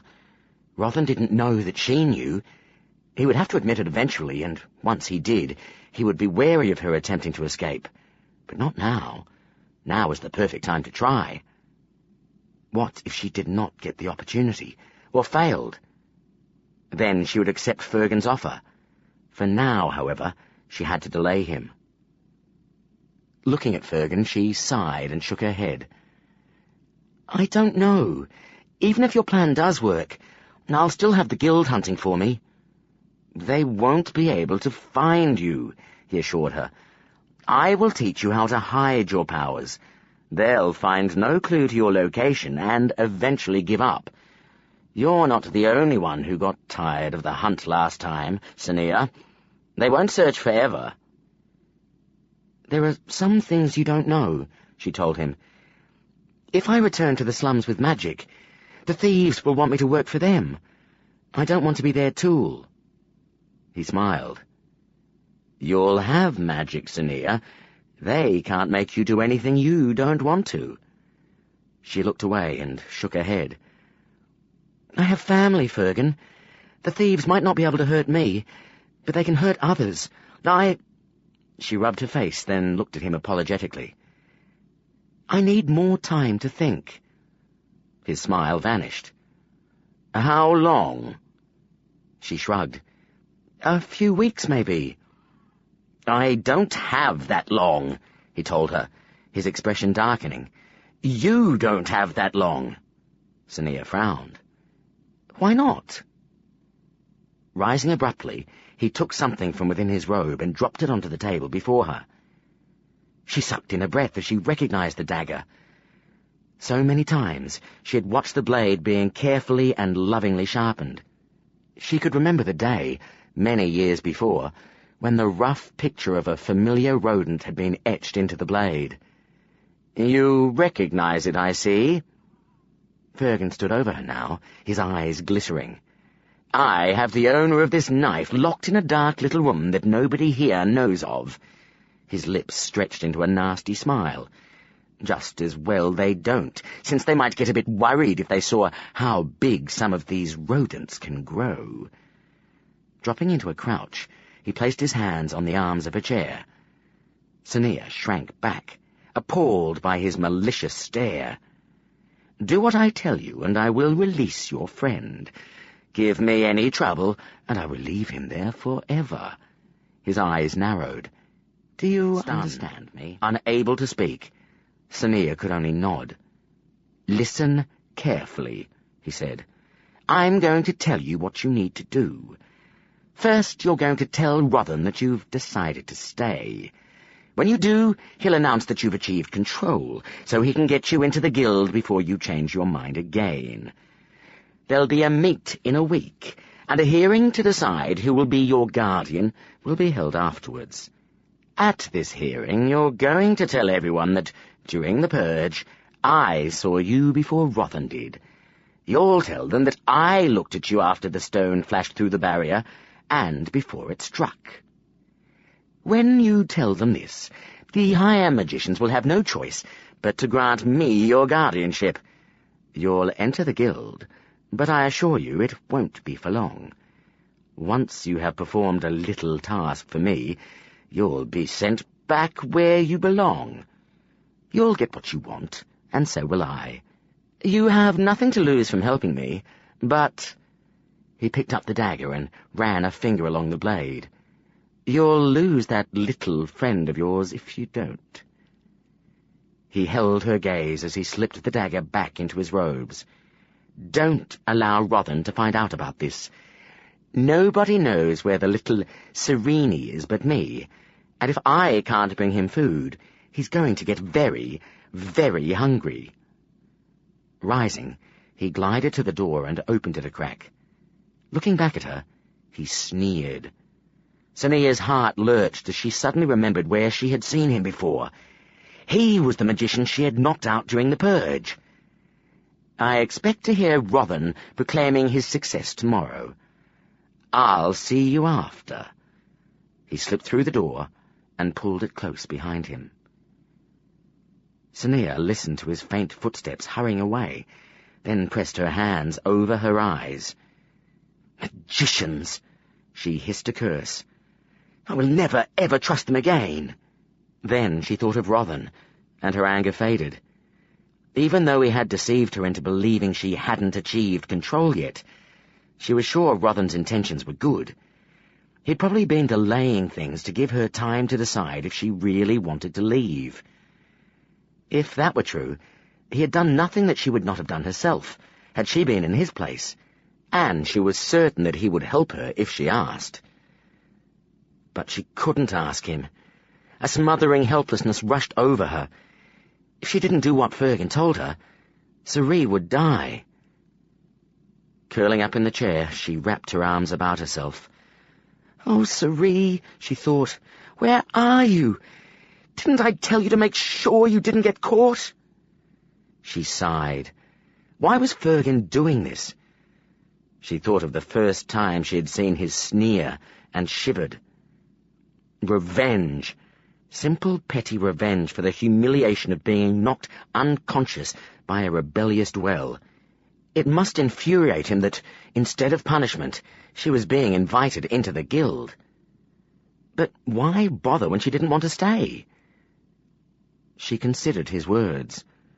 "Once you have performed a little task for me, you'll be sent back where you belong." To have joined the guild, then be sent away. He was going to make sure she was punished for striking him. He was going to make sure she would never be able to change her mind and return to the guild. Chapter 26. The deception begins.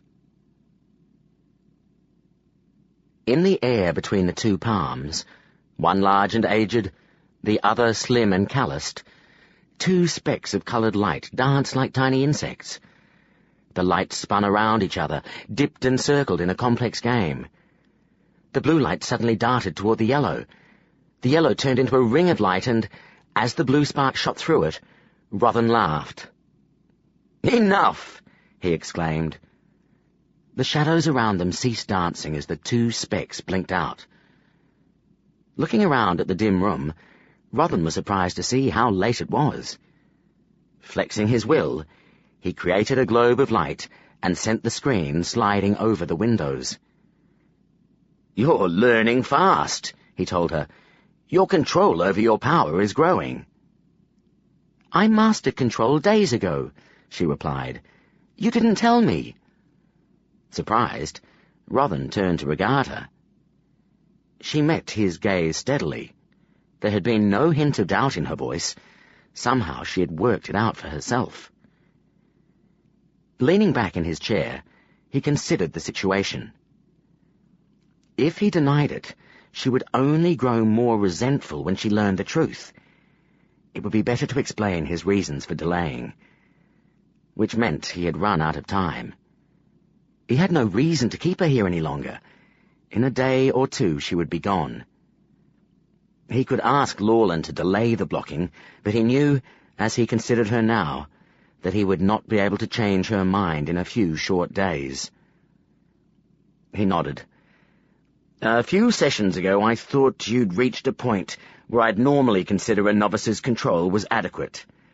I felt for you that it was particularly important to test your control over your power, since we won't be around to help you if something goes amiss." Instead of relief, he saw only apprehension in her gaze. "Not that I think anything will go amiss," he assured her. "Your control is—" "I'm going to stay," she told him. He stared at her, momentarily too surprised to speak. "You're staying?" he exclaimed. "You changed your mind?" She nodded. He leapt to his feet. "That's wonderful!" Sania stared up at him with wide eyes. He wanted to pull her to her feet and give her a hug, but he knew he would only frighten her. Instead, he strode to the cabinet at the back of the room. "We must celebrate," he told her. Taking out a bottle of patchy wine and some glasses, he brought them back to the chairs. She watched, still and silent, as he pulled the stopper out of the bottle and poured some of the yellow liqueur into the glasses. Sania's hand shook as she accepted a glass. Rothan sobered, realizing that she must be feeling overwhelmed, and a little scared, too. "What changed your mind?" he asked as he sat down. She bit her lip gently, then looked away. "I want to save someone's life." "Ah," he smiled. "So it was the healers that impressed you most?" "Yes," she admitted. Taking a sip, her face lit with delight. "Patchy wine!" "You've had it before." She smiled. "A thief gave me a bottle once." "You've never told me much about the thieves. I didn't want to ask in case you thought I was trying to get information from you." "I never found out much about them," she replied, shrugging. "I spent most of my time alone." "I assumed they wanted you to perform magic in exchange for their help." She nodded. "But I never really gave the thief what he wanted." A crease appeared between her brows. "I wonder, will he think I've broken our agreement by staying here?" "He didn't succeed in helping you," Rothan pointed out. "How can he expect you to fulfill your side of the exchange?" "He spent a lot of effort and used a lot of favors to hide me." Rothan shook his head. "Don't worry. The thieves won't bother you. They told us where to find you." Sania's eyes widened. "They betrayed me," she whispered. He frowned, disturbed by the anger in her eyes. "I'm afraid so.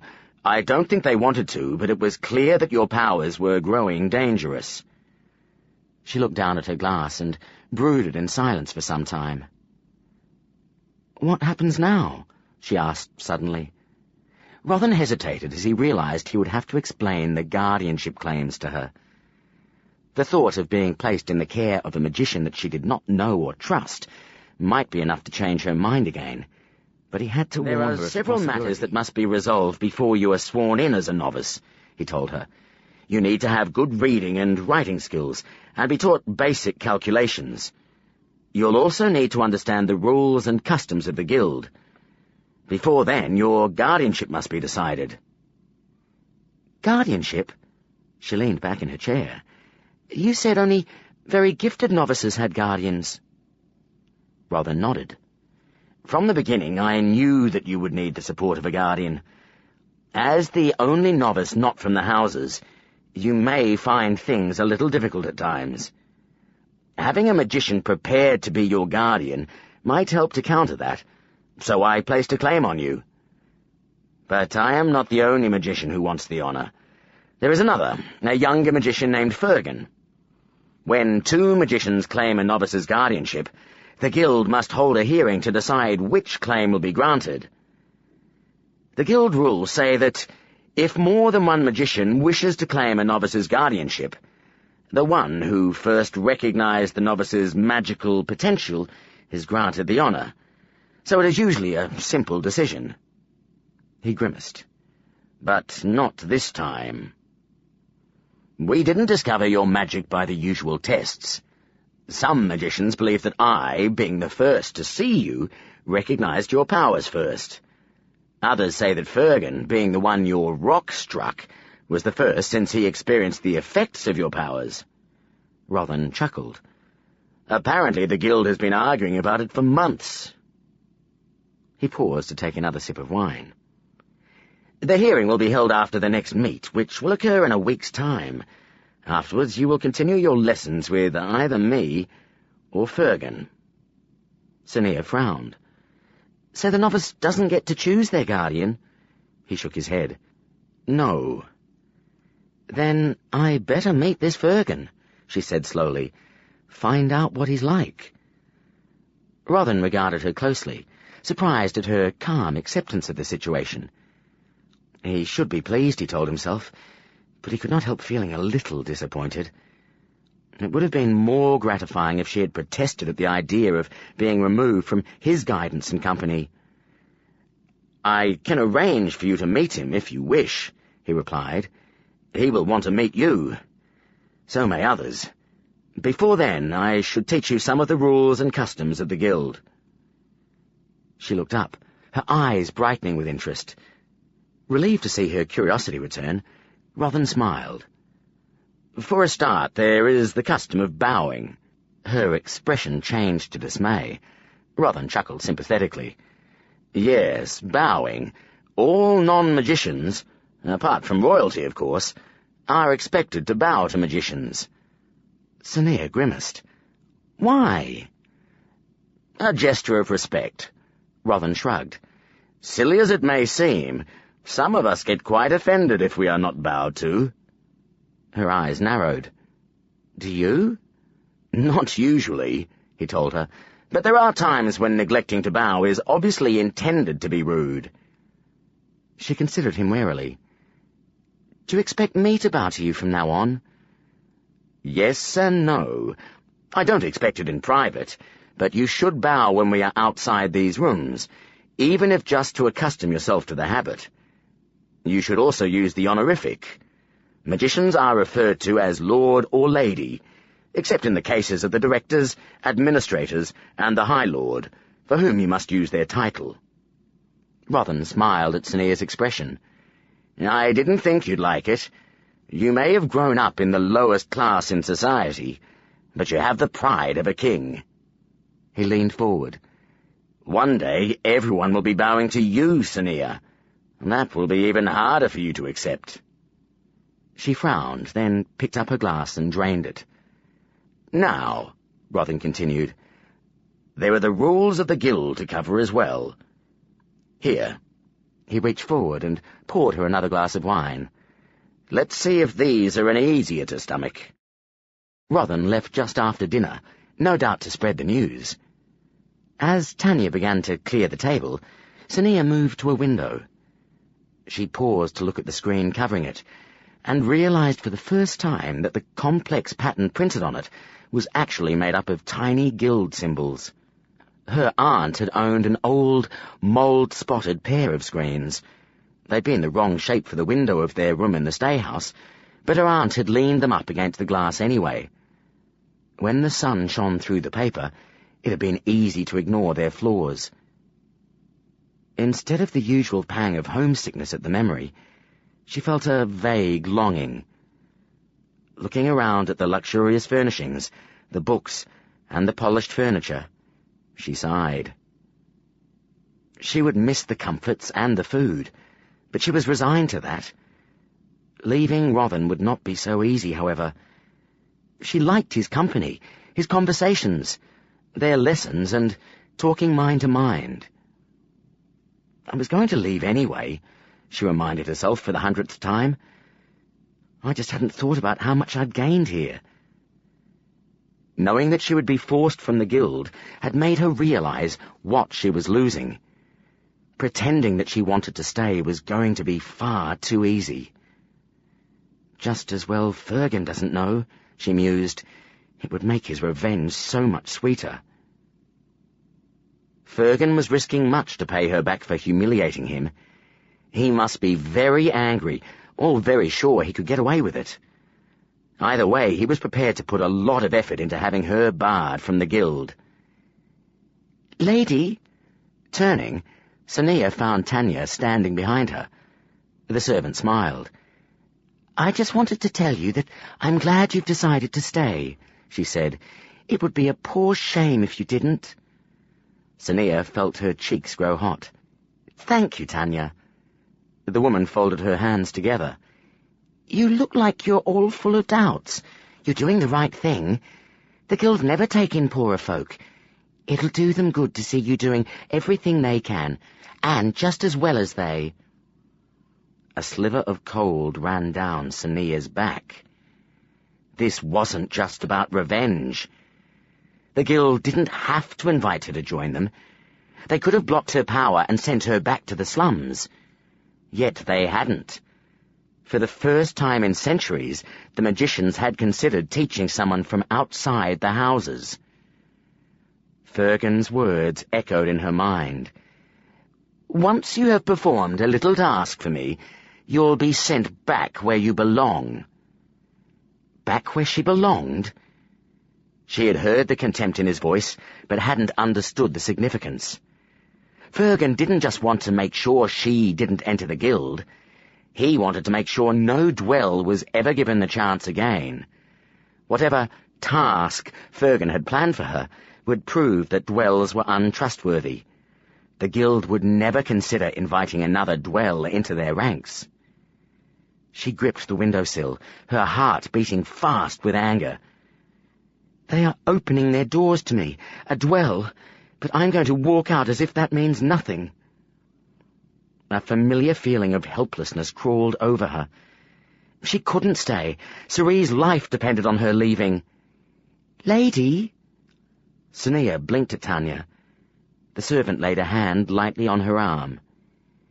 "You will do well," Tanya assured her. "Rothan says you're very strong, and you learn quickly." "He does?" "Oh, yes." Tanya turned and picked up a basket laden with dishes. "Well, I'll see you in the morning. Don't go worrying. Everything will be fine." Sonia smiled. "Thanks, Tanya." The servant grinned. "Good night." "Good night." The servant slipped out of the door, leaving Sonia alone. Sighing, she stared out of the window. Outside it was snowing again, white flakes dancing in the night. "Where are you, Cerie?" Thinking of the dagger Fergan had shown her, she frowned. It was possible that he had found it, that he did not have Cerie locked away. Leaving the window, she dropped into a chair. There was so much to think about. Cerie, Fergan, the hearing, guardianship. Despite Tanya's assurances, she was not going to get much sleep during the next Every few free weeks. Danil joined Yalden and his wife for the evening meal. Ezreal had started the routine years before when, concerned that Danil had not found himself a wife, she began to worry that he would grow lonely if he had to end every day by himself. As he relinquished his empty plate to Yalden's servant, Danil gave a little sigh of contentment. Though he doubted he would ever sink into the melancholy Ezreal feared, it was certainly better eating in company than by himself. "I have heard rumors about you, Danil," Yalden said. Danil frowned, his contentment evaporating. Surely Fergan wasn't at it again. "Oh, what rumors?" that the administrator is so impressed with your negotiations with the thieves that he is considering you for an ambassadorial role." Danil straightened and stared at the old magician. "He is?" Yalden nodded. "What do you think? Does travelling appeal?" Danil shook his head. "I've never considered it. Me? An ambassador?" "Yes," Yalden chuckled. "You're not as young and foolish as you once were." "Thanks," Danil replied dryly. "This could be good for you," Ezreal said. She smiled and pointed a finger at him. "You might even bring back a wife." Danil gave her a withering look. "Don't start that again, Ezreal." She shrugged. "Well, since there's obviously no woman in Coralia who is good enough for—" "Ezreal," Danil said sternly, "the last young lady I met stabbed me. You know I'm cursed when it comes to women." "That's ridiculous. You were trying to catch her, not romance her. How is Sonia going, anyway?" "Rothan says she's progressing well with her lessons, though she's still determined to leave. She's become quite chatty with Tanya." "I suppose she'll feel more comfortable with servants than with us," Yalden mused. "They're not as high above her status as we are." Danil winced. Once he wouldn't have questioned the remark. He would have agreed with it. But now that he had conversed with Sonia, it seemed unfair, even insulting. "Rothan would not like to hear you say that." "No," Yalden agreed, "but he is unique in his opinions. The rest of the guild feel that class and status are very important." "What are they saying now?" Yalden shrugged. "It's got beyond friendly wages over the guardianship claim now. A lot of people are questioning the wisdom of having someone with her dubious background in the guild at all." "Again? And what are their reasons this time?" "Will she honor the vow?" Yalden said. "Will she be a bad influence on other novices?" He leaned forward. "You've met her. What do you think?" Shrugging, Danil wiped the sugar from his fingers onto a napkin. "I'm the last person you should ask. She stabbed me, remember?" "You're not ever going to let us forget it," Ezreal remarked. "Come now, you must have noticed more than that." "Her speech is rough, though not as bad as I expected. She has none of the manners we're used to. No bowing or 'my lord.'" "Rothan will teach her that when she's ready," Ezreal said. Yalden snorted softly. "He'd better make sure she knows before the hearing." "You're both still forgetting that she doesn't want to stay. Why would he bother to teach her etiquette?" "Perhaps it would be easier all round if she did leave." Ezreal gave her husband a reproachful look. "Yalden," she scolded, "would you send the girl back to poverty after showing her all the wealth here? That would be cruel." The old man shrugged. "Of course not, but she wants to go, and it'll be easier if she does. No hearing for a start, and the whole issue about taking in people from outside the houses will be forgotten." "They're wasting their breath arguing about it," Danil said. "We all know that the king wants her here, under our control." "Then he won't be too happy if she sticks to her intention to leave." "No," Danil agreed, "but he can't make her take the vow if she doesn't want to." Yalden frowned, then glanced at the door as someone knocked on it. He waved a hand lazily, and the door swung open. Rothan stepped inside, beaming. "She's staying." "Well, that settles that," Ezreal said. Yalden nodded. "Not everything, Ezreal. We still have the hearing to worry about." "The hearing?" Rothan waved a hand dismissively. "Leave that to another time. For now, I only want to celebrate." Chapter 27. Somewhere under the university. Curling up in a chair, Sonia yawned and considered the day so far. In the morning, Administrator Lawlin had visited to ask her about her decision, and to explain, over again, about guardianship and the hearing. She had felt a pang of guilt as he expressed genuine pleasure that she was staying, a feeling she grew familiar with as the day continued.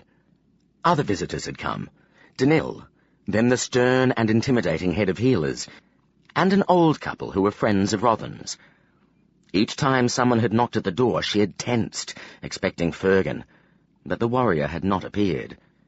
Guessing that he would not visit until she was alone, she was almost relieved when Rothan left after dinner, saying he would be absent until late, and that she should not wait up for him. "I'll stay and chat with you if you like," Tanya offered. Sania smiled in gratitude. "Thank you, Tanya, but I think I'd like to be alone tonight." The servant nodded. "I understand." She turned back to the table, then paused as a knock came from the door. "Shall I answer that lady?" Sania nodded. Taking a deep breath, she watched as the servant opened the door a crack. "Is the lady Sania present?" Hearing the voice, Sania felt her stomach sink with dread. "Yes, Lord Fergan," Tanya replied. She glanced anxiously at Sania. "I will ask if she wishes to see you." "Let him in, Tanya." Though her heart had begun to race, Sania managed to speak calmly. As the servant stepped away from the door, the red-robed magician moved into the room. Inclining his head to Sania, he placed a hand on his chest. "I am Fergan. I believe Lord Rothan has told you about me."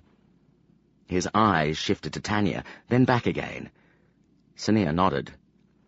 "Yes," she said. "He has. Will you sit down?" "Thank you," he said, bending gracefully into a chair. "Send the woman away." Swallowing, Sania looked up at Tanya. "Is there anything more you need to do, Tanya?" The servant glanced at the table, then shook her head. "No, lady. I will return later for the dishes." She bowed, then slipped out of the room. As the door closed behind her, Fergan's friendly expression vanished. "I was only told this morning that Rothan has announced you ready. It took you some time to tell him." "I had to wait for the right moment," she replied, "or it would have seemed strange." Fergan stared at her, then waved a hand dismissively. "It is done. Now, just to make sure you understand my instructions, I want you to repeat them to me." He nodded as she recited what he had told her to do. "Good. Do you have any questions?" "Yes," she told him. "How do I know if you really have sorcery? All I've seen is a dagger." He smiled. "You'll just have to trust me." "Trust you?" She snorted loudly and forced herself to stare into his eyes. "I want to see him. If I don't, I might have to ask Administrator Lawlan if blackmail is a crime in the guild." His lip curled into a sneer. "You're in no position to make such threats." "Aren't I?" Rising, she strolled to the high table and poured herself a glass of water. Her hand shook, and she was glad she had about this kind of blackmail. "I've lived with the thieves, remember? You need to make it clear that you can carry out your threat. All I've seen is a dagger. Why should I believe you have its owner?" She turned to meet his gaze, and was gratified to see his stare falter. He clenched his fists, then slowly nodded. "Very well," he said, rising. "I will take you to him." She felt a thrill of triumph, but it quickly faded. He wouldn't have agreed if he didn't have sorcery locked away. She also knew that when someone's life was being traded for something, the hardest part was stopping the kidnapper from killing their captive as soon as they had what they wanted. Moving to the door, Fergan opened it and waited for her to step through. As she entered the corridor, two magicians stopped and stared at her in alarm, then relaxed as Fergan joined her. "Has Rothan told you about the buildings of the guild?" Fergan asked brightly as they started toward the stairs. "Yes," she replied. "They were constructed about 400 years ago," he said, ignoring her. "The guild had grown too large." The end of the week at last, Danil thought jubilantly as he stepped out of the classroom. The possibility that Sania would be joining the guild hadn't occurred to several of the novices, They had been discussing it all day, and he had been forced to keep 2 back as punishment when they had become too much of a distraction for the others. Sighing, he placed books, paper, and writing box under his arm and started down the university corridor. As he reached the staircase, he froze, unable to believe what he saw in the hall below him. Fergan and Sania had just stepped into the university. The warrior looked around the hall, then checked the stairs opposite Danil. Taking a step backwards out of sight, Danil listened as the pair's footsteps moved under him, fading as they started down the ground-floor corridor. Keeping his steps as quiet as possible, Danil descended the stairs. He moved across the hall to the lower corridor entrance and peered around the corner. Fergan and Sania were several paces away, walking quickly. As he watched, they turned into a side passage. Heart beating faster now, Danil made his way down the corridor. He slowed as he reached the side passage, realizing it was the same one that he had observed Fergan hurrying down a few days ago. He risked a quick glance. The passage was empty. Starting down it, he listened carefully. The faintest sound of Fergan's voice drew him to a door that led to the inner passages of the university. Slipping through, Danil followed the voice along a few more passages until, abruptly, it ceased. The silence sent his skin prickling. Had Fergan realized he was being followed? Was he waiting for his pursuer to catch up? Reaching a bend in the corridor, Danil mouthed a curse. Without Fergan's voice, he had no idea if he was about to stumble upon the magician. Taking a cautious look around the corner, he sighed in relief. It was empty. He started forward, then slowed as he found himself facing a dead end. It wasn't technically a dead end, as none existed in the university. One of the doors would lead to a side passage that would meet the main corridor. Yet if Fergan had gone that way, Danil would have heard a door close. Fergan hadn't been trying to be quiet, but he might have if he had detected someone following him. Taking the handle of the door leading to the side passage, Danil turned it.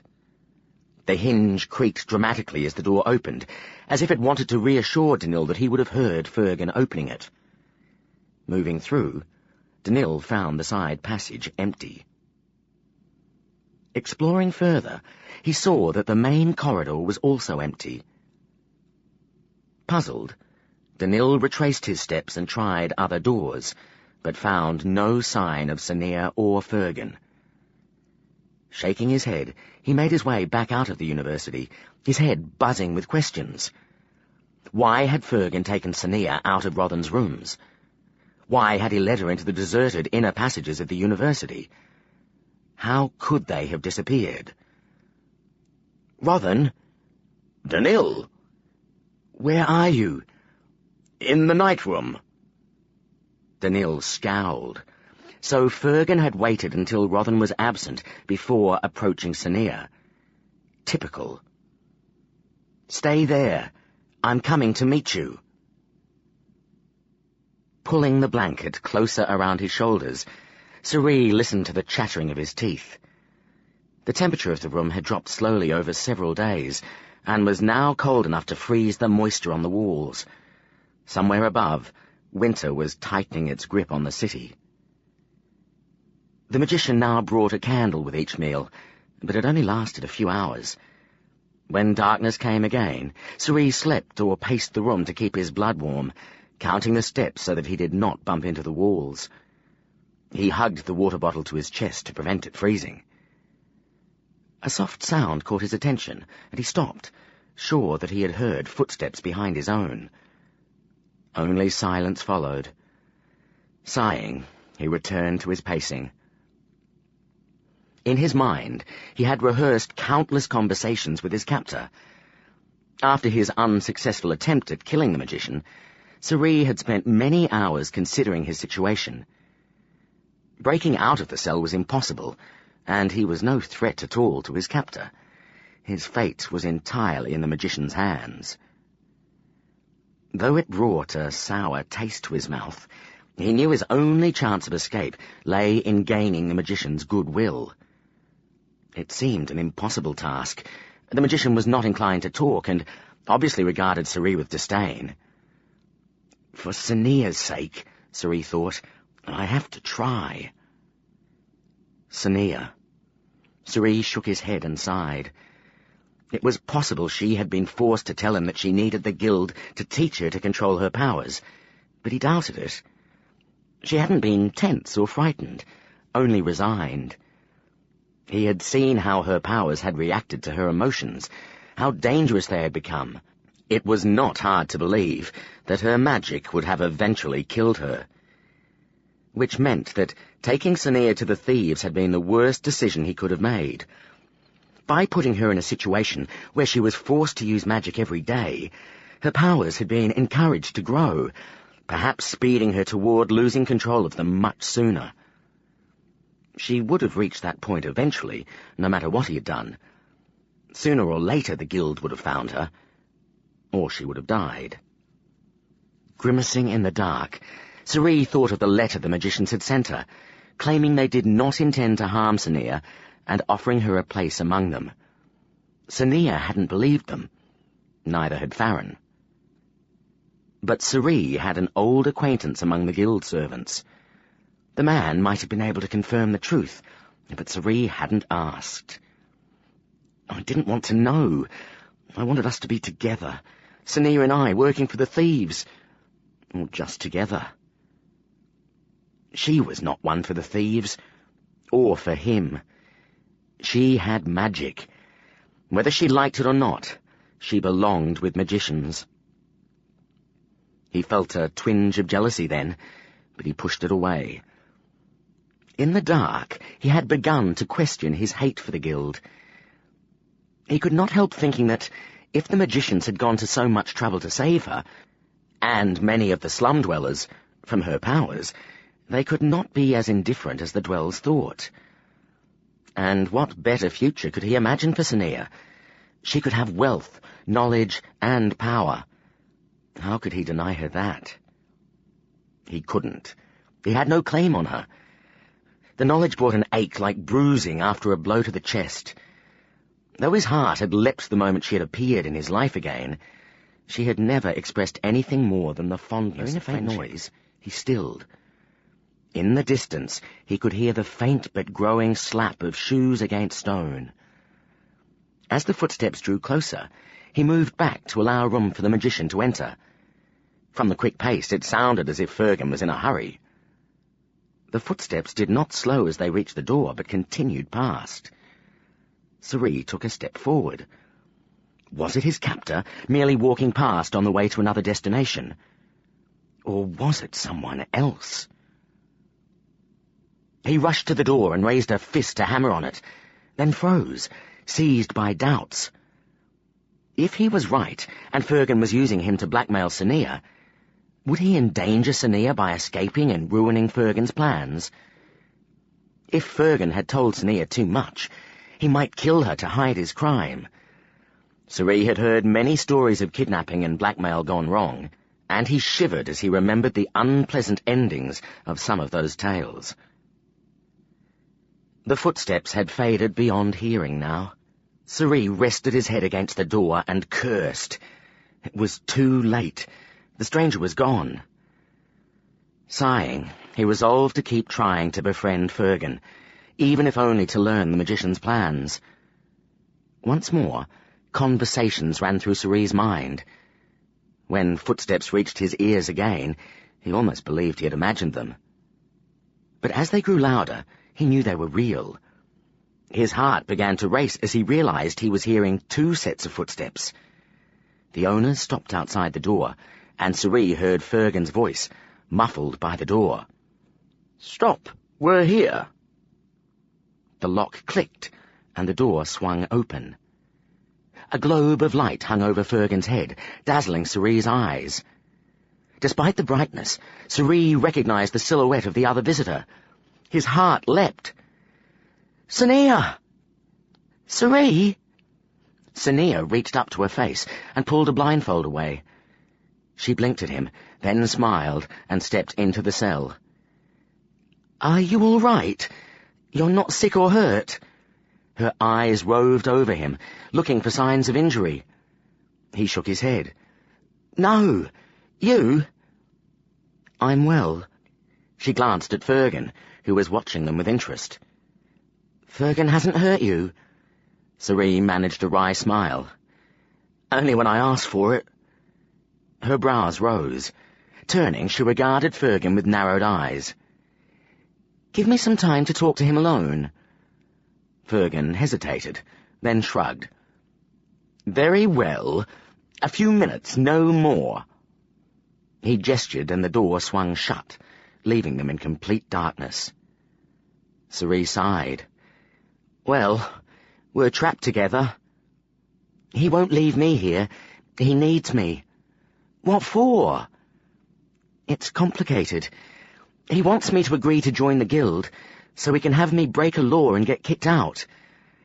I think it's his way of getting revenge for me knocking him out in the purge. But I'm guessing it's also about convincing the guild that they shouldn't take in dwells. It doesn't matter. If I do what he says, he'll let you go.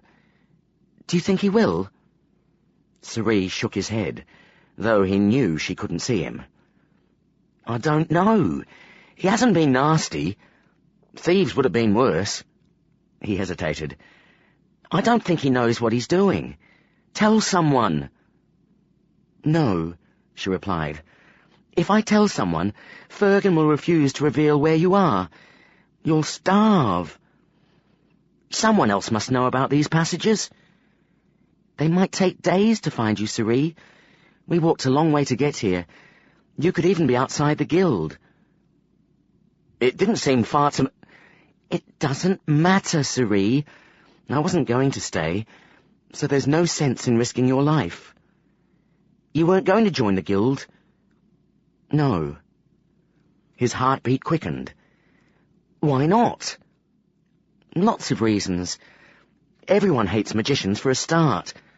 I'd feel like I was betraying the people I know if I joined them." He smiled. It was so like her to see it like that. He took a deep breath. "Sunea, you should stay.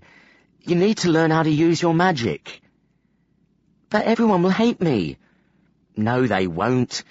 Truth is, they'd love to be a magician if they had half a chance. If you turn the magicians down, everyone will think you're mad or stupid. They'd understand if you stayed. They wouldn't want you to give it all up." He swallowed hard and forced himself to lie. "I don't want you to give it all up." She hesitated. "You wouldn't hate me?" "No." "I would. The people who know you wouldn't think it was wrong," Cerise told her. "But I'd still feel like I changed sides." Cerise sighed. "Don't be stupid, Sunea. If you were a magician, you could help people. You might be able to do something about stopping the purge. People would listen to you. But I belong with Jonna and Renelle. They need me." "No, they don't. They're doing fine. Think how proud they'd be. Their own niece in the guild." Sunea stamped her foot. "It doesn't matter, Cerise. I can't stay. Fergan said he'll kill you. I'm not going to abandon a friend just so I can do a few magic tricks." A friend. Cerise's shoulders drooped. Closing his eyes, he let out a long sigh. "Sunea, do you remember the night we spied on the guild?" "Of course." He could hear the smile in her voice. "I told you that I knew someone, a servant in the guild. I could have gone back to that man and asked him to find out what the guild planned for you, but I didn't. Do you know why?" "No." She sounded puzzled now. "I didn't want to find out that the guild really wanted to help you. You'd just come back, and I didn't want you going away. I didn't want to lose you again." She said nothing. Her silence told him nothing. He swallowed, his mouth dry. "I've had lots of time to think here," he told her. Well, I've told myself to face up to it. There's nothing between us except friendship, so it's unfair.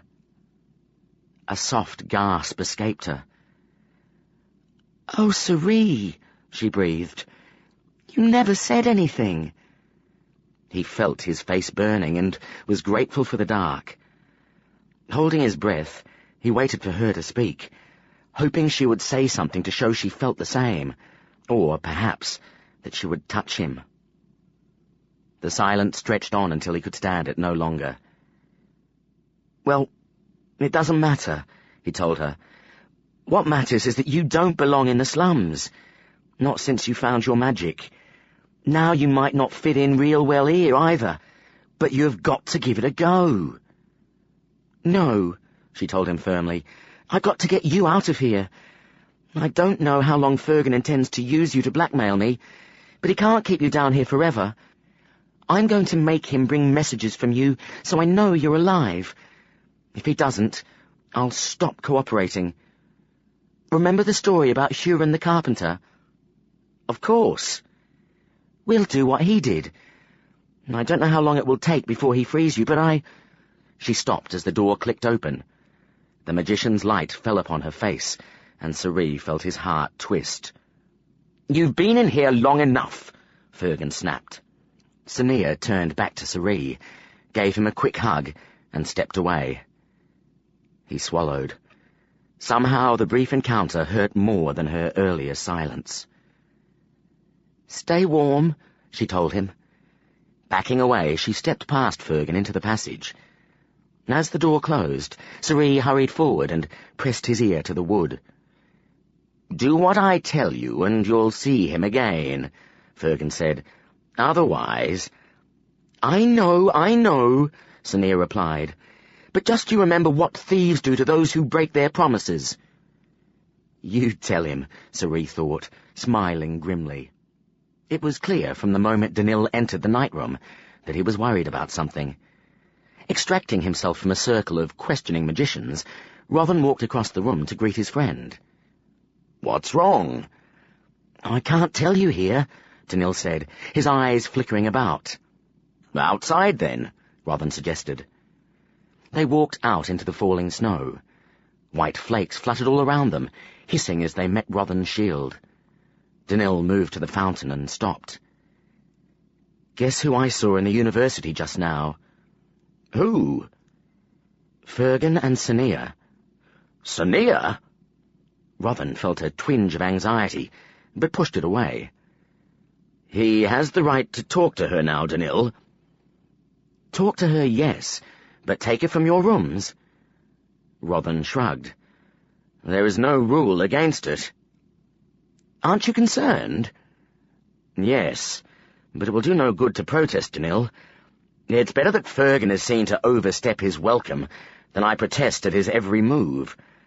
I doubt she would have gone with him if she didn't want to." Danil frowned. "Don't you want to know where he took her?" "Where?" A look of vexation crossed Danil's face. "I'm not sure exactly. I followed them into the university. Fergan took her into the inner passages. After that I lost them. They just disappeared." "They vanished before your eyes?" "No. I could hear Fergan talking. Then everything was silent. Too silent. I should have heard footsteps or a door closing. Something." Once again Rothan pushed away a feeling of unease. I would like to know where he took her. What could he possibly have to show her in the university? I'll ask her tomorrow. And if she doesn't tell you?" Rothan stared at the snow-covered ground, considering. The inner passages of the university led to small private rooms. Most would be empty or locked. There was nothing else there. Except... "I don't suppose he's shown her the underground passages," he murmured. "Of course!" Danil's eyes brightened, and Rothan instantly regretted his words. "That's it!" "It's highly unlikely, Danil. Nobody knows where the entrances are, except—" Danil wasn't listening. "It makes sense now. Why didn't I think of them?" He pressed his hands to the side of his head. Well, I would suggest strongly that you keep out of them. There are good reasons for the ban against using them. They're old and unsafe. Danil's eyebrows rose. So what about the rumours that a certain member of the guild uses them on a regular basis? Rothan crossed his arms. He can do as he pleases, and I'm sure he's capable of surviving if a passage collapsed. I'm also sure he wouldn't approve of you snooping around. What will you say if he discovers you in there? The light in Danil's eyes faltered as he considered that. I'd have to time it carefully, make sure I knew he was elsewhere. Don't even consider it, Rothan warned. You'll get lost. Danil snorted. It can't be any worse than the slums, can it? You're not going, Danil. But Rothan knew that, once Danil's curiosity was roused, nothing would deter his friend but the threat of expulsion. The guild wasn't going to cast him out for breaking a minor rule. Think carefully, Danil. You don't want to ruin your chance to become an ambassador, do you? Danil shrugged. If I can get away with negotiating with the thieves, I doubt a little snooping around under the university will earn me much disapproval. Defeated, Rothan turned and started back toward the night room.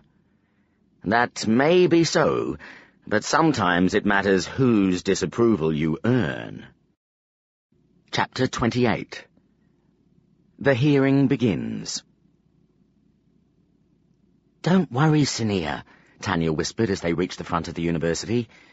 You'll be fine. The magicians are just a gaggle of old men who'd rather be sipping wine in their rooms than sitting in a draughty old hall. It will all be over before you know it started. Sonia couldn't help smiling at Tanya's description of the guild. Taking a deep breath, she followed Tanya up the stairs of the grand building. As they passed through the huge open doors, she caught her breath. They had entered a room full of staircases. Each was made of melted and fused stone and glass, and looked too frail to support a man's weight. The stairs spiraled up and down and around each other like an elaborate piece of jewelry.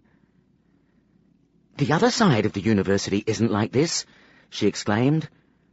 Tanya shook her head. The back entrance is for novices and magicians. This is the way that visitors come, so it has to be impressive. The servant continued through the room and started down a short corridor. Sonia could see the bottom half of another pair of enormous doors ahead. As they reached the end of the corridor, Sonia stopped and stared around in awe. They stood at the threshold of an enormous room. White walls stretched up to a ceiling of glass panels that shone brightly in the gold light of the afternoon sun.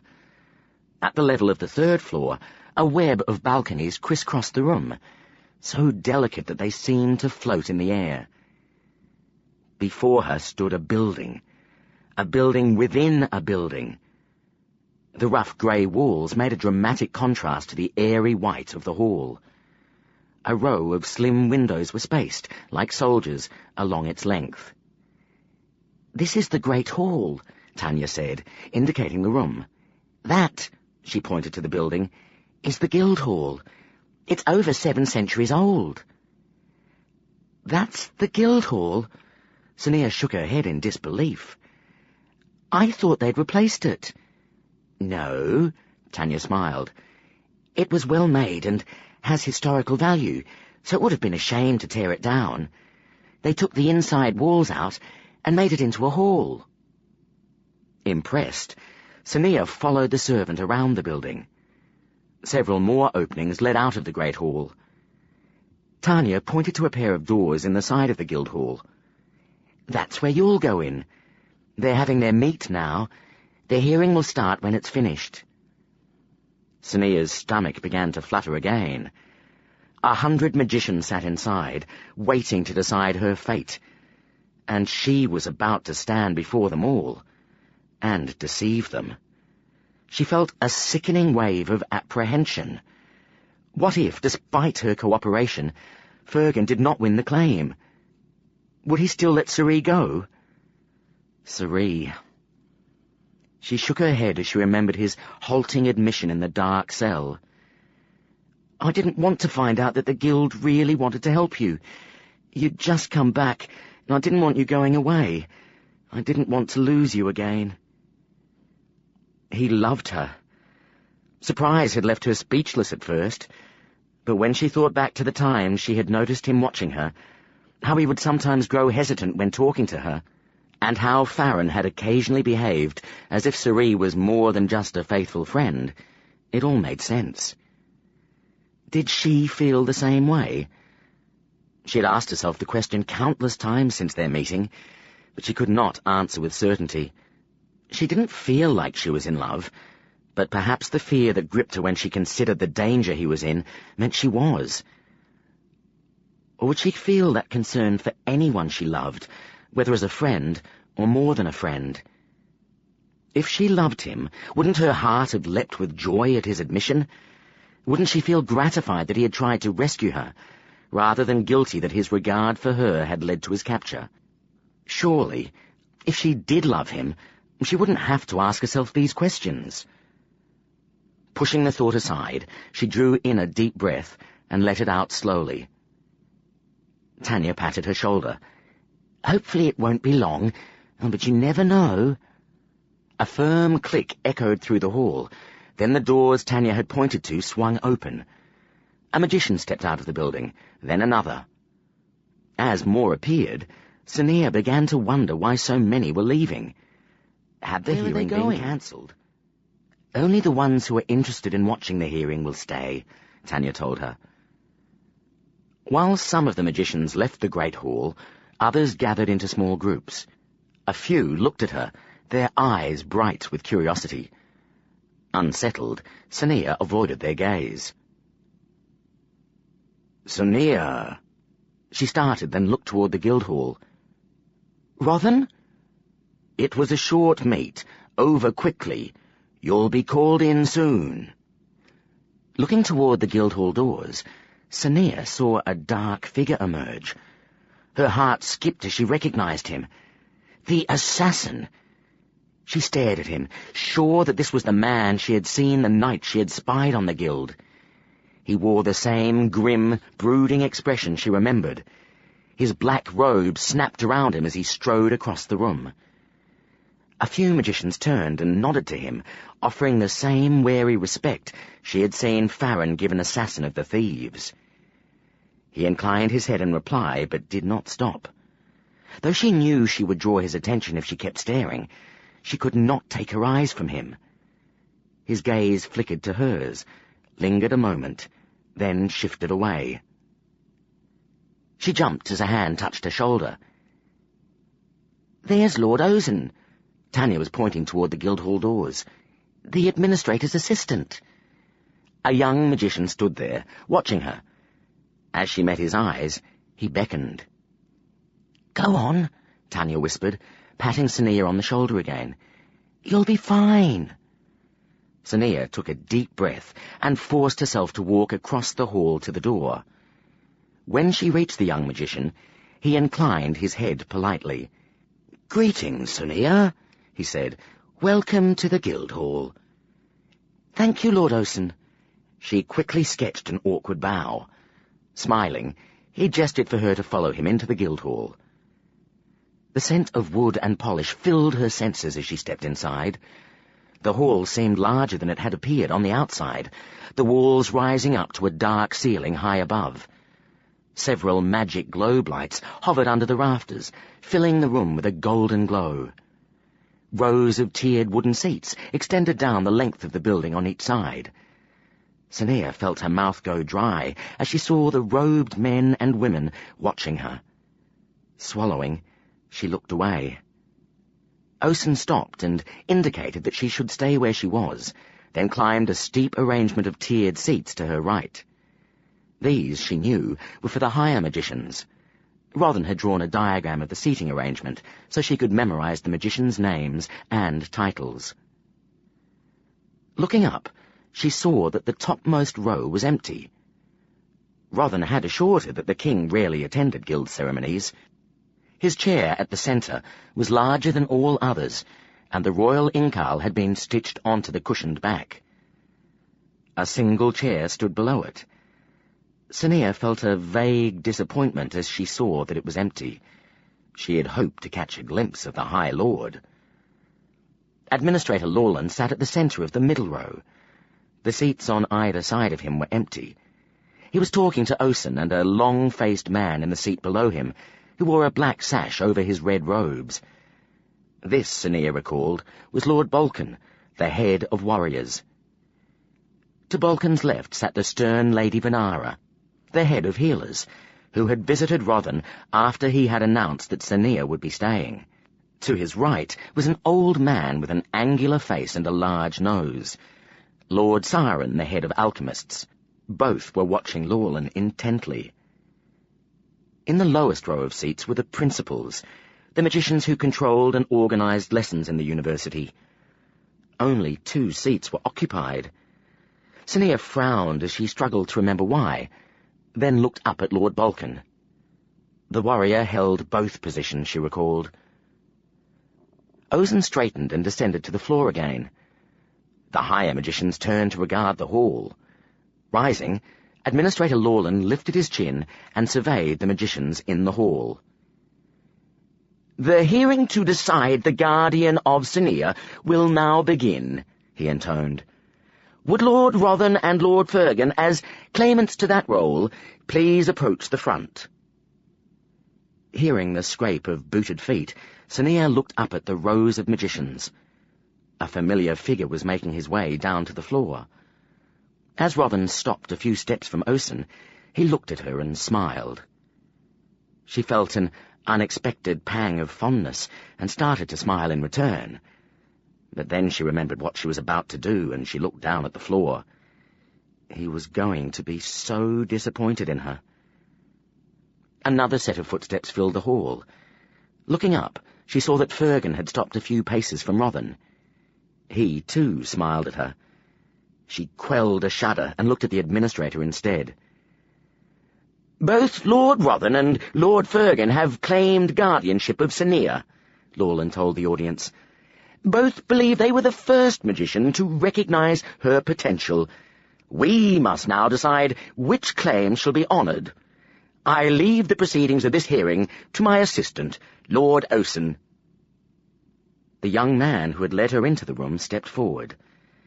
Taking a deep breath, Sania stared at the floor and tried to steel herself for what she must do. "Lord Rothan," Rothan turned to face Lord Osen, "will you please tell us of the events that led you to recognize Sania as a potential magician?" Nodding, Rothan cleared his throat. "On the day I recognized Sania's powers, the day of the purge, I was paired with Lord Fergan. We had arrived at the North Square and were assisting in the barrier shield. As always, a group of youths started throwing stones. I was facing Lord Fergan at the time. The shield was about 3 paces from us, on my left. At the edge of my vision, I saw a flash of light in the vicinity of the shield, and simultaneously felt the shield waver. I glimpsed a stone flying through the air just before it struck Lord Fergan on the temple, knocking him unconscious." Rothan paused, glancing at Fergan. "I caught Lord Fergan as he fell. When he was safely lying on the ground, I searched for the one who had thrown the stone. That is when I saw Sania." Osen took a step towards Rothan. "So this was the first time that you saw Sania?" "Yes." Osen crossed his arms. "At any point in time did you see Sania performing magic?" Rothan hesitated. "No, I did not," he admitted reluctantly. A low murmur began among the magicians seated to his right, but it quickly died away as Lord Osen glanced in that direction. "How did you know it was she who threw the stone that broke through the shield?" "I judged the direction from which the stone had come, and guessed that it had to be one of 2 youths," Rothan explained. "The closest, our boy, was not even paying attention. Sania, however, was staring at her hands in surprise. As I watched, she looked up at me and I knew from her expression that she had thrown the stone. And you believe that Lord Fergan could not have seen Sania before then? No, Lord Fergan could not have seen Sania at all that day, Rothan said dryly, due to the unfortunate nature of his injury. A few chuckles and coughs echoed in the hall. Lord Osen nodded, then moved away. He stopped in front of Fergan. "Lord Fergan," he said, "will you please tell us of the events of that day as you saw them?" Fergan inclined his head graciously. "I was assisting with the barrier in the North Square, as Rothan has described. A group of youths came forward and began throwing stones at us. I noted that there were about 10 of them. One was a young girl." Fergan glanced at Sania. "I thought she was behaving strangely, so when I turned away, I continued to observe her in the corner of my eye. When she threw her stone, I thought nothing of it, naturally, until I beheld a flash of light. I realized she must have done something to break the barrier." Fergan smiled. "This surprised me so much that, instead of deflecting the stone, my first reaction was to glance at her to confirm that it was indeed her." "So you realized that Sania had used magic after the stone broke through the shield, and before it struck you?" "Yes," Fergan answered. The hall echoed with voices as this was discussed. Gritting his teeth, Rothan resisted the urge to stare at Fergan. The warrior's story was a lie. Fergan had never glanced towards Sania. Rothan stole a quick look at her. She stood quietly in the shadows, her shoulders slumped. He hoped she understood how important her account would be in confirming his story. "Lord Fergan?" The room fell silent at this new voice. Rothan looked up at Lady Venara.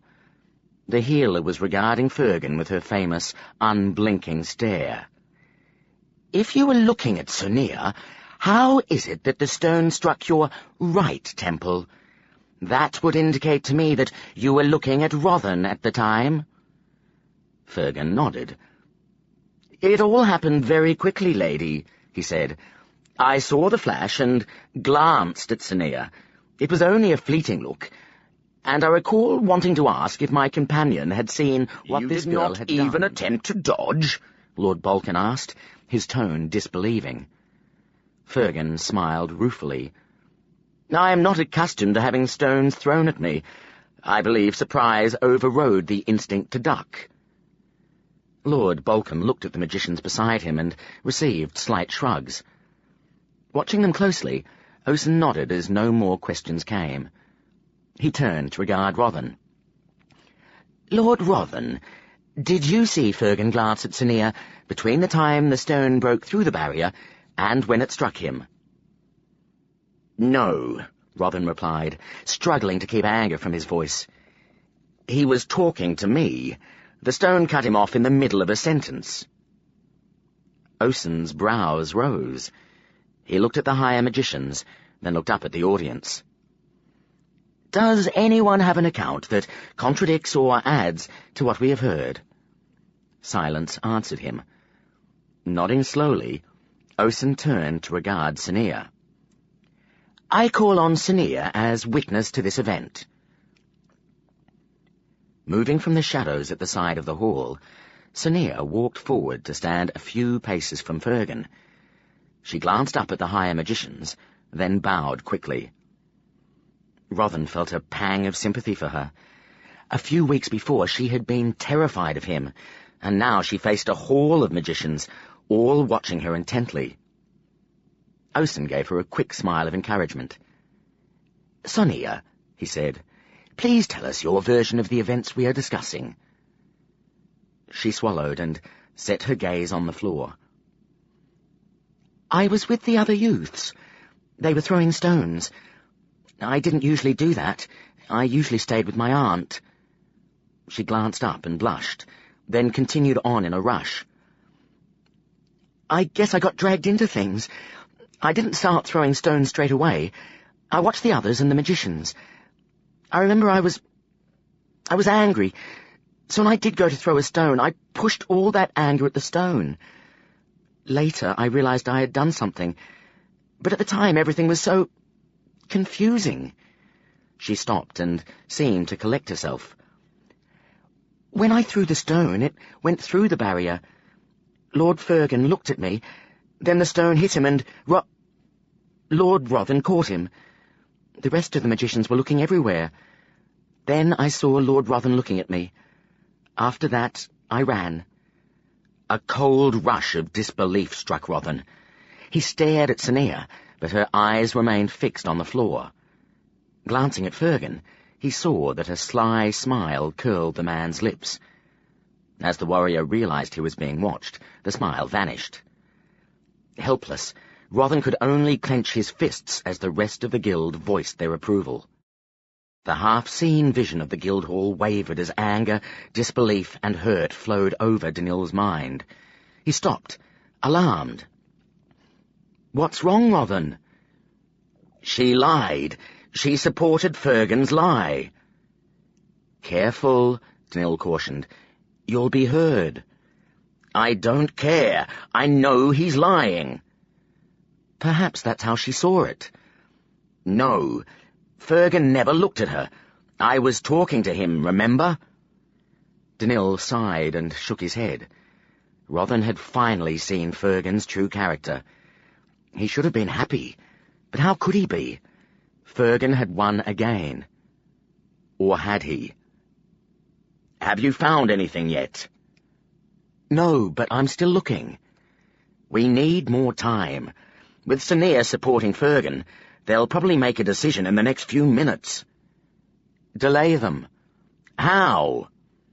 Danil drummed his fingers on a wall. "Ask to talk to her." Rothan's presence vanished as his attention returned to the hearing. Grimacing, Danil regarded the walls around him. Every magician knew that there were entrances to the underground passages inside the university. He had guessed that these entrances must be well hidden, or novices would be flouting the rule all the time. As he had expected, a simple search of the passages had revealed nothing. Though he was sure that he would eventually find something if he kept examining the walls closely, there wasn't time for that. He needed another clue.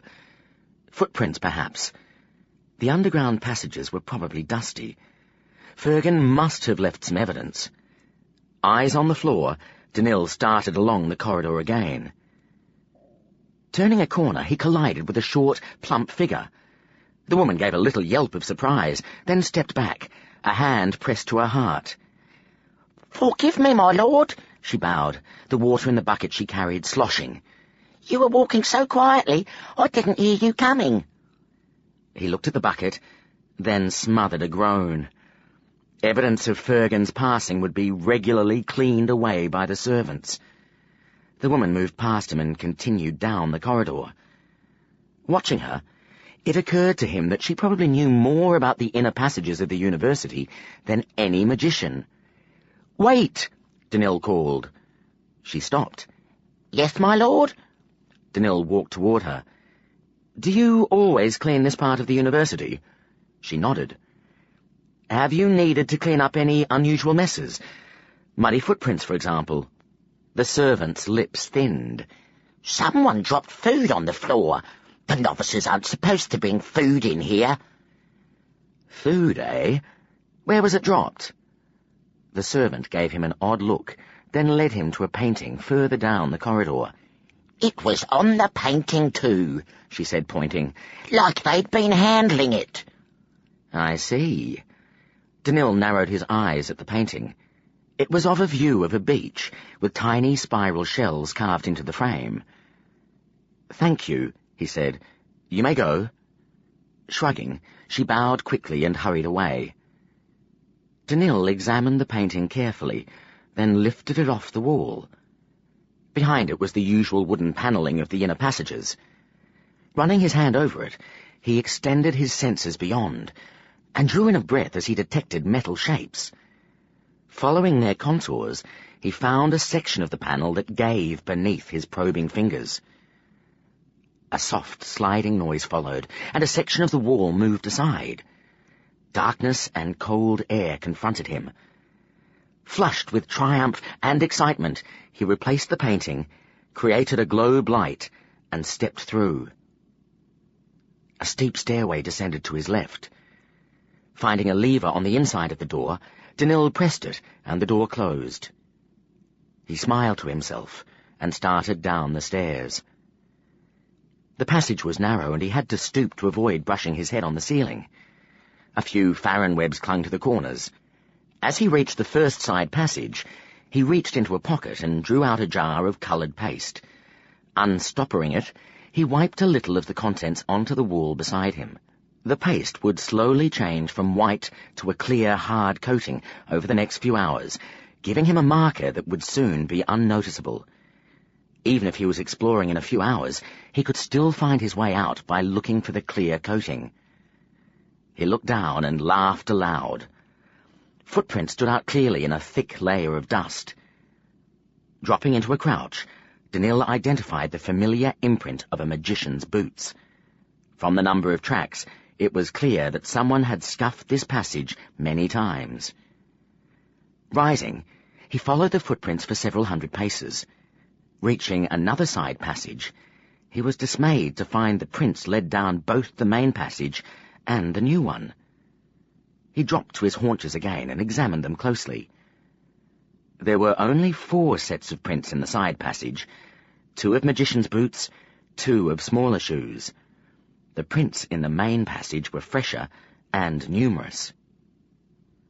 A faint sound touched his ears, then a very human-sounding sigh, a chill slowly running up his spine.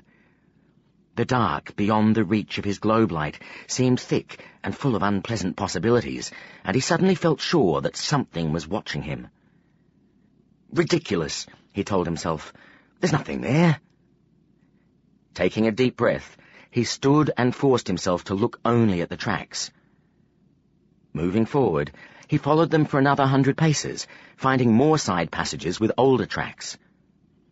Again, he felt a nagging certainty that he was being followed. Behind his footsteps there was the echo of softer treads. The faintest breeze brought a smell of rot, and something alive, but filthy. He turned a corner, and his imaginings fled. Ahead, about 20 paces away, the footprints ended at a door. He took a step forward, then went rigid with terror as a figure moved out of the side passage beside him. "Lord Danil, might I inquire as to your reasons for being here?" Staring at the man, Danil's mind seemed to divide into 2. While one part babbled excuses, the other watched helplessly as the first made an utter fool of itself. And, at the edge of his mind, a familiar presence was projecting both sympathy and smug satisfaction. "I told you not to go down there," Rothan sent. In the lightless silence, the sound of his stomach grumbling was loud. Suri rubbed his belly and continued to pace. He was certain now that more than a day had passed since his last meal, which meant that a week had gone by since he had seen Sania. Leaning against the door, he cursed Fergan with every unsavoury ailment he could think of. Between the words, he heard the sound of footsteps and froze. His stomach growled fiercely in anticipation. The footsteps were slower, taunting him.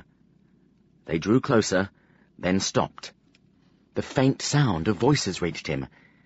2 voices, both male. He drew in a quick breath and pressed his ear to the door. "Tunnels are extensive. It is easy to become disoriented. Magicians have been lost for days and returned starved. I suggest you retrace your steps." The voice was stern and unfamiliar. Another voice replied.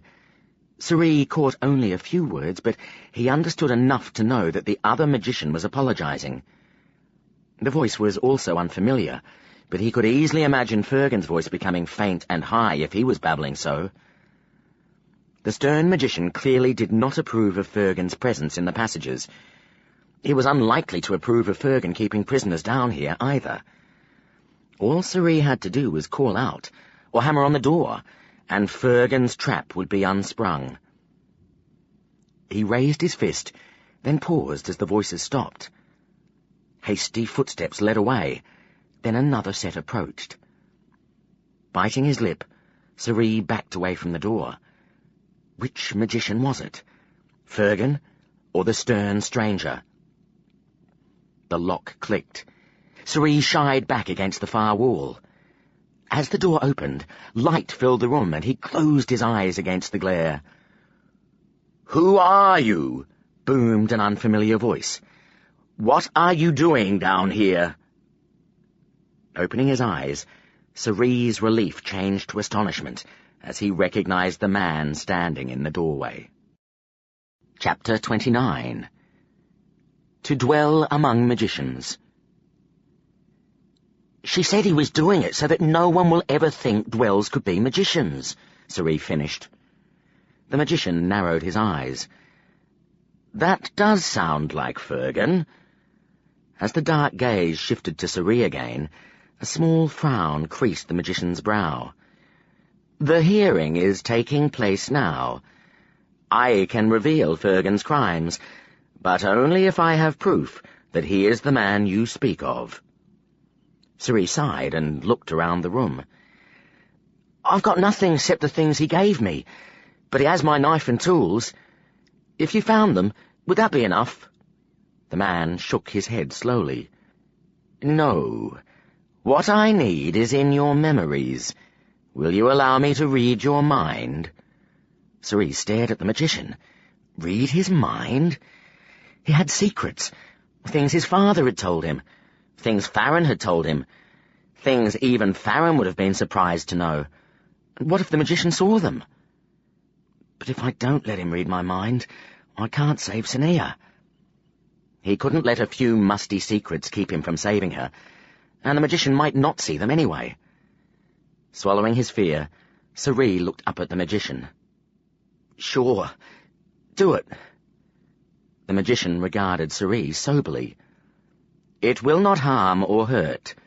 Close your eyes." Taking a deep breath, Sorcery obeyed. He felt fingers touch his temples. At once, he became aware of another mind. It seemed to drift in behind his own. Then a voice spoke from somewhere. "Think of the day your friend was captured." A memory flashed before his eyes. The other mind seemed to catch and steady it. Sorcery found himself in a snow-filled alley. It was like a vision, clear and yet lacking fine detail. He saw Sania running away from him, and felt an echo of the fear and despair he had felt as he had hammered against the invisible barrier that had separated them. Turning, he saw a man wearing a cloak standing behind him. "This is the man who captured you?" "Yes." "Show me how." Once again a memory flashed through his mind, was caught and replayed. He stood outside the magician's building, looking up at Sania. Fergan appeared, chased him, caught him. The blue-robed magician and his companion appeared, took Sorcery to Sania. His memory sped on. He was leaving Sania and walking through the magician's building. Fergan was suggesting they go through the university. They entered the building and travelled down passages. Then Fergan opened the secret door and forced him through. The blindfold touched his face again, and he heard his own steps as he walked down the underground passage. He faced the cell again, walked inside, heard the door close. "When did you see him next?" Memories of the magician's visits followed. Sorcery saw himself searched and robbed of his possessions, then relived his failed attack and was healed.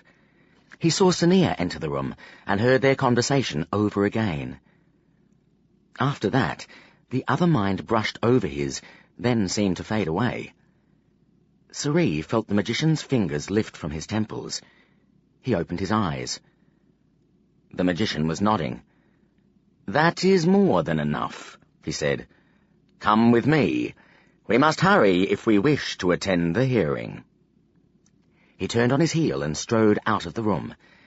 Following, Sorcery felt relief rush over him as he stepped out of the cell. He looked back once, then hurried after his rescuer.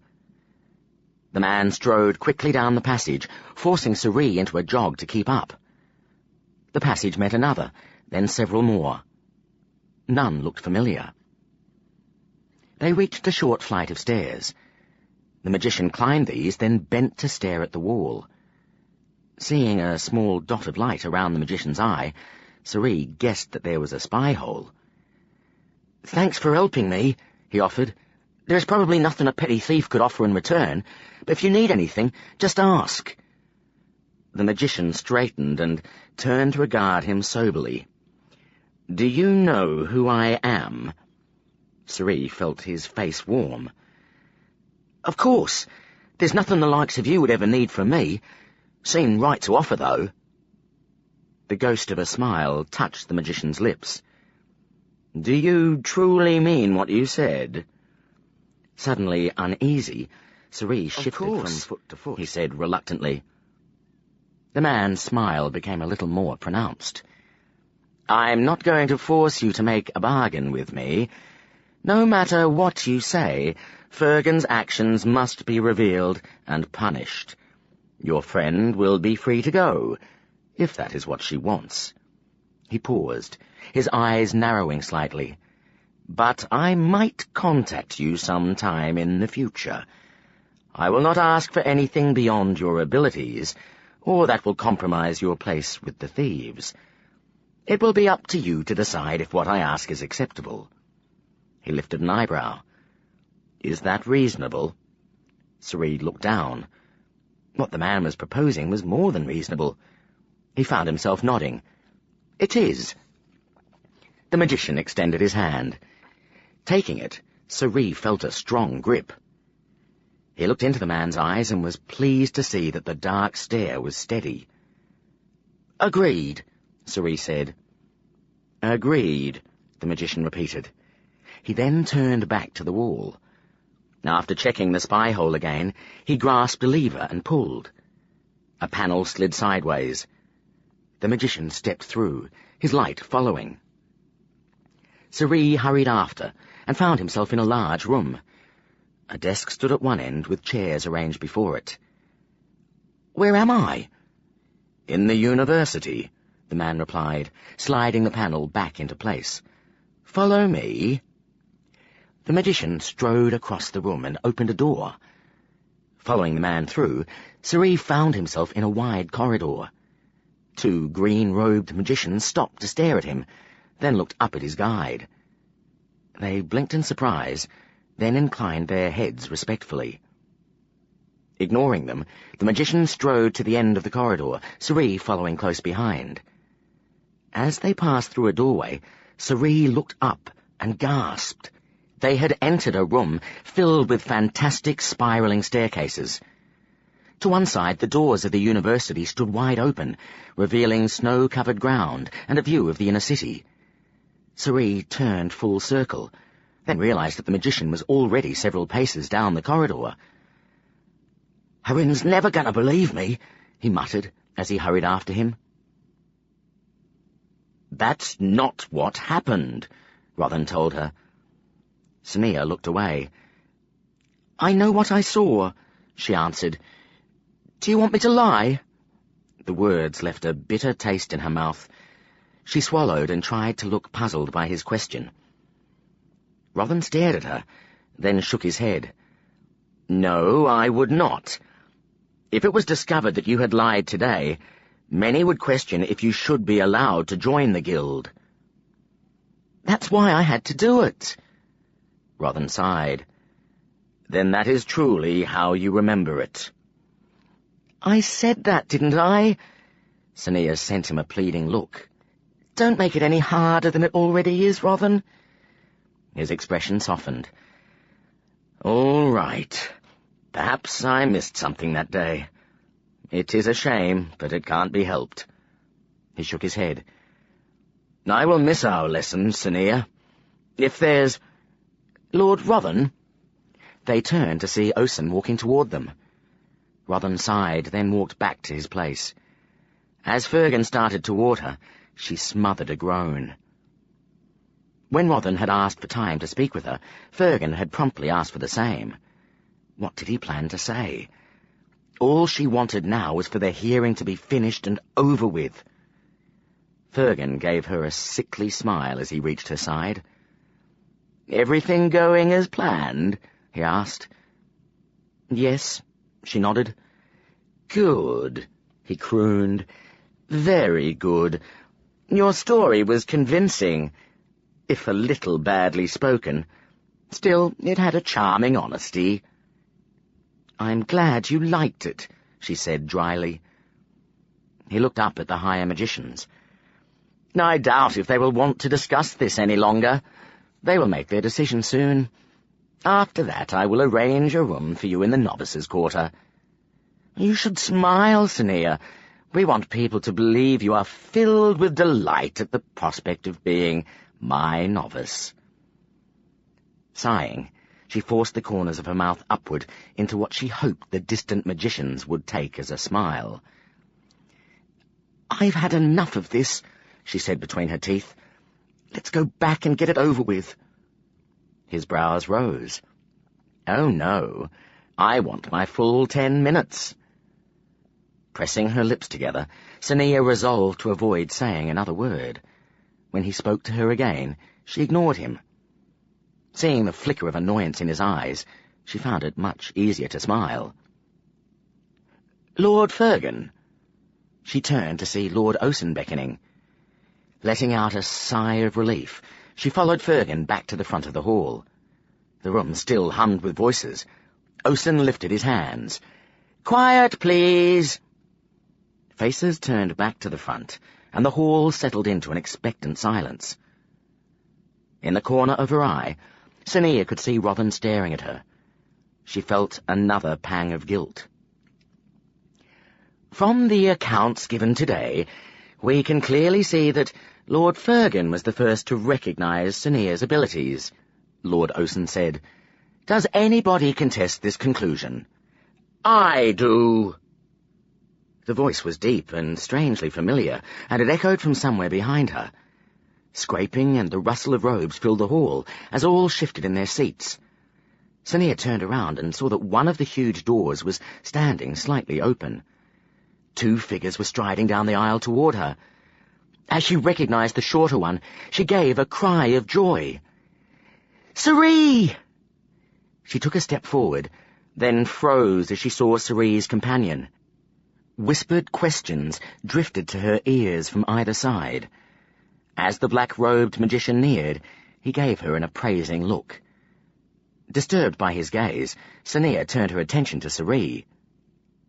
Though pale and dirty, Sari was grinning happily.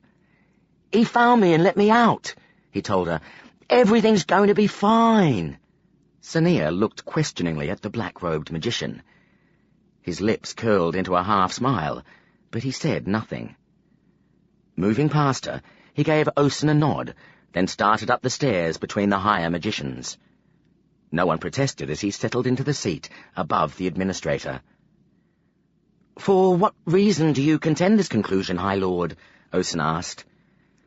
The room seemed to tilt beneath her. She stared at the black-robed magician. This man was no assassin. He was the guild's leader. "Evidence of deception," the High Lord replied. "The girl has been forced to lie." Sania heard a strangled sound to her right. Turning, she saw that Fergan's face was white.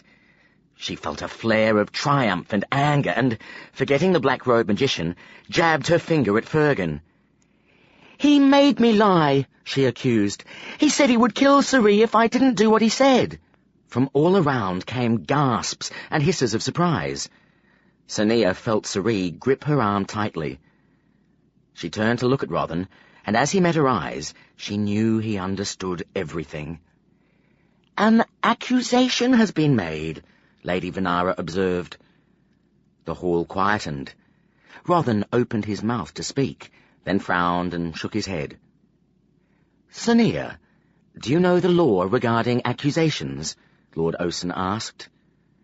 Sania drew in a sharp breath as she remembered.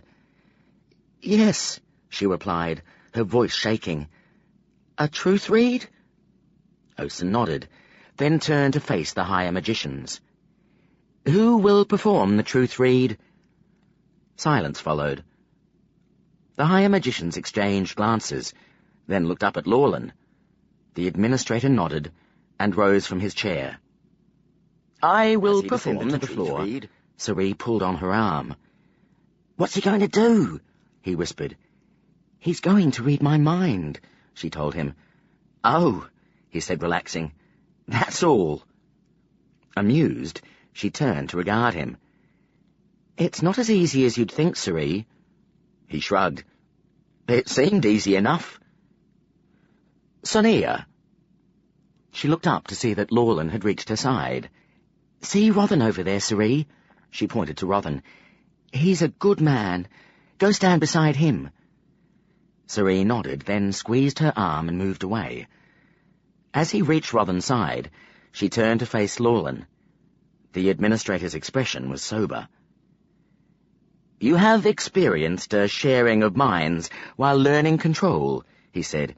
"This will be a little different. I will be wanting to see your memories. It will take a great deal of your concentration to separate what you want to show me from anything else that you think of. To help you, I will prompt you with questions. Are you ready?" She nodded. "Close your eyes." Obeying, she felt his hands touch the sides of her head. "Show me the room that is your mind." Drawing up the wooden walls and doors, she sent Lawlin an image of the room. She sensed a fleeting amusement. "Such a humble abode. Now, open the doors." Turning to face the double doors, she willed them open. Instead of houses and a street, darkness stretched beyond.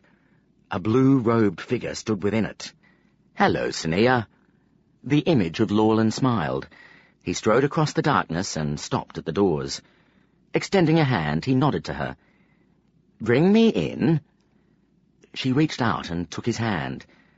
At her touch, the room seemed to slide under his feet. "Don't be afraid or concerned," he told her.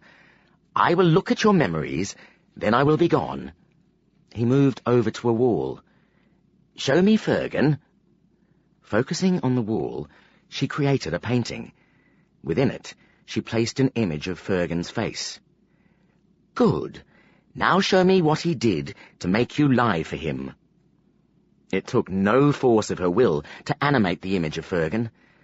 The painting swelled to fill the wall and changed to show Rothan's guest room. Fergan strode toward them and placed Cerise's knife on the table in front of her. "I have the owner of this knife locked in a dark little room that nobody here knows of." The scene blurred, and then Fergan was crouching in front of them, larger than reality. "Do what I tell you, and I will release your friend. Give me any trouble, and I will leave him there forever." When you tell them this, the higher magicians will have no choice but to grant me your guardianship. You'll enter the guild, but I assure you, it won't be for long. Once you have performed a little task for me, you'll be sent back where you belong. You'll get what you want, and so will I. You have nothing to lose from helping me, but—" He picked up the dagger and ran a finger along the blade. "You'll lose that little friend of yours if you don't." She felt a wave of anger from the presence at her side. Distracted, she glanced at Lawlin, and the painting faded into the wall. Turning back, she willed it to appear again. Drawing on her memory, she filled the painting with an image of Cerise, dirty and thin, and the room he had been imprisoned in. Fergan stood to one side, looking smug. The smell of stale food and human waste flowed from the painting into the room. At this scene, the Lawlin image shook his head. He turned to face her. "This is outrageous! It is fortunate indeed that the High Lord found your friend today." At the mention of the black-robed magician, Sonia sensed the painting change. As she turned toward it, Lorland followed her gaze and drew in a sharp breath. "What is this?" Within the frame stood the High Lord, dressed in blood-soaked beggar's clothes. Lorland turned to stare at her. "When did you see this?" "Many weeks ago." "How? Where?" Sania hesitated. If she let him see the memory, he would know that she had trespassed and spied upon the guild.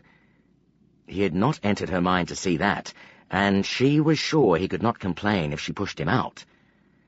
But a part of her wanted him to see. There could be no harm now in letting the magicians discover her intrusion, and she craved an answer to the mystery of the black-robed magician. "Very well. It began like this." The painting changed to show Sorcery leading her through the guild.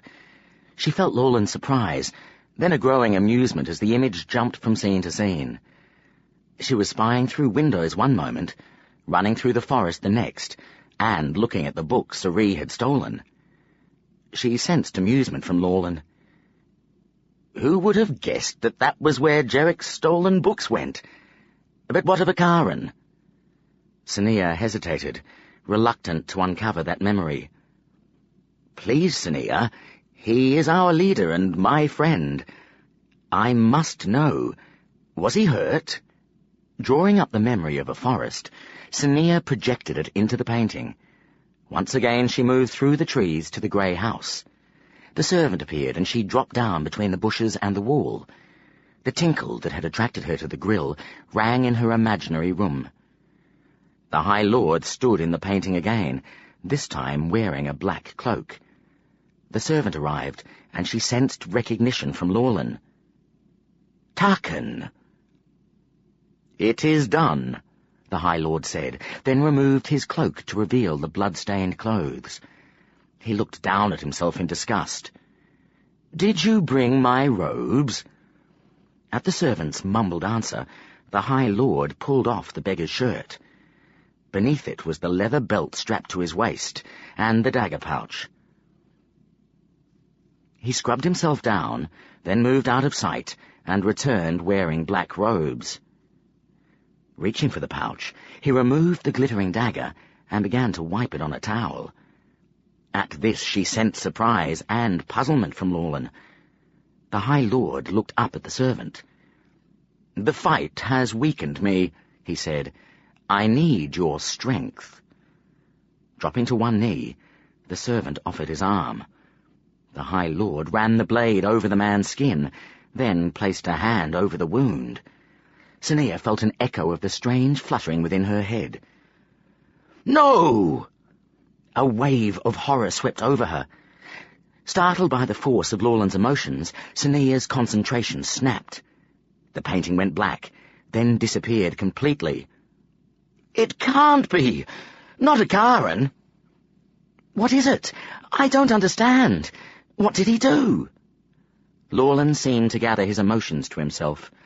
His image slowly faded to nothing, and she realized he had left her mind. "Do not move or open your eyes. I must think this over before I face him again." He was silent for several heartbeats, then his presence returned. "What you have seen is forbidden," he told her. "It is what we call black magic. By using it, a magician can take strength from any living creature, human or animal. For Akaran to be using it is terrible beyond belief. He is powerful, more powerful than any of us. Oh, this must be the reason for his extraordinary strength. If that is so, then he must have been practicing these vile arts before he returned from abroad." Lorland paused as he considered this.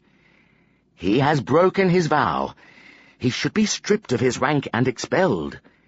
If he has used these powers to kill, the penalty is death. But—" Sania sensed anguish from the magician. Another long silence followed. "Lorland?" He seemed to collect himself again. "I am sorry, Sania. He has been my friend since we were both novices, So many years, and I had to find this." When he spoke again, there was a cold determination behind his sending. "We must remove him, but not now. He is too powerful. If we confront him and he fights us, he could easily win, and each killing he made would make him stronger. With his secret revealed and no reason to hide his crime, he could kill indiscriminately. The entire city would be in danger." Shocked by what he was describing, Sania shivered. "Do not fear, Sania," Lawland soothed. "I will not allow that to happen. We can't confront him until we know we can defeat him. Until then, we must not let anybody know about this. We must prepare in secret. That means you must never speak of this to anybody. Yes, you understand?" "Must you let him remain the guild's leader?" "Unfortunately, yes. When I know we are strong enough, I will gather all the magicians together. I will have to move quickly, without warning. Until then, only you and I can know of this." "I understand." "I know you want to return to the slums, Sania, and I would not be surprised if this discovery has increased your determination to leave. But I must ask you to stay. We will need all the help we can get when the time comes. Also, I fear that, though I do not like to think it, you may be an attractive victim for him. He knows you have strong powers. You would be a potent source of magic. With your powers blocked, and living out of the sight of those who would recognize the death brought by black magic, you would be the perfect victim. Please, for your sake and ours, stay here with us." "You want me to live here, right under his nose?" "Yes, you will be safer here." "If you couldn't find me without the thieves' help, how would he?" "Akaran has finer senses than the rest of us. He was first to know when you started using your powers. I fear he would find you easily." She sensed that he truly feared for her safety. How could she argue with the administrator of the guild? If he believed she would be in danger, then she probably was. She had no choice. She had to stay. To her surprise, she felt no anger or disappointment, only relief. Suri had told her that she should not consider herself a traitor by becoming a magician. She would learn to use her magic, master the skills of healing, and perhaps, one day, she would take what she knew and help the people she had left. And it would be satisfying to thwart those magicians who, like Fergan, believed that dwells should not join the guild. "Yes," she sent, "I will stay." "Thank you, Sania. Then there is one other we must trust with our secret. As your guardian, Rothan may have reason to go into your mind again, particularly when the time comes to teach you healing. He may see what you have shown me today. You must tell Rothan about Akaran, and of all that I have said to you today. I know he can be trusted to remain silent." "I will." "Good. Now I am going to release you and confirm Fergan's crime. Try not to show any fear of Akaran. If it helps, don't look at him at all, and keep your thoughts buried deep." Feeling his hands lift from her temples, she opened her eyes. Lawland regarded her solemnly, his eyes bright. Then his expression smoothed, and he turned to face the higher magicians. "She speaks the truth," he said. A shocked silence followed Lawland's words. Then the room began to buzz with exclamations and questions. Lawland lifted a hand, and the room fell silent again. "Lord Fergan imprisoned this young man," Lawland gestured toward Suri, "after he had told me he was going to escort him to the gates. He locked him in a room underneath the guild, then told Sania that he would kill her friend if she did not lie at this hearing to confirm his story. Having won his claim, he intended to force her to break one of our rules, so that she would be publicly expelled." "Why?" Lady Venara hissed. "From what Senia understands," Lawlin answered, "to dissuade us from offering a place in the guild to other commoners." "She wanted to leave anyway!" All eyes turned toward Fergan. He stared defiantly at the higher magicians. "I'll admit I got a little carried away," he said, "but I only wanted to save the guild from itself. You would have us welcome thieves and beggars into the guild, without asking whether we, or the houses, or even the king we serve, wishes it. It may seem a small thing to let a beggar girl into the guild, but what will it lead to?" His voice rose. "Will we let more of them in? Will we become a guild of thieves?" A murmur followed, and, looking at the magicians on either side, Senia saw several heads shaking. Fergan looked at her and smiled. She wanted to have her powers blocked so that she could return home. Ask Lord Rothan. He will not deny it. Ask Administrator Lawlin. I asked her to do nothing that she did not already want. Senia clenched her fists. "Nothing I did not already want?" she spat. "I did not want to make the novice's vow and then break it. I did not want to lie. You imprisoned my friend. You threatened to kill him. You are—" She stopped, suddenly aware that all eyes were watching her. Taking a deep breath, she faced the higher magicians. "When I first came here, it took a long time before I saw that you were not—" She paused, not liking the image she saw of herself, standing in the Guildhall, calling the magicians names. Instead, she turned to point at Fergan. "But he is everything I had been taught to believe all magicians are." Silence followed her words. Lawlin regarded her solemnly, then slowly nodded. He turned to face Fergan. "You have committed numerous crimes, Lord Fergan," he said, "some of them of the most serious nature. I need not ask you to explain yourself. You have done so quite well enough already. A hearing to discuss your actions and decide your punishment will be held in 3 days. In the meantime, I suggest that you cooperate with our investigations." He strode past Osen and climbed the stairs between the higher magicians. The High Lord watched him, a half-smile curling his lips. Senia shivered as she imagined the conflicting emotions that Lawlin must feel under that gaze. "The issue we have gathered to discuss is now irrelevant," Lawlin announced. "I hereby grant guardianship of Senia to Lord Rothan, and declare this hearing ended." The hall filled with voices and the thunder of booted feet as the magicians rose from their seats. Senia closed her eyes and sighed. "It's over." Then she remembered Akaran. "No, it isn't," she reminded herself. "But, for now, that is not for me to worry about." "You should have told me, Senia." Opening her eyes, she found Rothan standing in front of her, Suri at his side. She looked down. "I'm sorry." To her surprise, Rothan gave her a quick hug. "Don't apologize," he told her.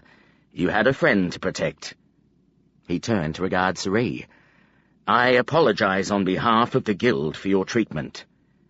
Suri smiled and waved her hand dismissively. "Get me my stuff back and I'll forget about it." Rothan frowned. "What are you missing?" 2 daggers, a few knives, and my tools." "Tools?" Rothan echoed. "Picks." Rothan lifted an eyebrow at Senia. "He's not joking, is he?" She shook her head. "I'll see what I can do," Rothan sighed, then looked over Senia's shoulder. "Ah, here's a man more familiar with the ways of thieves, Lord Danil." Peeling a pat on her shoulder, Senia turned to find the tall magician grinning down at her. "Well done," he told her. "You have done me and the rest of the guild a great service." Rothan smiled crookedly. "Feeling particularly cheerful, Danil?" Danil gave his friend a haughty look. "Who was right about Fergan, then?" Sighing, Rothan nodded. "You were." "Now do you understand why I dislike him so much?" Seeing Soree, Danil's expression became thoughtful. "I think the thieves are looking for you. They sent me a message asking if I knew where a companion of Sonia's had disappeared to. They sounded quite concerned." Soree looked up at the tall magician appraisingly. "Who sent the message?" "A man named Goran." Sonia frowned. "So Goran was the one who told the guild where to find me, not Farron." "They Soree betrayed turned you?" to stare at her. She shrugged. "They had no choice. It was a good thing they did, actually." "That's not the point." A gleam had entered Soree's eyes. Guessing what he was thinking, Sonia smiled. "I do love him," she thought suddenly. "But right now it's a friend's love." Perhaps if they had time together, without all the distractions they'd had for the last months, it would grow into something more. But that wasn't going to happen. Not now that she was joining the guild, and he was returning, most likely, to the thieves. Knowing this, she felt a small pang of regret, but pushed it away. Glancing around the hall, she was surprised to see that it was nearly empty. Fergan still stood nearby, among a group of magicians. As she looked toward him, he caught her eye and sneered. "Look at them," he said. "One consorts with beggars, the other with thieves." His companions laughed. "Shouldn't he be locked up or something?" she mused aloud. Rothan, Danil, and Soree turned to regard the magician. "No," Rothan replied. "He'll be watched, but he knows that there's a chance he won't be expelled if he appears repentant. Most likely he'll be given a duty to perform that nobody wants. Probably one that will involve working in some remote place for several years." Fergan scowled, then turned on his heel and strode toward the door, his companions following. Danil's smile widened, but Rothan shook his head sadly. Soree shrugged and turned to regard her. "What about you?" he asked. "Sonia is free to go," Rothan replied. "She'll have to stay another day or two, however. By law, she must have her powers blocked before she returns to the slums." Soree looked at her, his brows knitting. "Blocked? They're going to block your magic?" Sonia shook her head. "No." Rothan frowned, then looked at her closely. "No?" "Of course not. It would make it a bit difficult to teach me, wouldn't it?" He blinked. "You're really staying?" "Yes," she smiled. "I'm staying." Epilogue. In the air above the table floated a speck of light. It slowly expanded until it was a globe about the size of a child's head, then rose up to hover near the ceiling. "That's it," Rothan told her. "You've made a globe light." Sonia smiled. "Now I really do feel like a magician." Rothan looked at her face and felt his heart warm. It was hard to resist the temptation to keep teaching her magic when it obviously gave her so much pleasure. "At the speed you're learning, you'll be weeks ahead of the other novices when you start lessons in the university," he told her. "At least in magic. But—" Reaching to a pile of books beside his chair, he started to sort through them. "Your calculation skills are far behind," he said firmly. "It's time we got stuck into some real work." Sonia looked down at the books and sighed. "I wish I'd known what tortures you were going to put me through before I decided to stay." Chuckling, Rothan slid a book across the table. He paused, then narrowed his eyes at her. "You haven't answered my question yet." "What question?" "When did you decide to stay?" The hand reaching for the book froze. Sonia looked up at him. The smile she gave him did not extend to her eyes. "When it occurred to me that I should," she said. "Now, Sonia," Rothan shook a finger at her, "don't get evasive on me again," She leaned back in her chair. "I decided at the hearing," she told him. "Fergan made me realize what I was giving up. But that wasn't what changed my mind. Sorcery told me he'd think I was stupid if I went home, and that helped too." Rothan laughed. "I like your friend. I don't approve of him, but I like him." She nodded, then pursed her lips. "Rothan, is there a chance at all that someone might be able to hear us?" she asked. "Servants? Other magicians?" He shook his head. "No." She leaned forward. "Are you absolutely sure?" "Yes," he said. "There's—" She paused, then slipped out of her chair and knelt down beside him, her voice dropping to a murmur.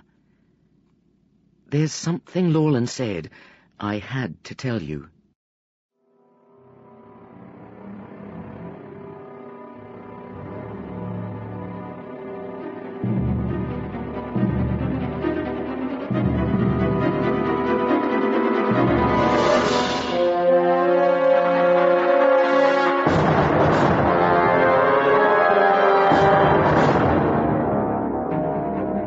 Belinda Audiobooks hopes you enjoyed the reading of The Magician's Guild, Book 1 of the Black Magician Trilogy, written by Trudy Canavan and read by Richard Aspel.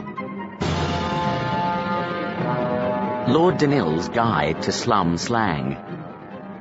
Blood money, payment for assassination. Boot. Refuse. Refusal. Don't boot us. Kappa. Man who frequents brothels. Clicked. Occurred. Client. Person who has an obligation or agreement with a thief. Counter. Whore. Done. Murdered. Dull. Persuade to keep silent. Dunghead. Fool. Dwells. Term used to describe slum dwellers. Eye. Keep watch. Fired. Angry. Got fired about it. Fish. Propose. Ask. Look for. Also someone fleeing the guard. Gauntlet. Guard who is bribable or in the control of a thief. Gold mine. Man who prefers boys. Good go. A reasonable try. Got. Caught. Grandmother. Pimp. Gutter. Dealer in stolen goods. Hi. A call for attention or expression of surprise or inquiry. Heavies. Important people. Kin. A thief's closest and most trusted. Knife. Assassin, hired killer. Messenger. Thug who delivers or carries out a threat. Mind. Hide. Minds his business. I'll mind that for you. Mug. Mouth. As in vessel for bowl. Out for. Looking for. Pick. Recognize, understand. Punt. Smuggler. Right-sided. Trustworthy, heart in the right place. Rope. Freedom. Rub. Trouble. Got into some rub over it. Shine. Attraction. Got a shine for him. Show. Introduce. Space. Allowances. Permission. Squimp. Someone who double-crosses the thieves. Style. Manner of performing business. Tag. Recognize. Also means a spy, usually undercover. Thief. Leader of a criminal group. Watcher. Posted to observe something or someone. Wild. Difficult. Visitor. Burglar. Glossary. Animals. Argomoths. Pests that eat clothing. Anyi. Sea mammals with short spines. Sereni. Small rodent. Enka. Horned domestic animal bred for meat. Ioma. Sea leeches. Farron. General term for arachnids. Goran. Large domestic animal used for food and to haul boats and wagons. Harrel. Small domestic animal bred for meat. Limek. Wild predatory dog. Maluk, wild nocturnal bird. Rasuk, domestic bird used for meat and feathers. Ravi, rodent, larger than Serini. Reba, domestic animal, bred for wool and meat. Sapfly, woodland insect. Sevli, poisonous lizard.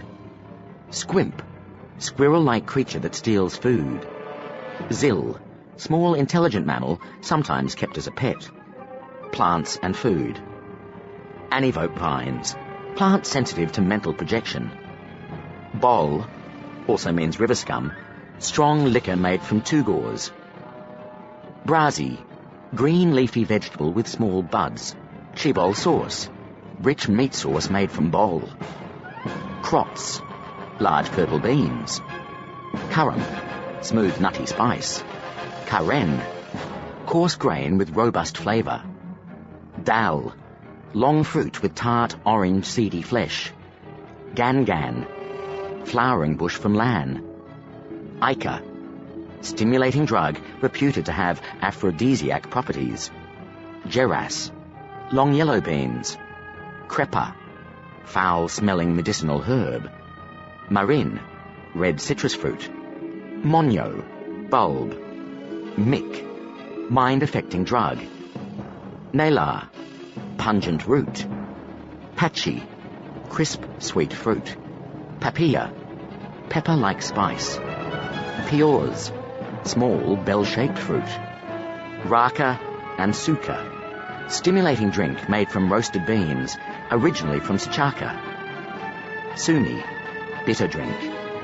Telk, seed from which an oil is extracted. Ten, grain that can be cooked as is, broken into small pieces, or ground to make a flour. Tugor, parsnip-like root. Ver, berries from which most wine is produced.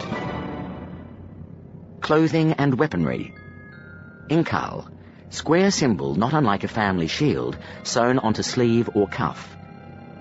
Kebin, iron bar with hook for catching attacker's knife, carried by guards. Long coat, ankle-length coat. Public houses. Bathhouse, establishment selling bathing facilities and other grooming services. Boll house, establishment selling boll and short-term accommodation. Brewhouse, boll manufacturer. Stay house, rented building, a family to a room. Peoples of the Allied lands. Aline, closest to Coralia in position and culture, enjoys a milder climate. Coralia, home of the guild. Lan, a mountainous land peopled by warrior tribes. Lonmar, a desert land home to the strict Marga religion. Vin, an island nation known for their seamanship. Other terms. Cap, coins threaded on a stick to the value of the next highest denomination. Dawn feast, breakfast. Mid-break, lunch. Simba mats, mats woven from reeds.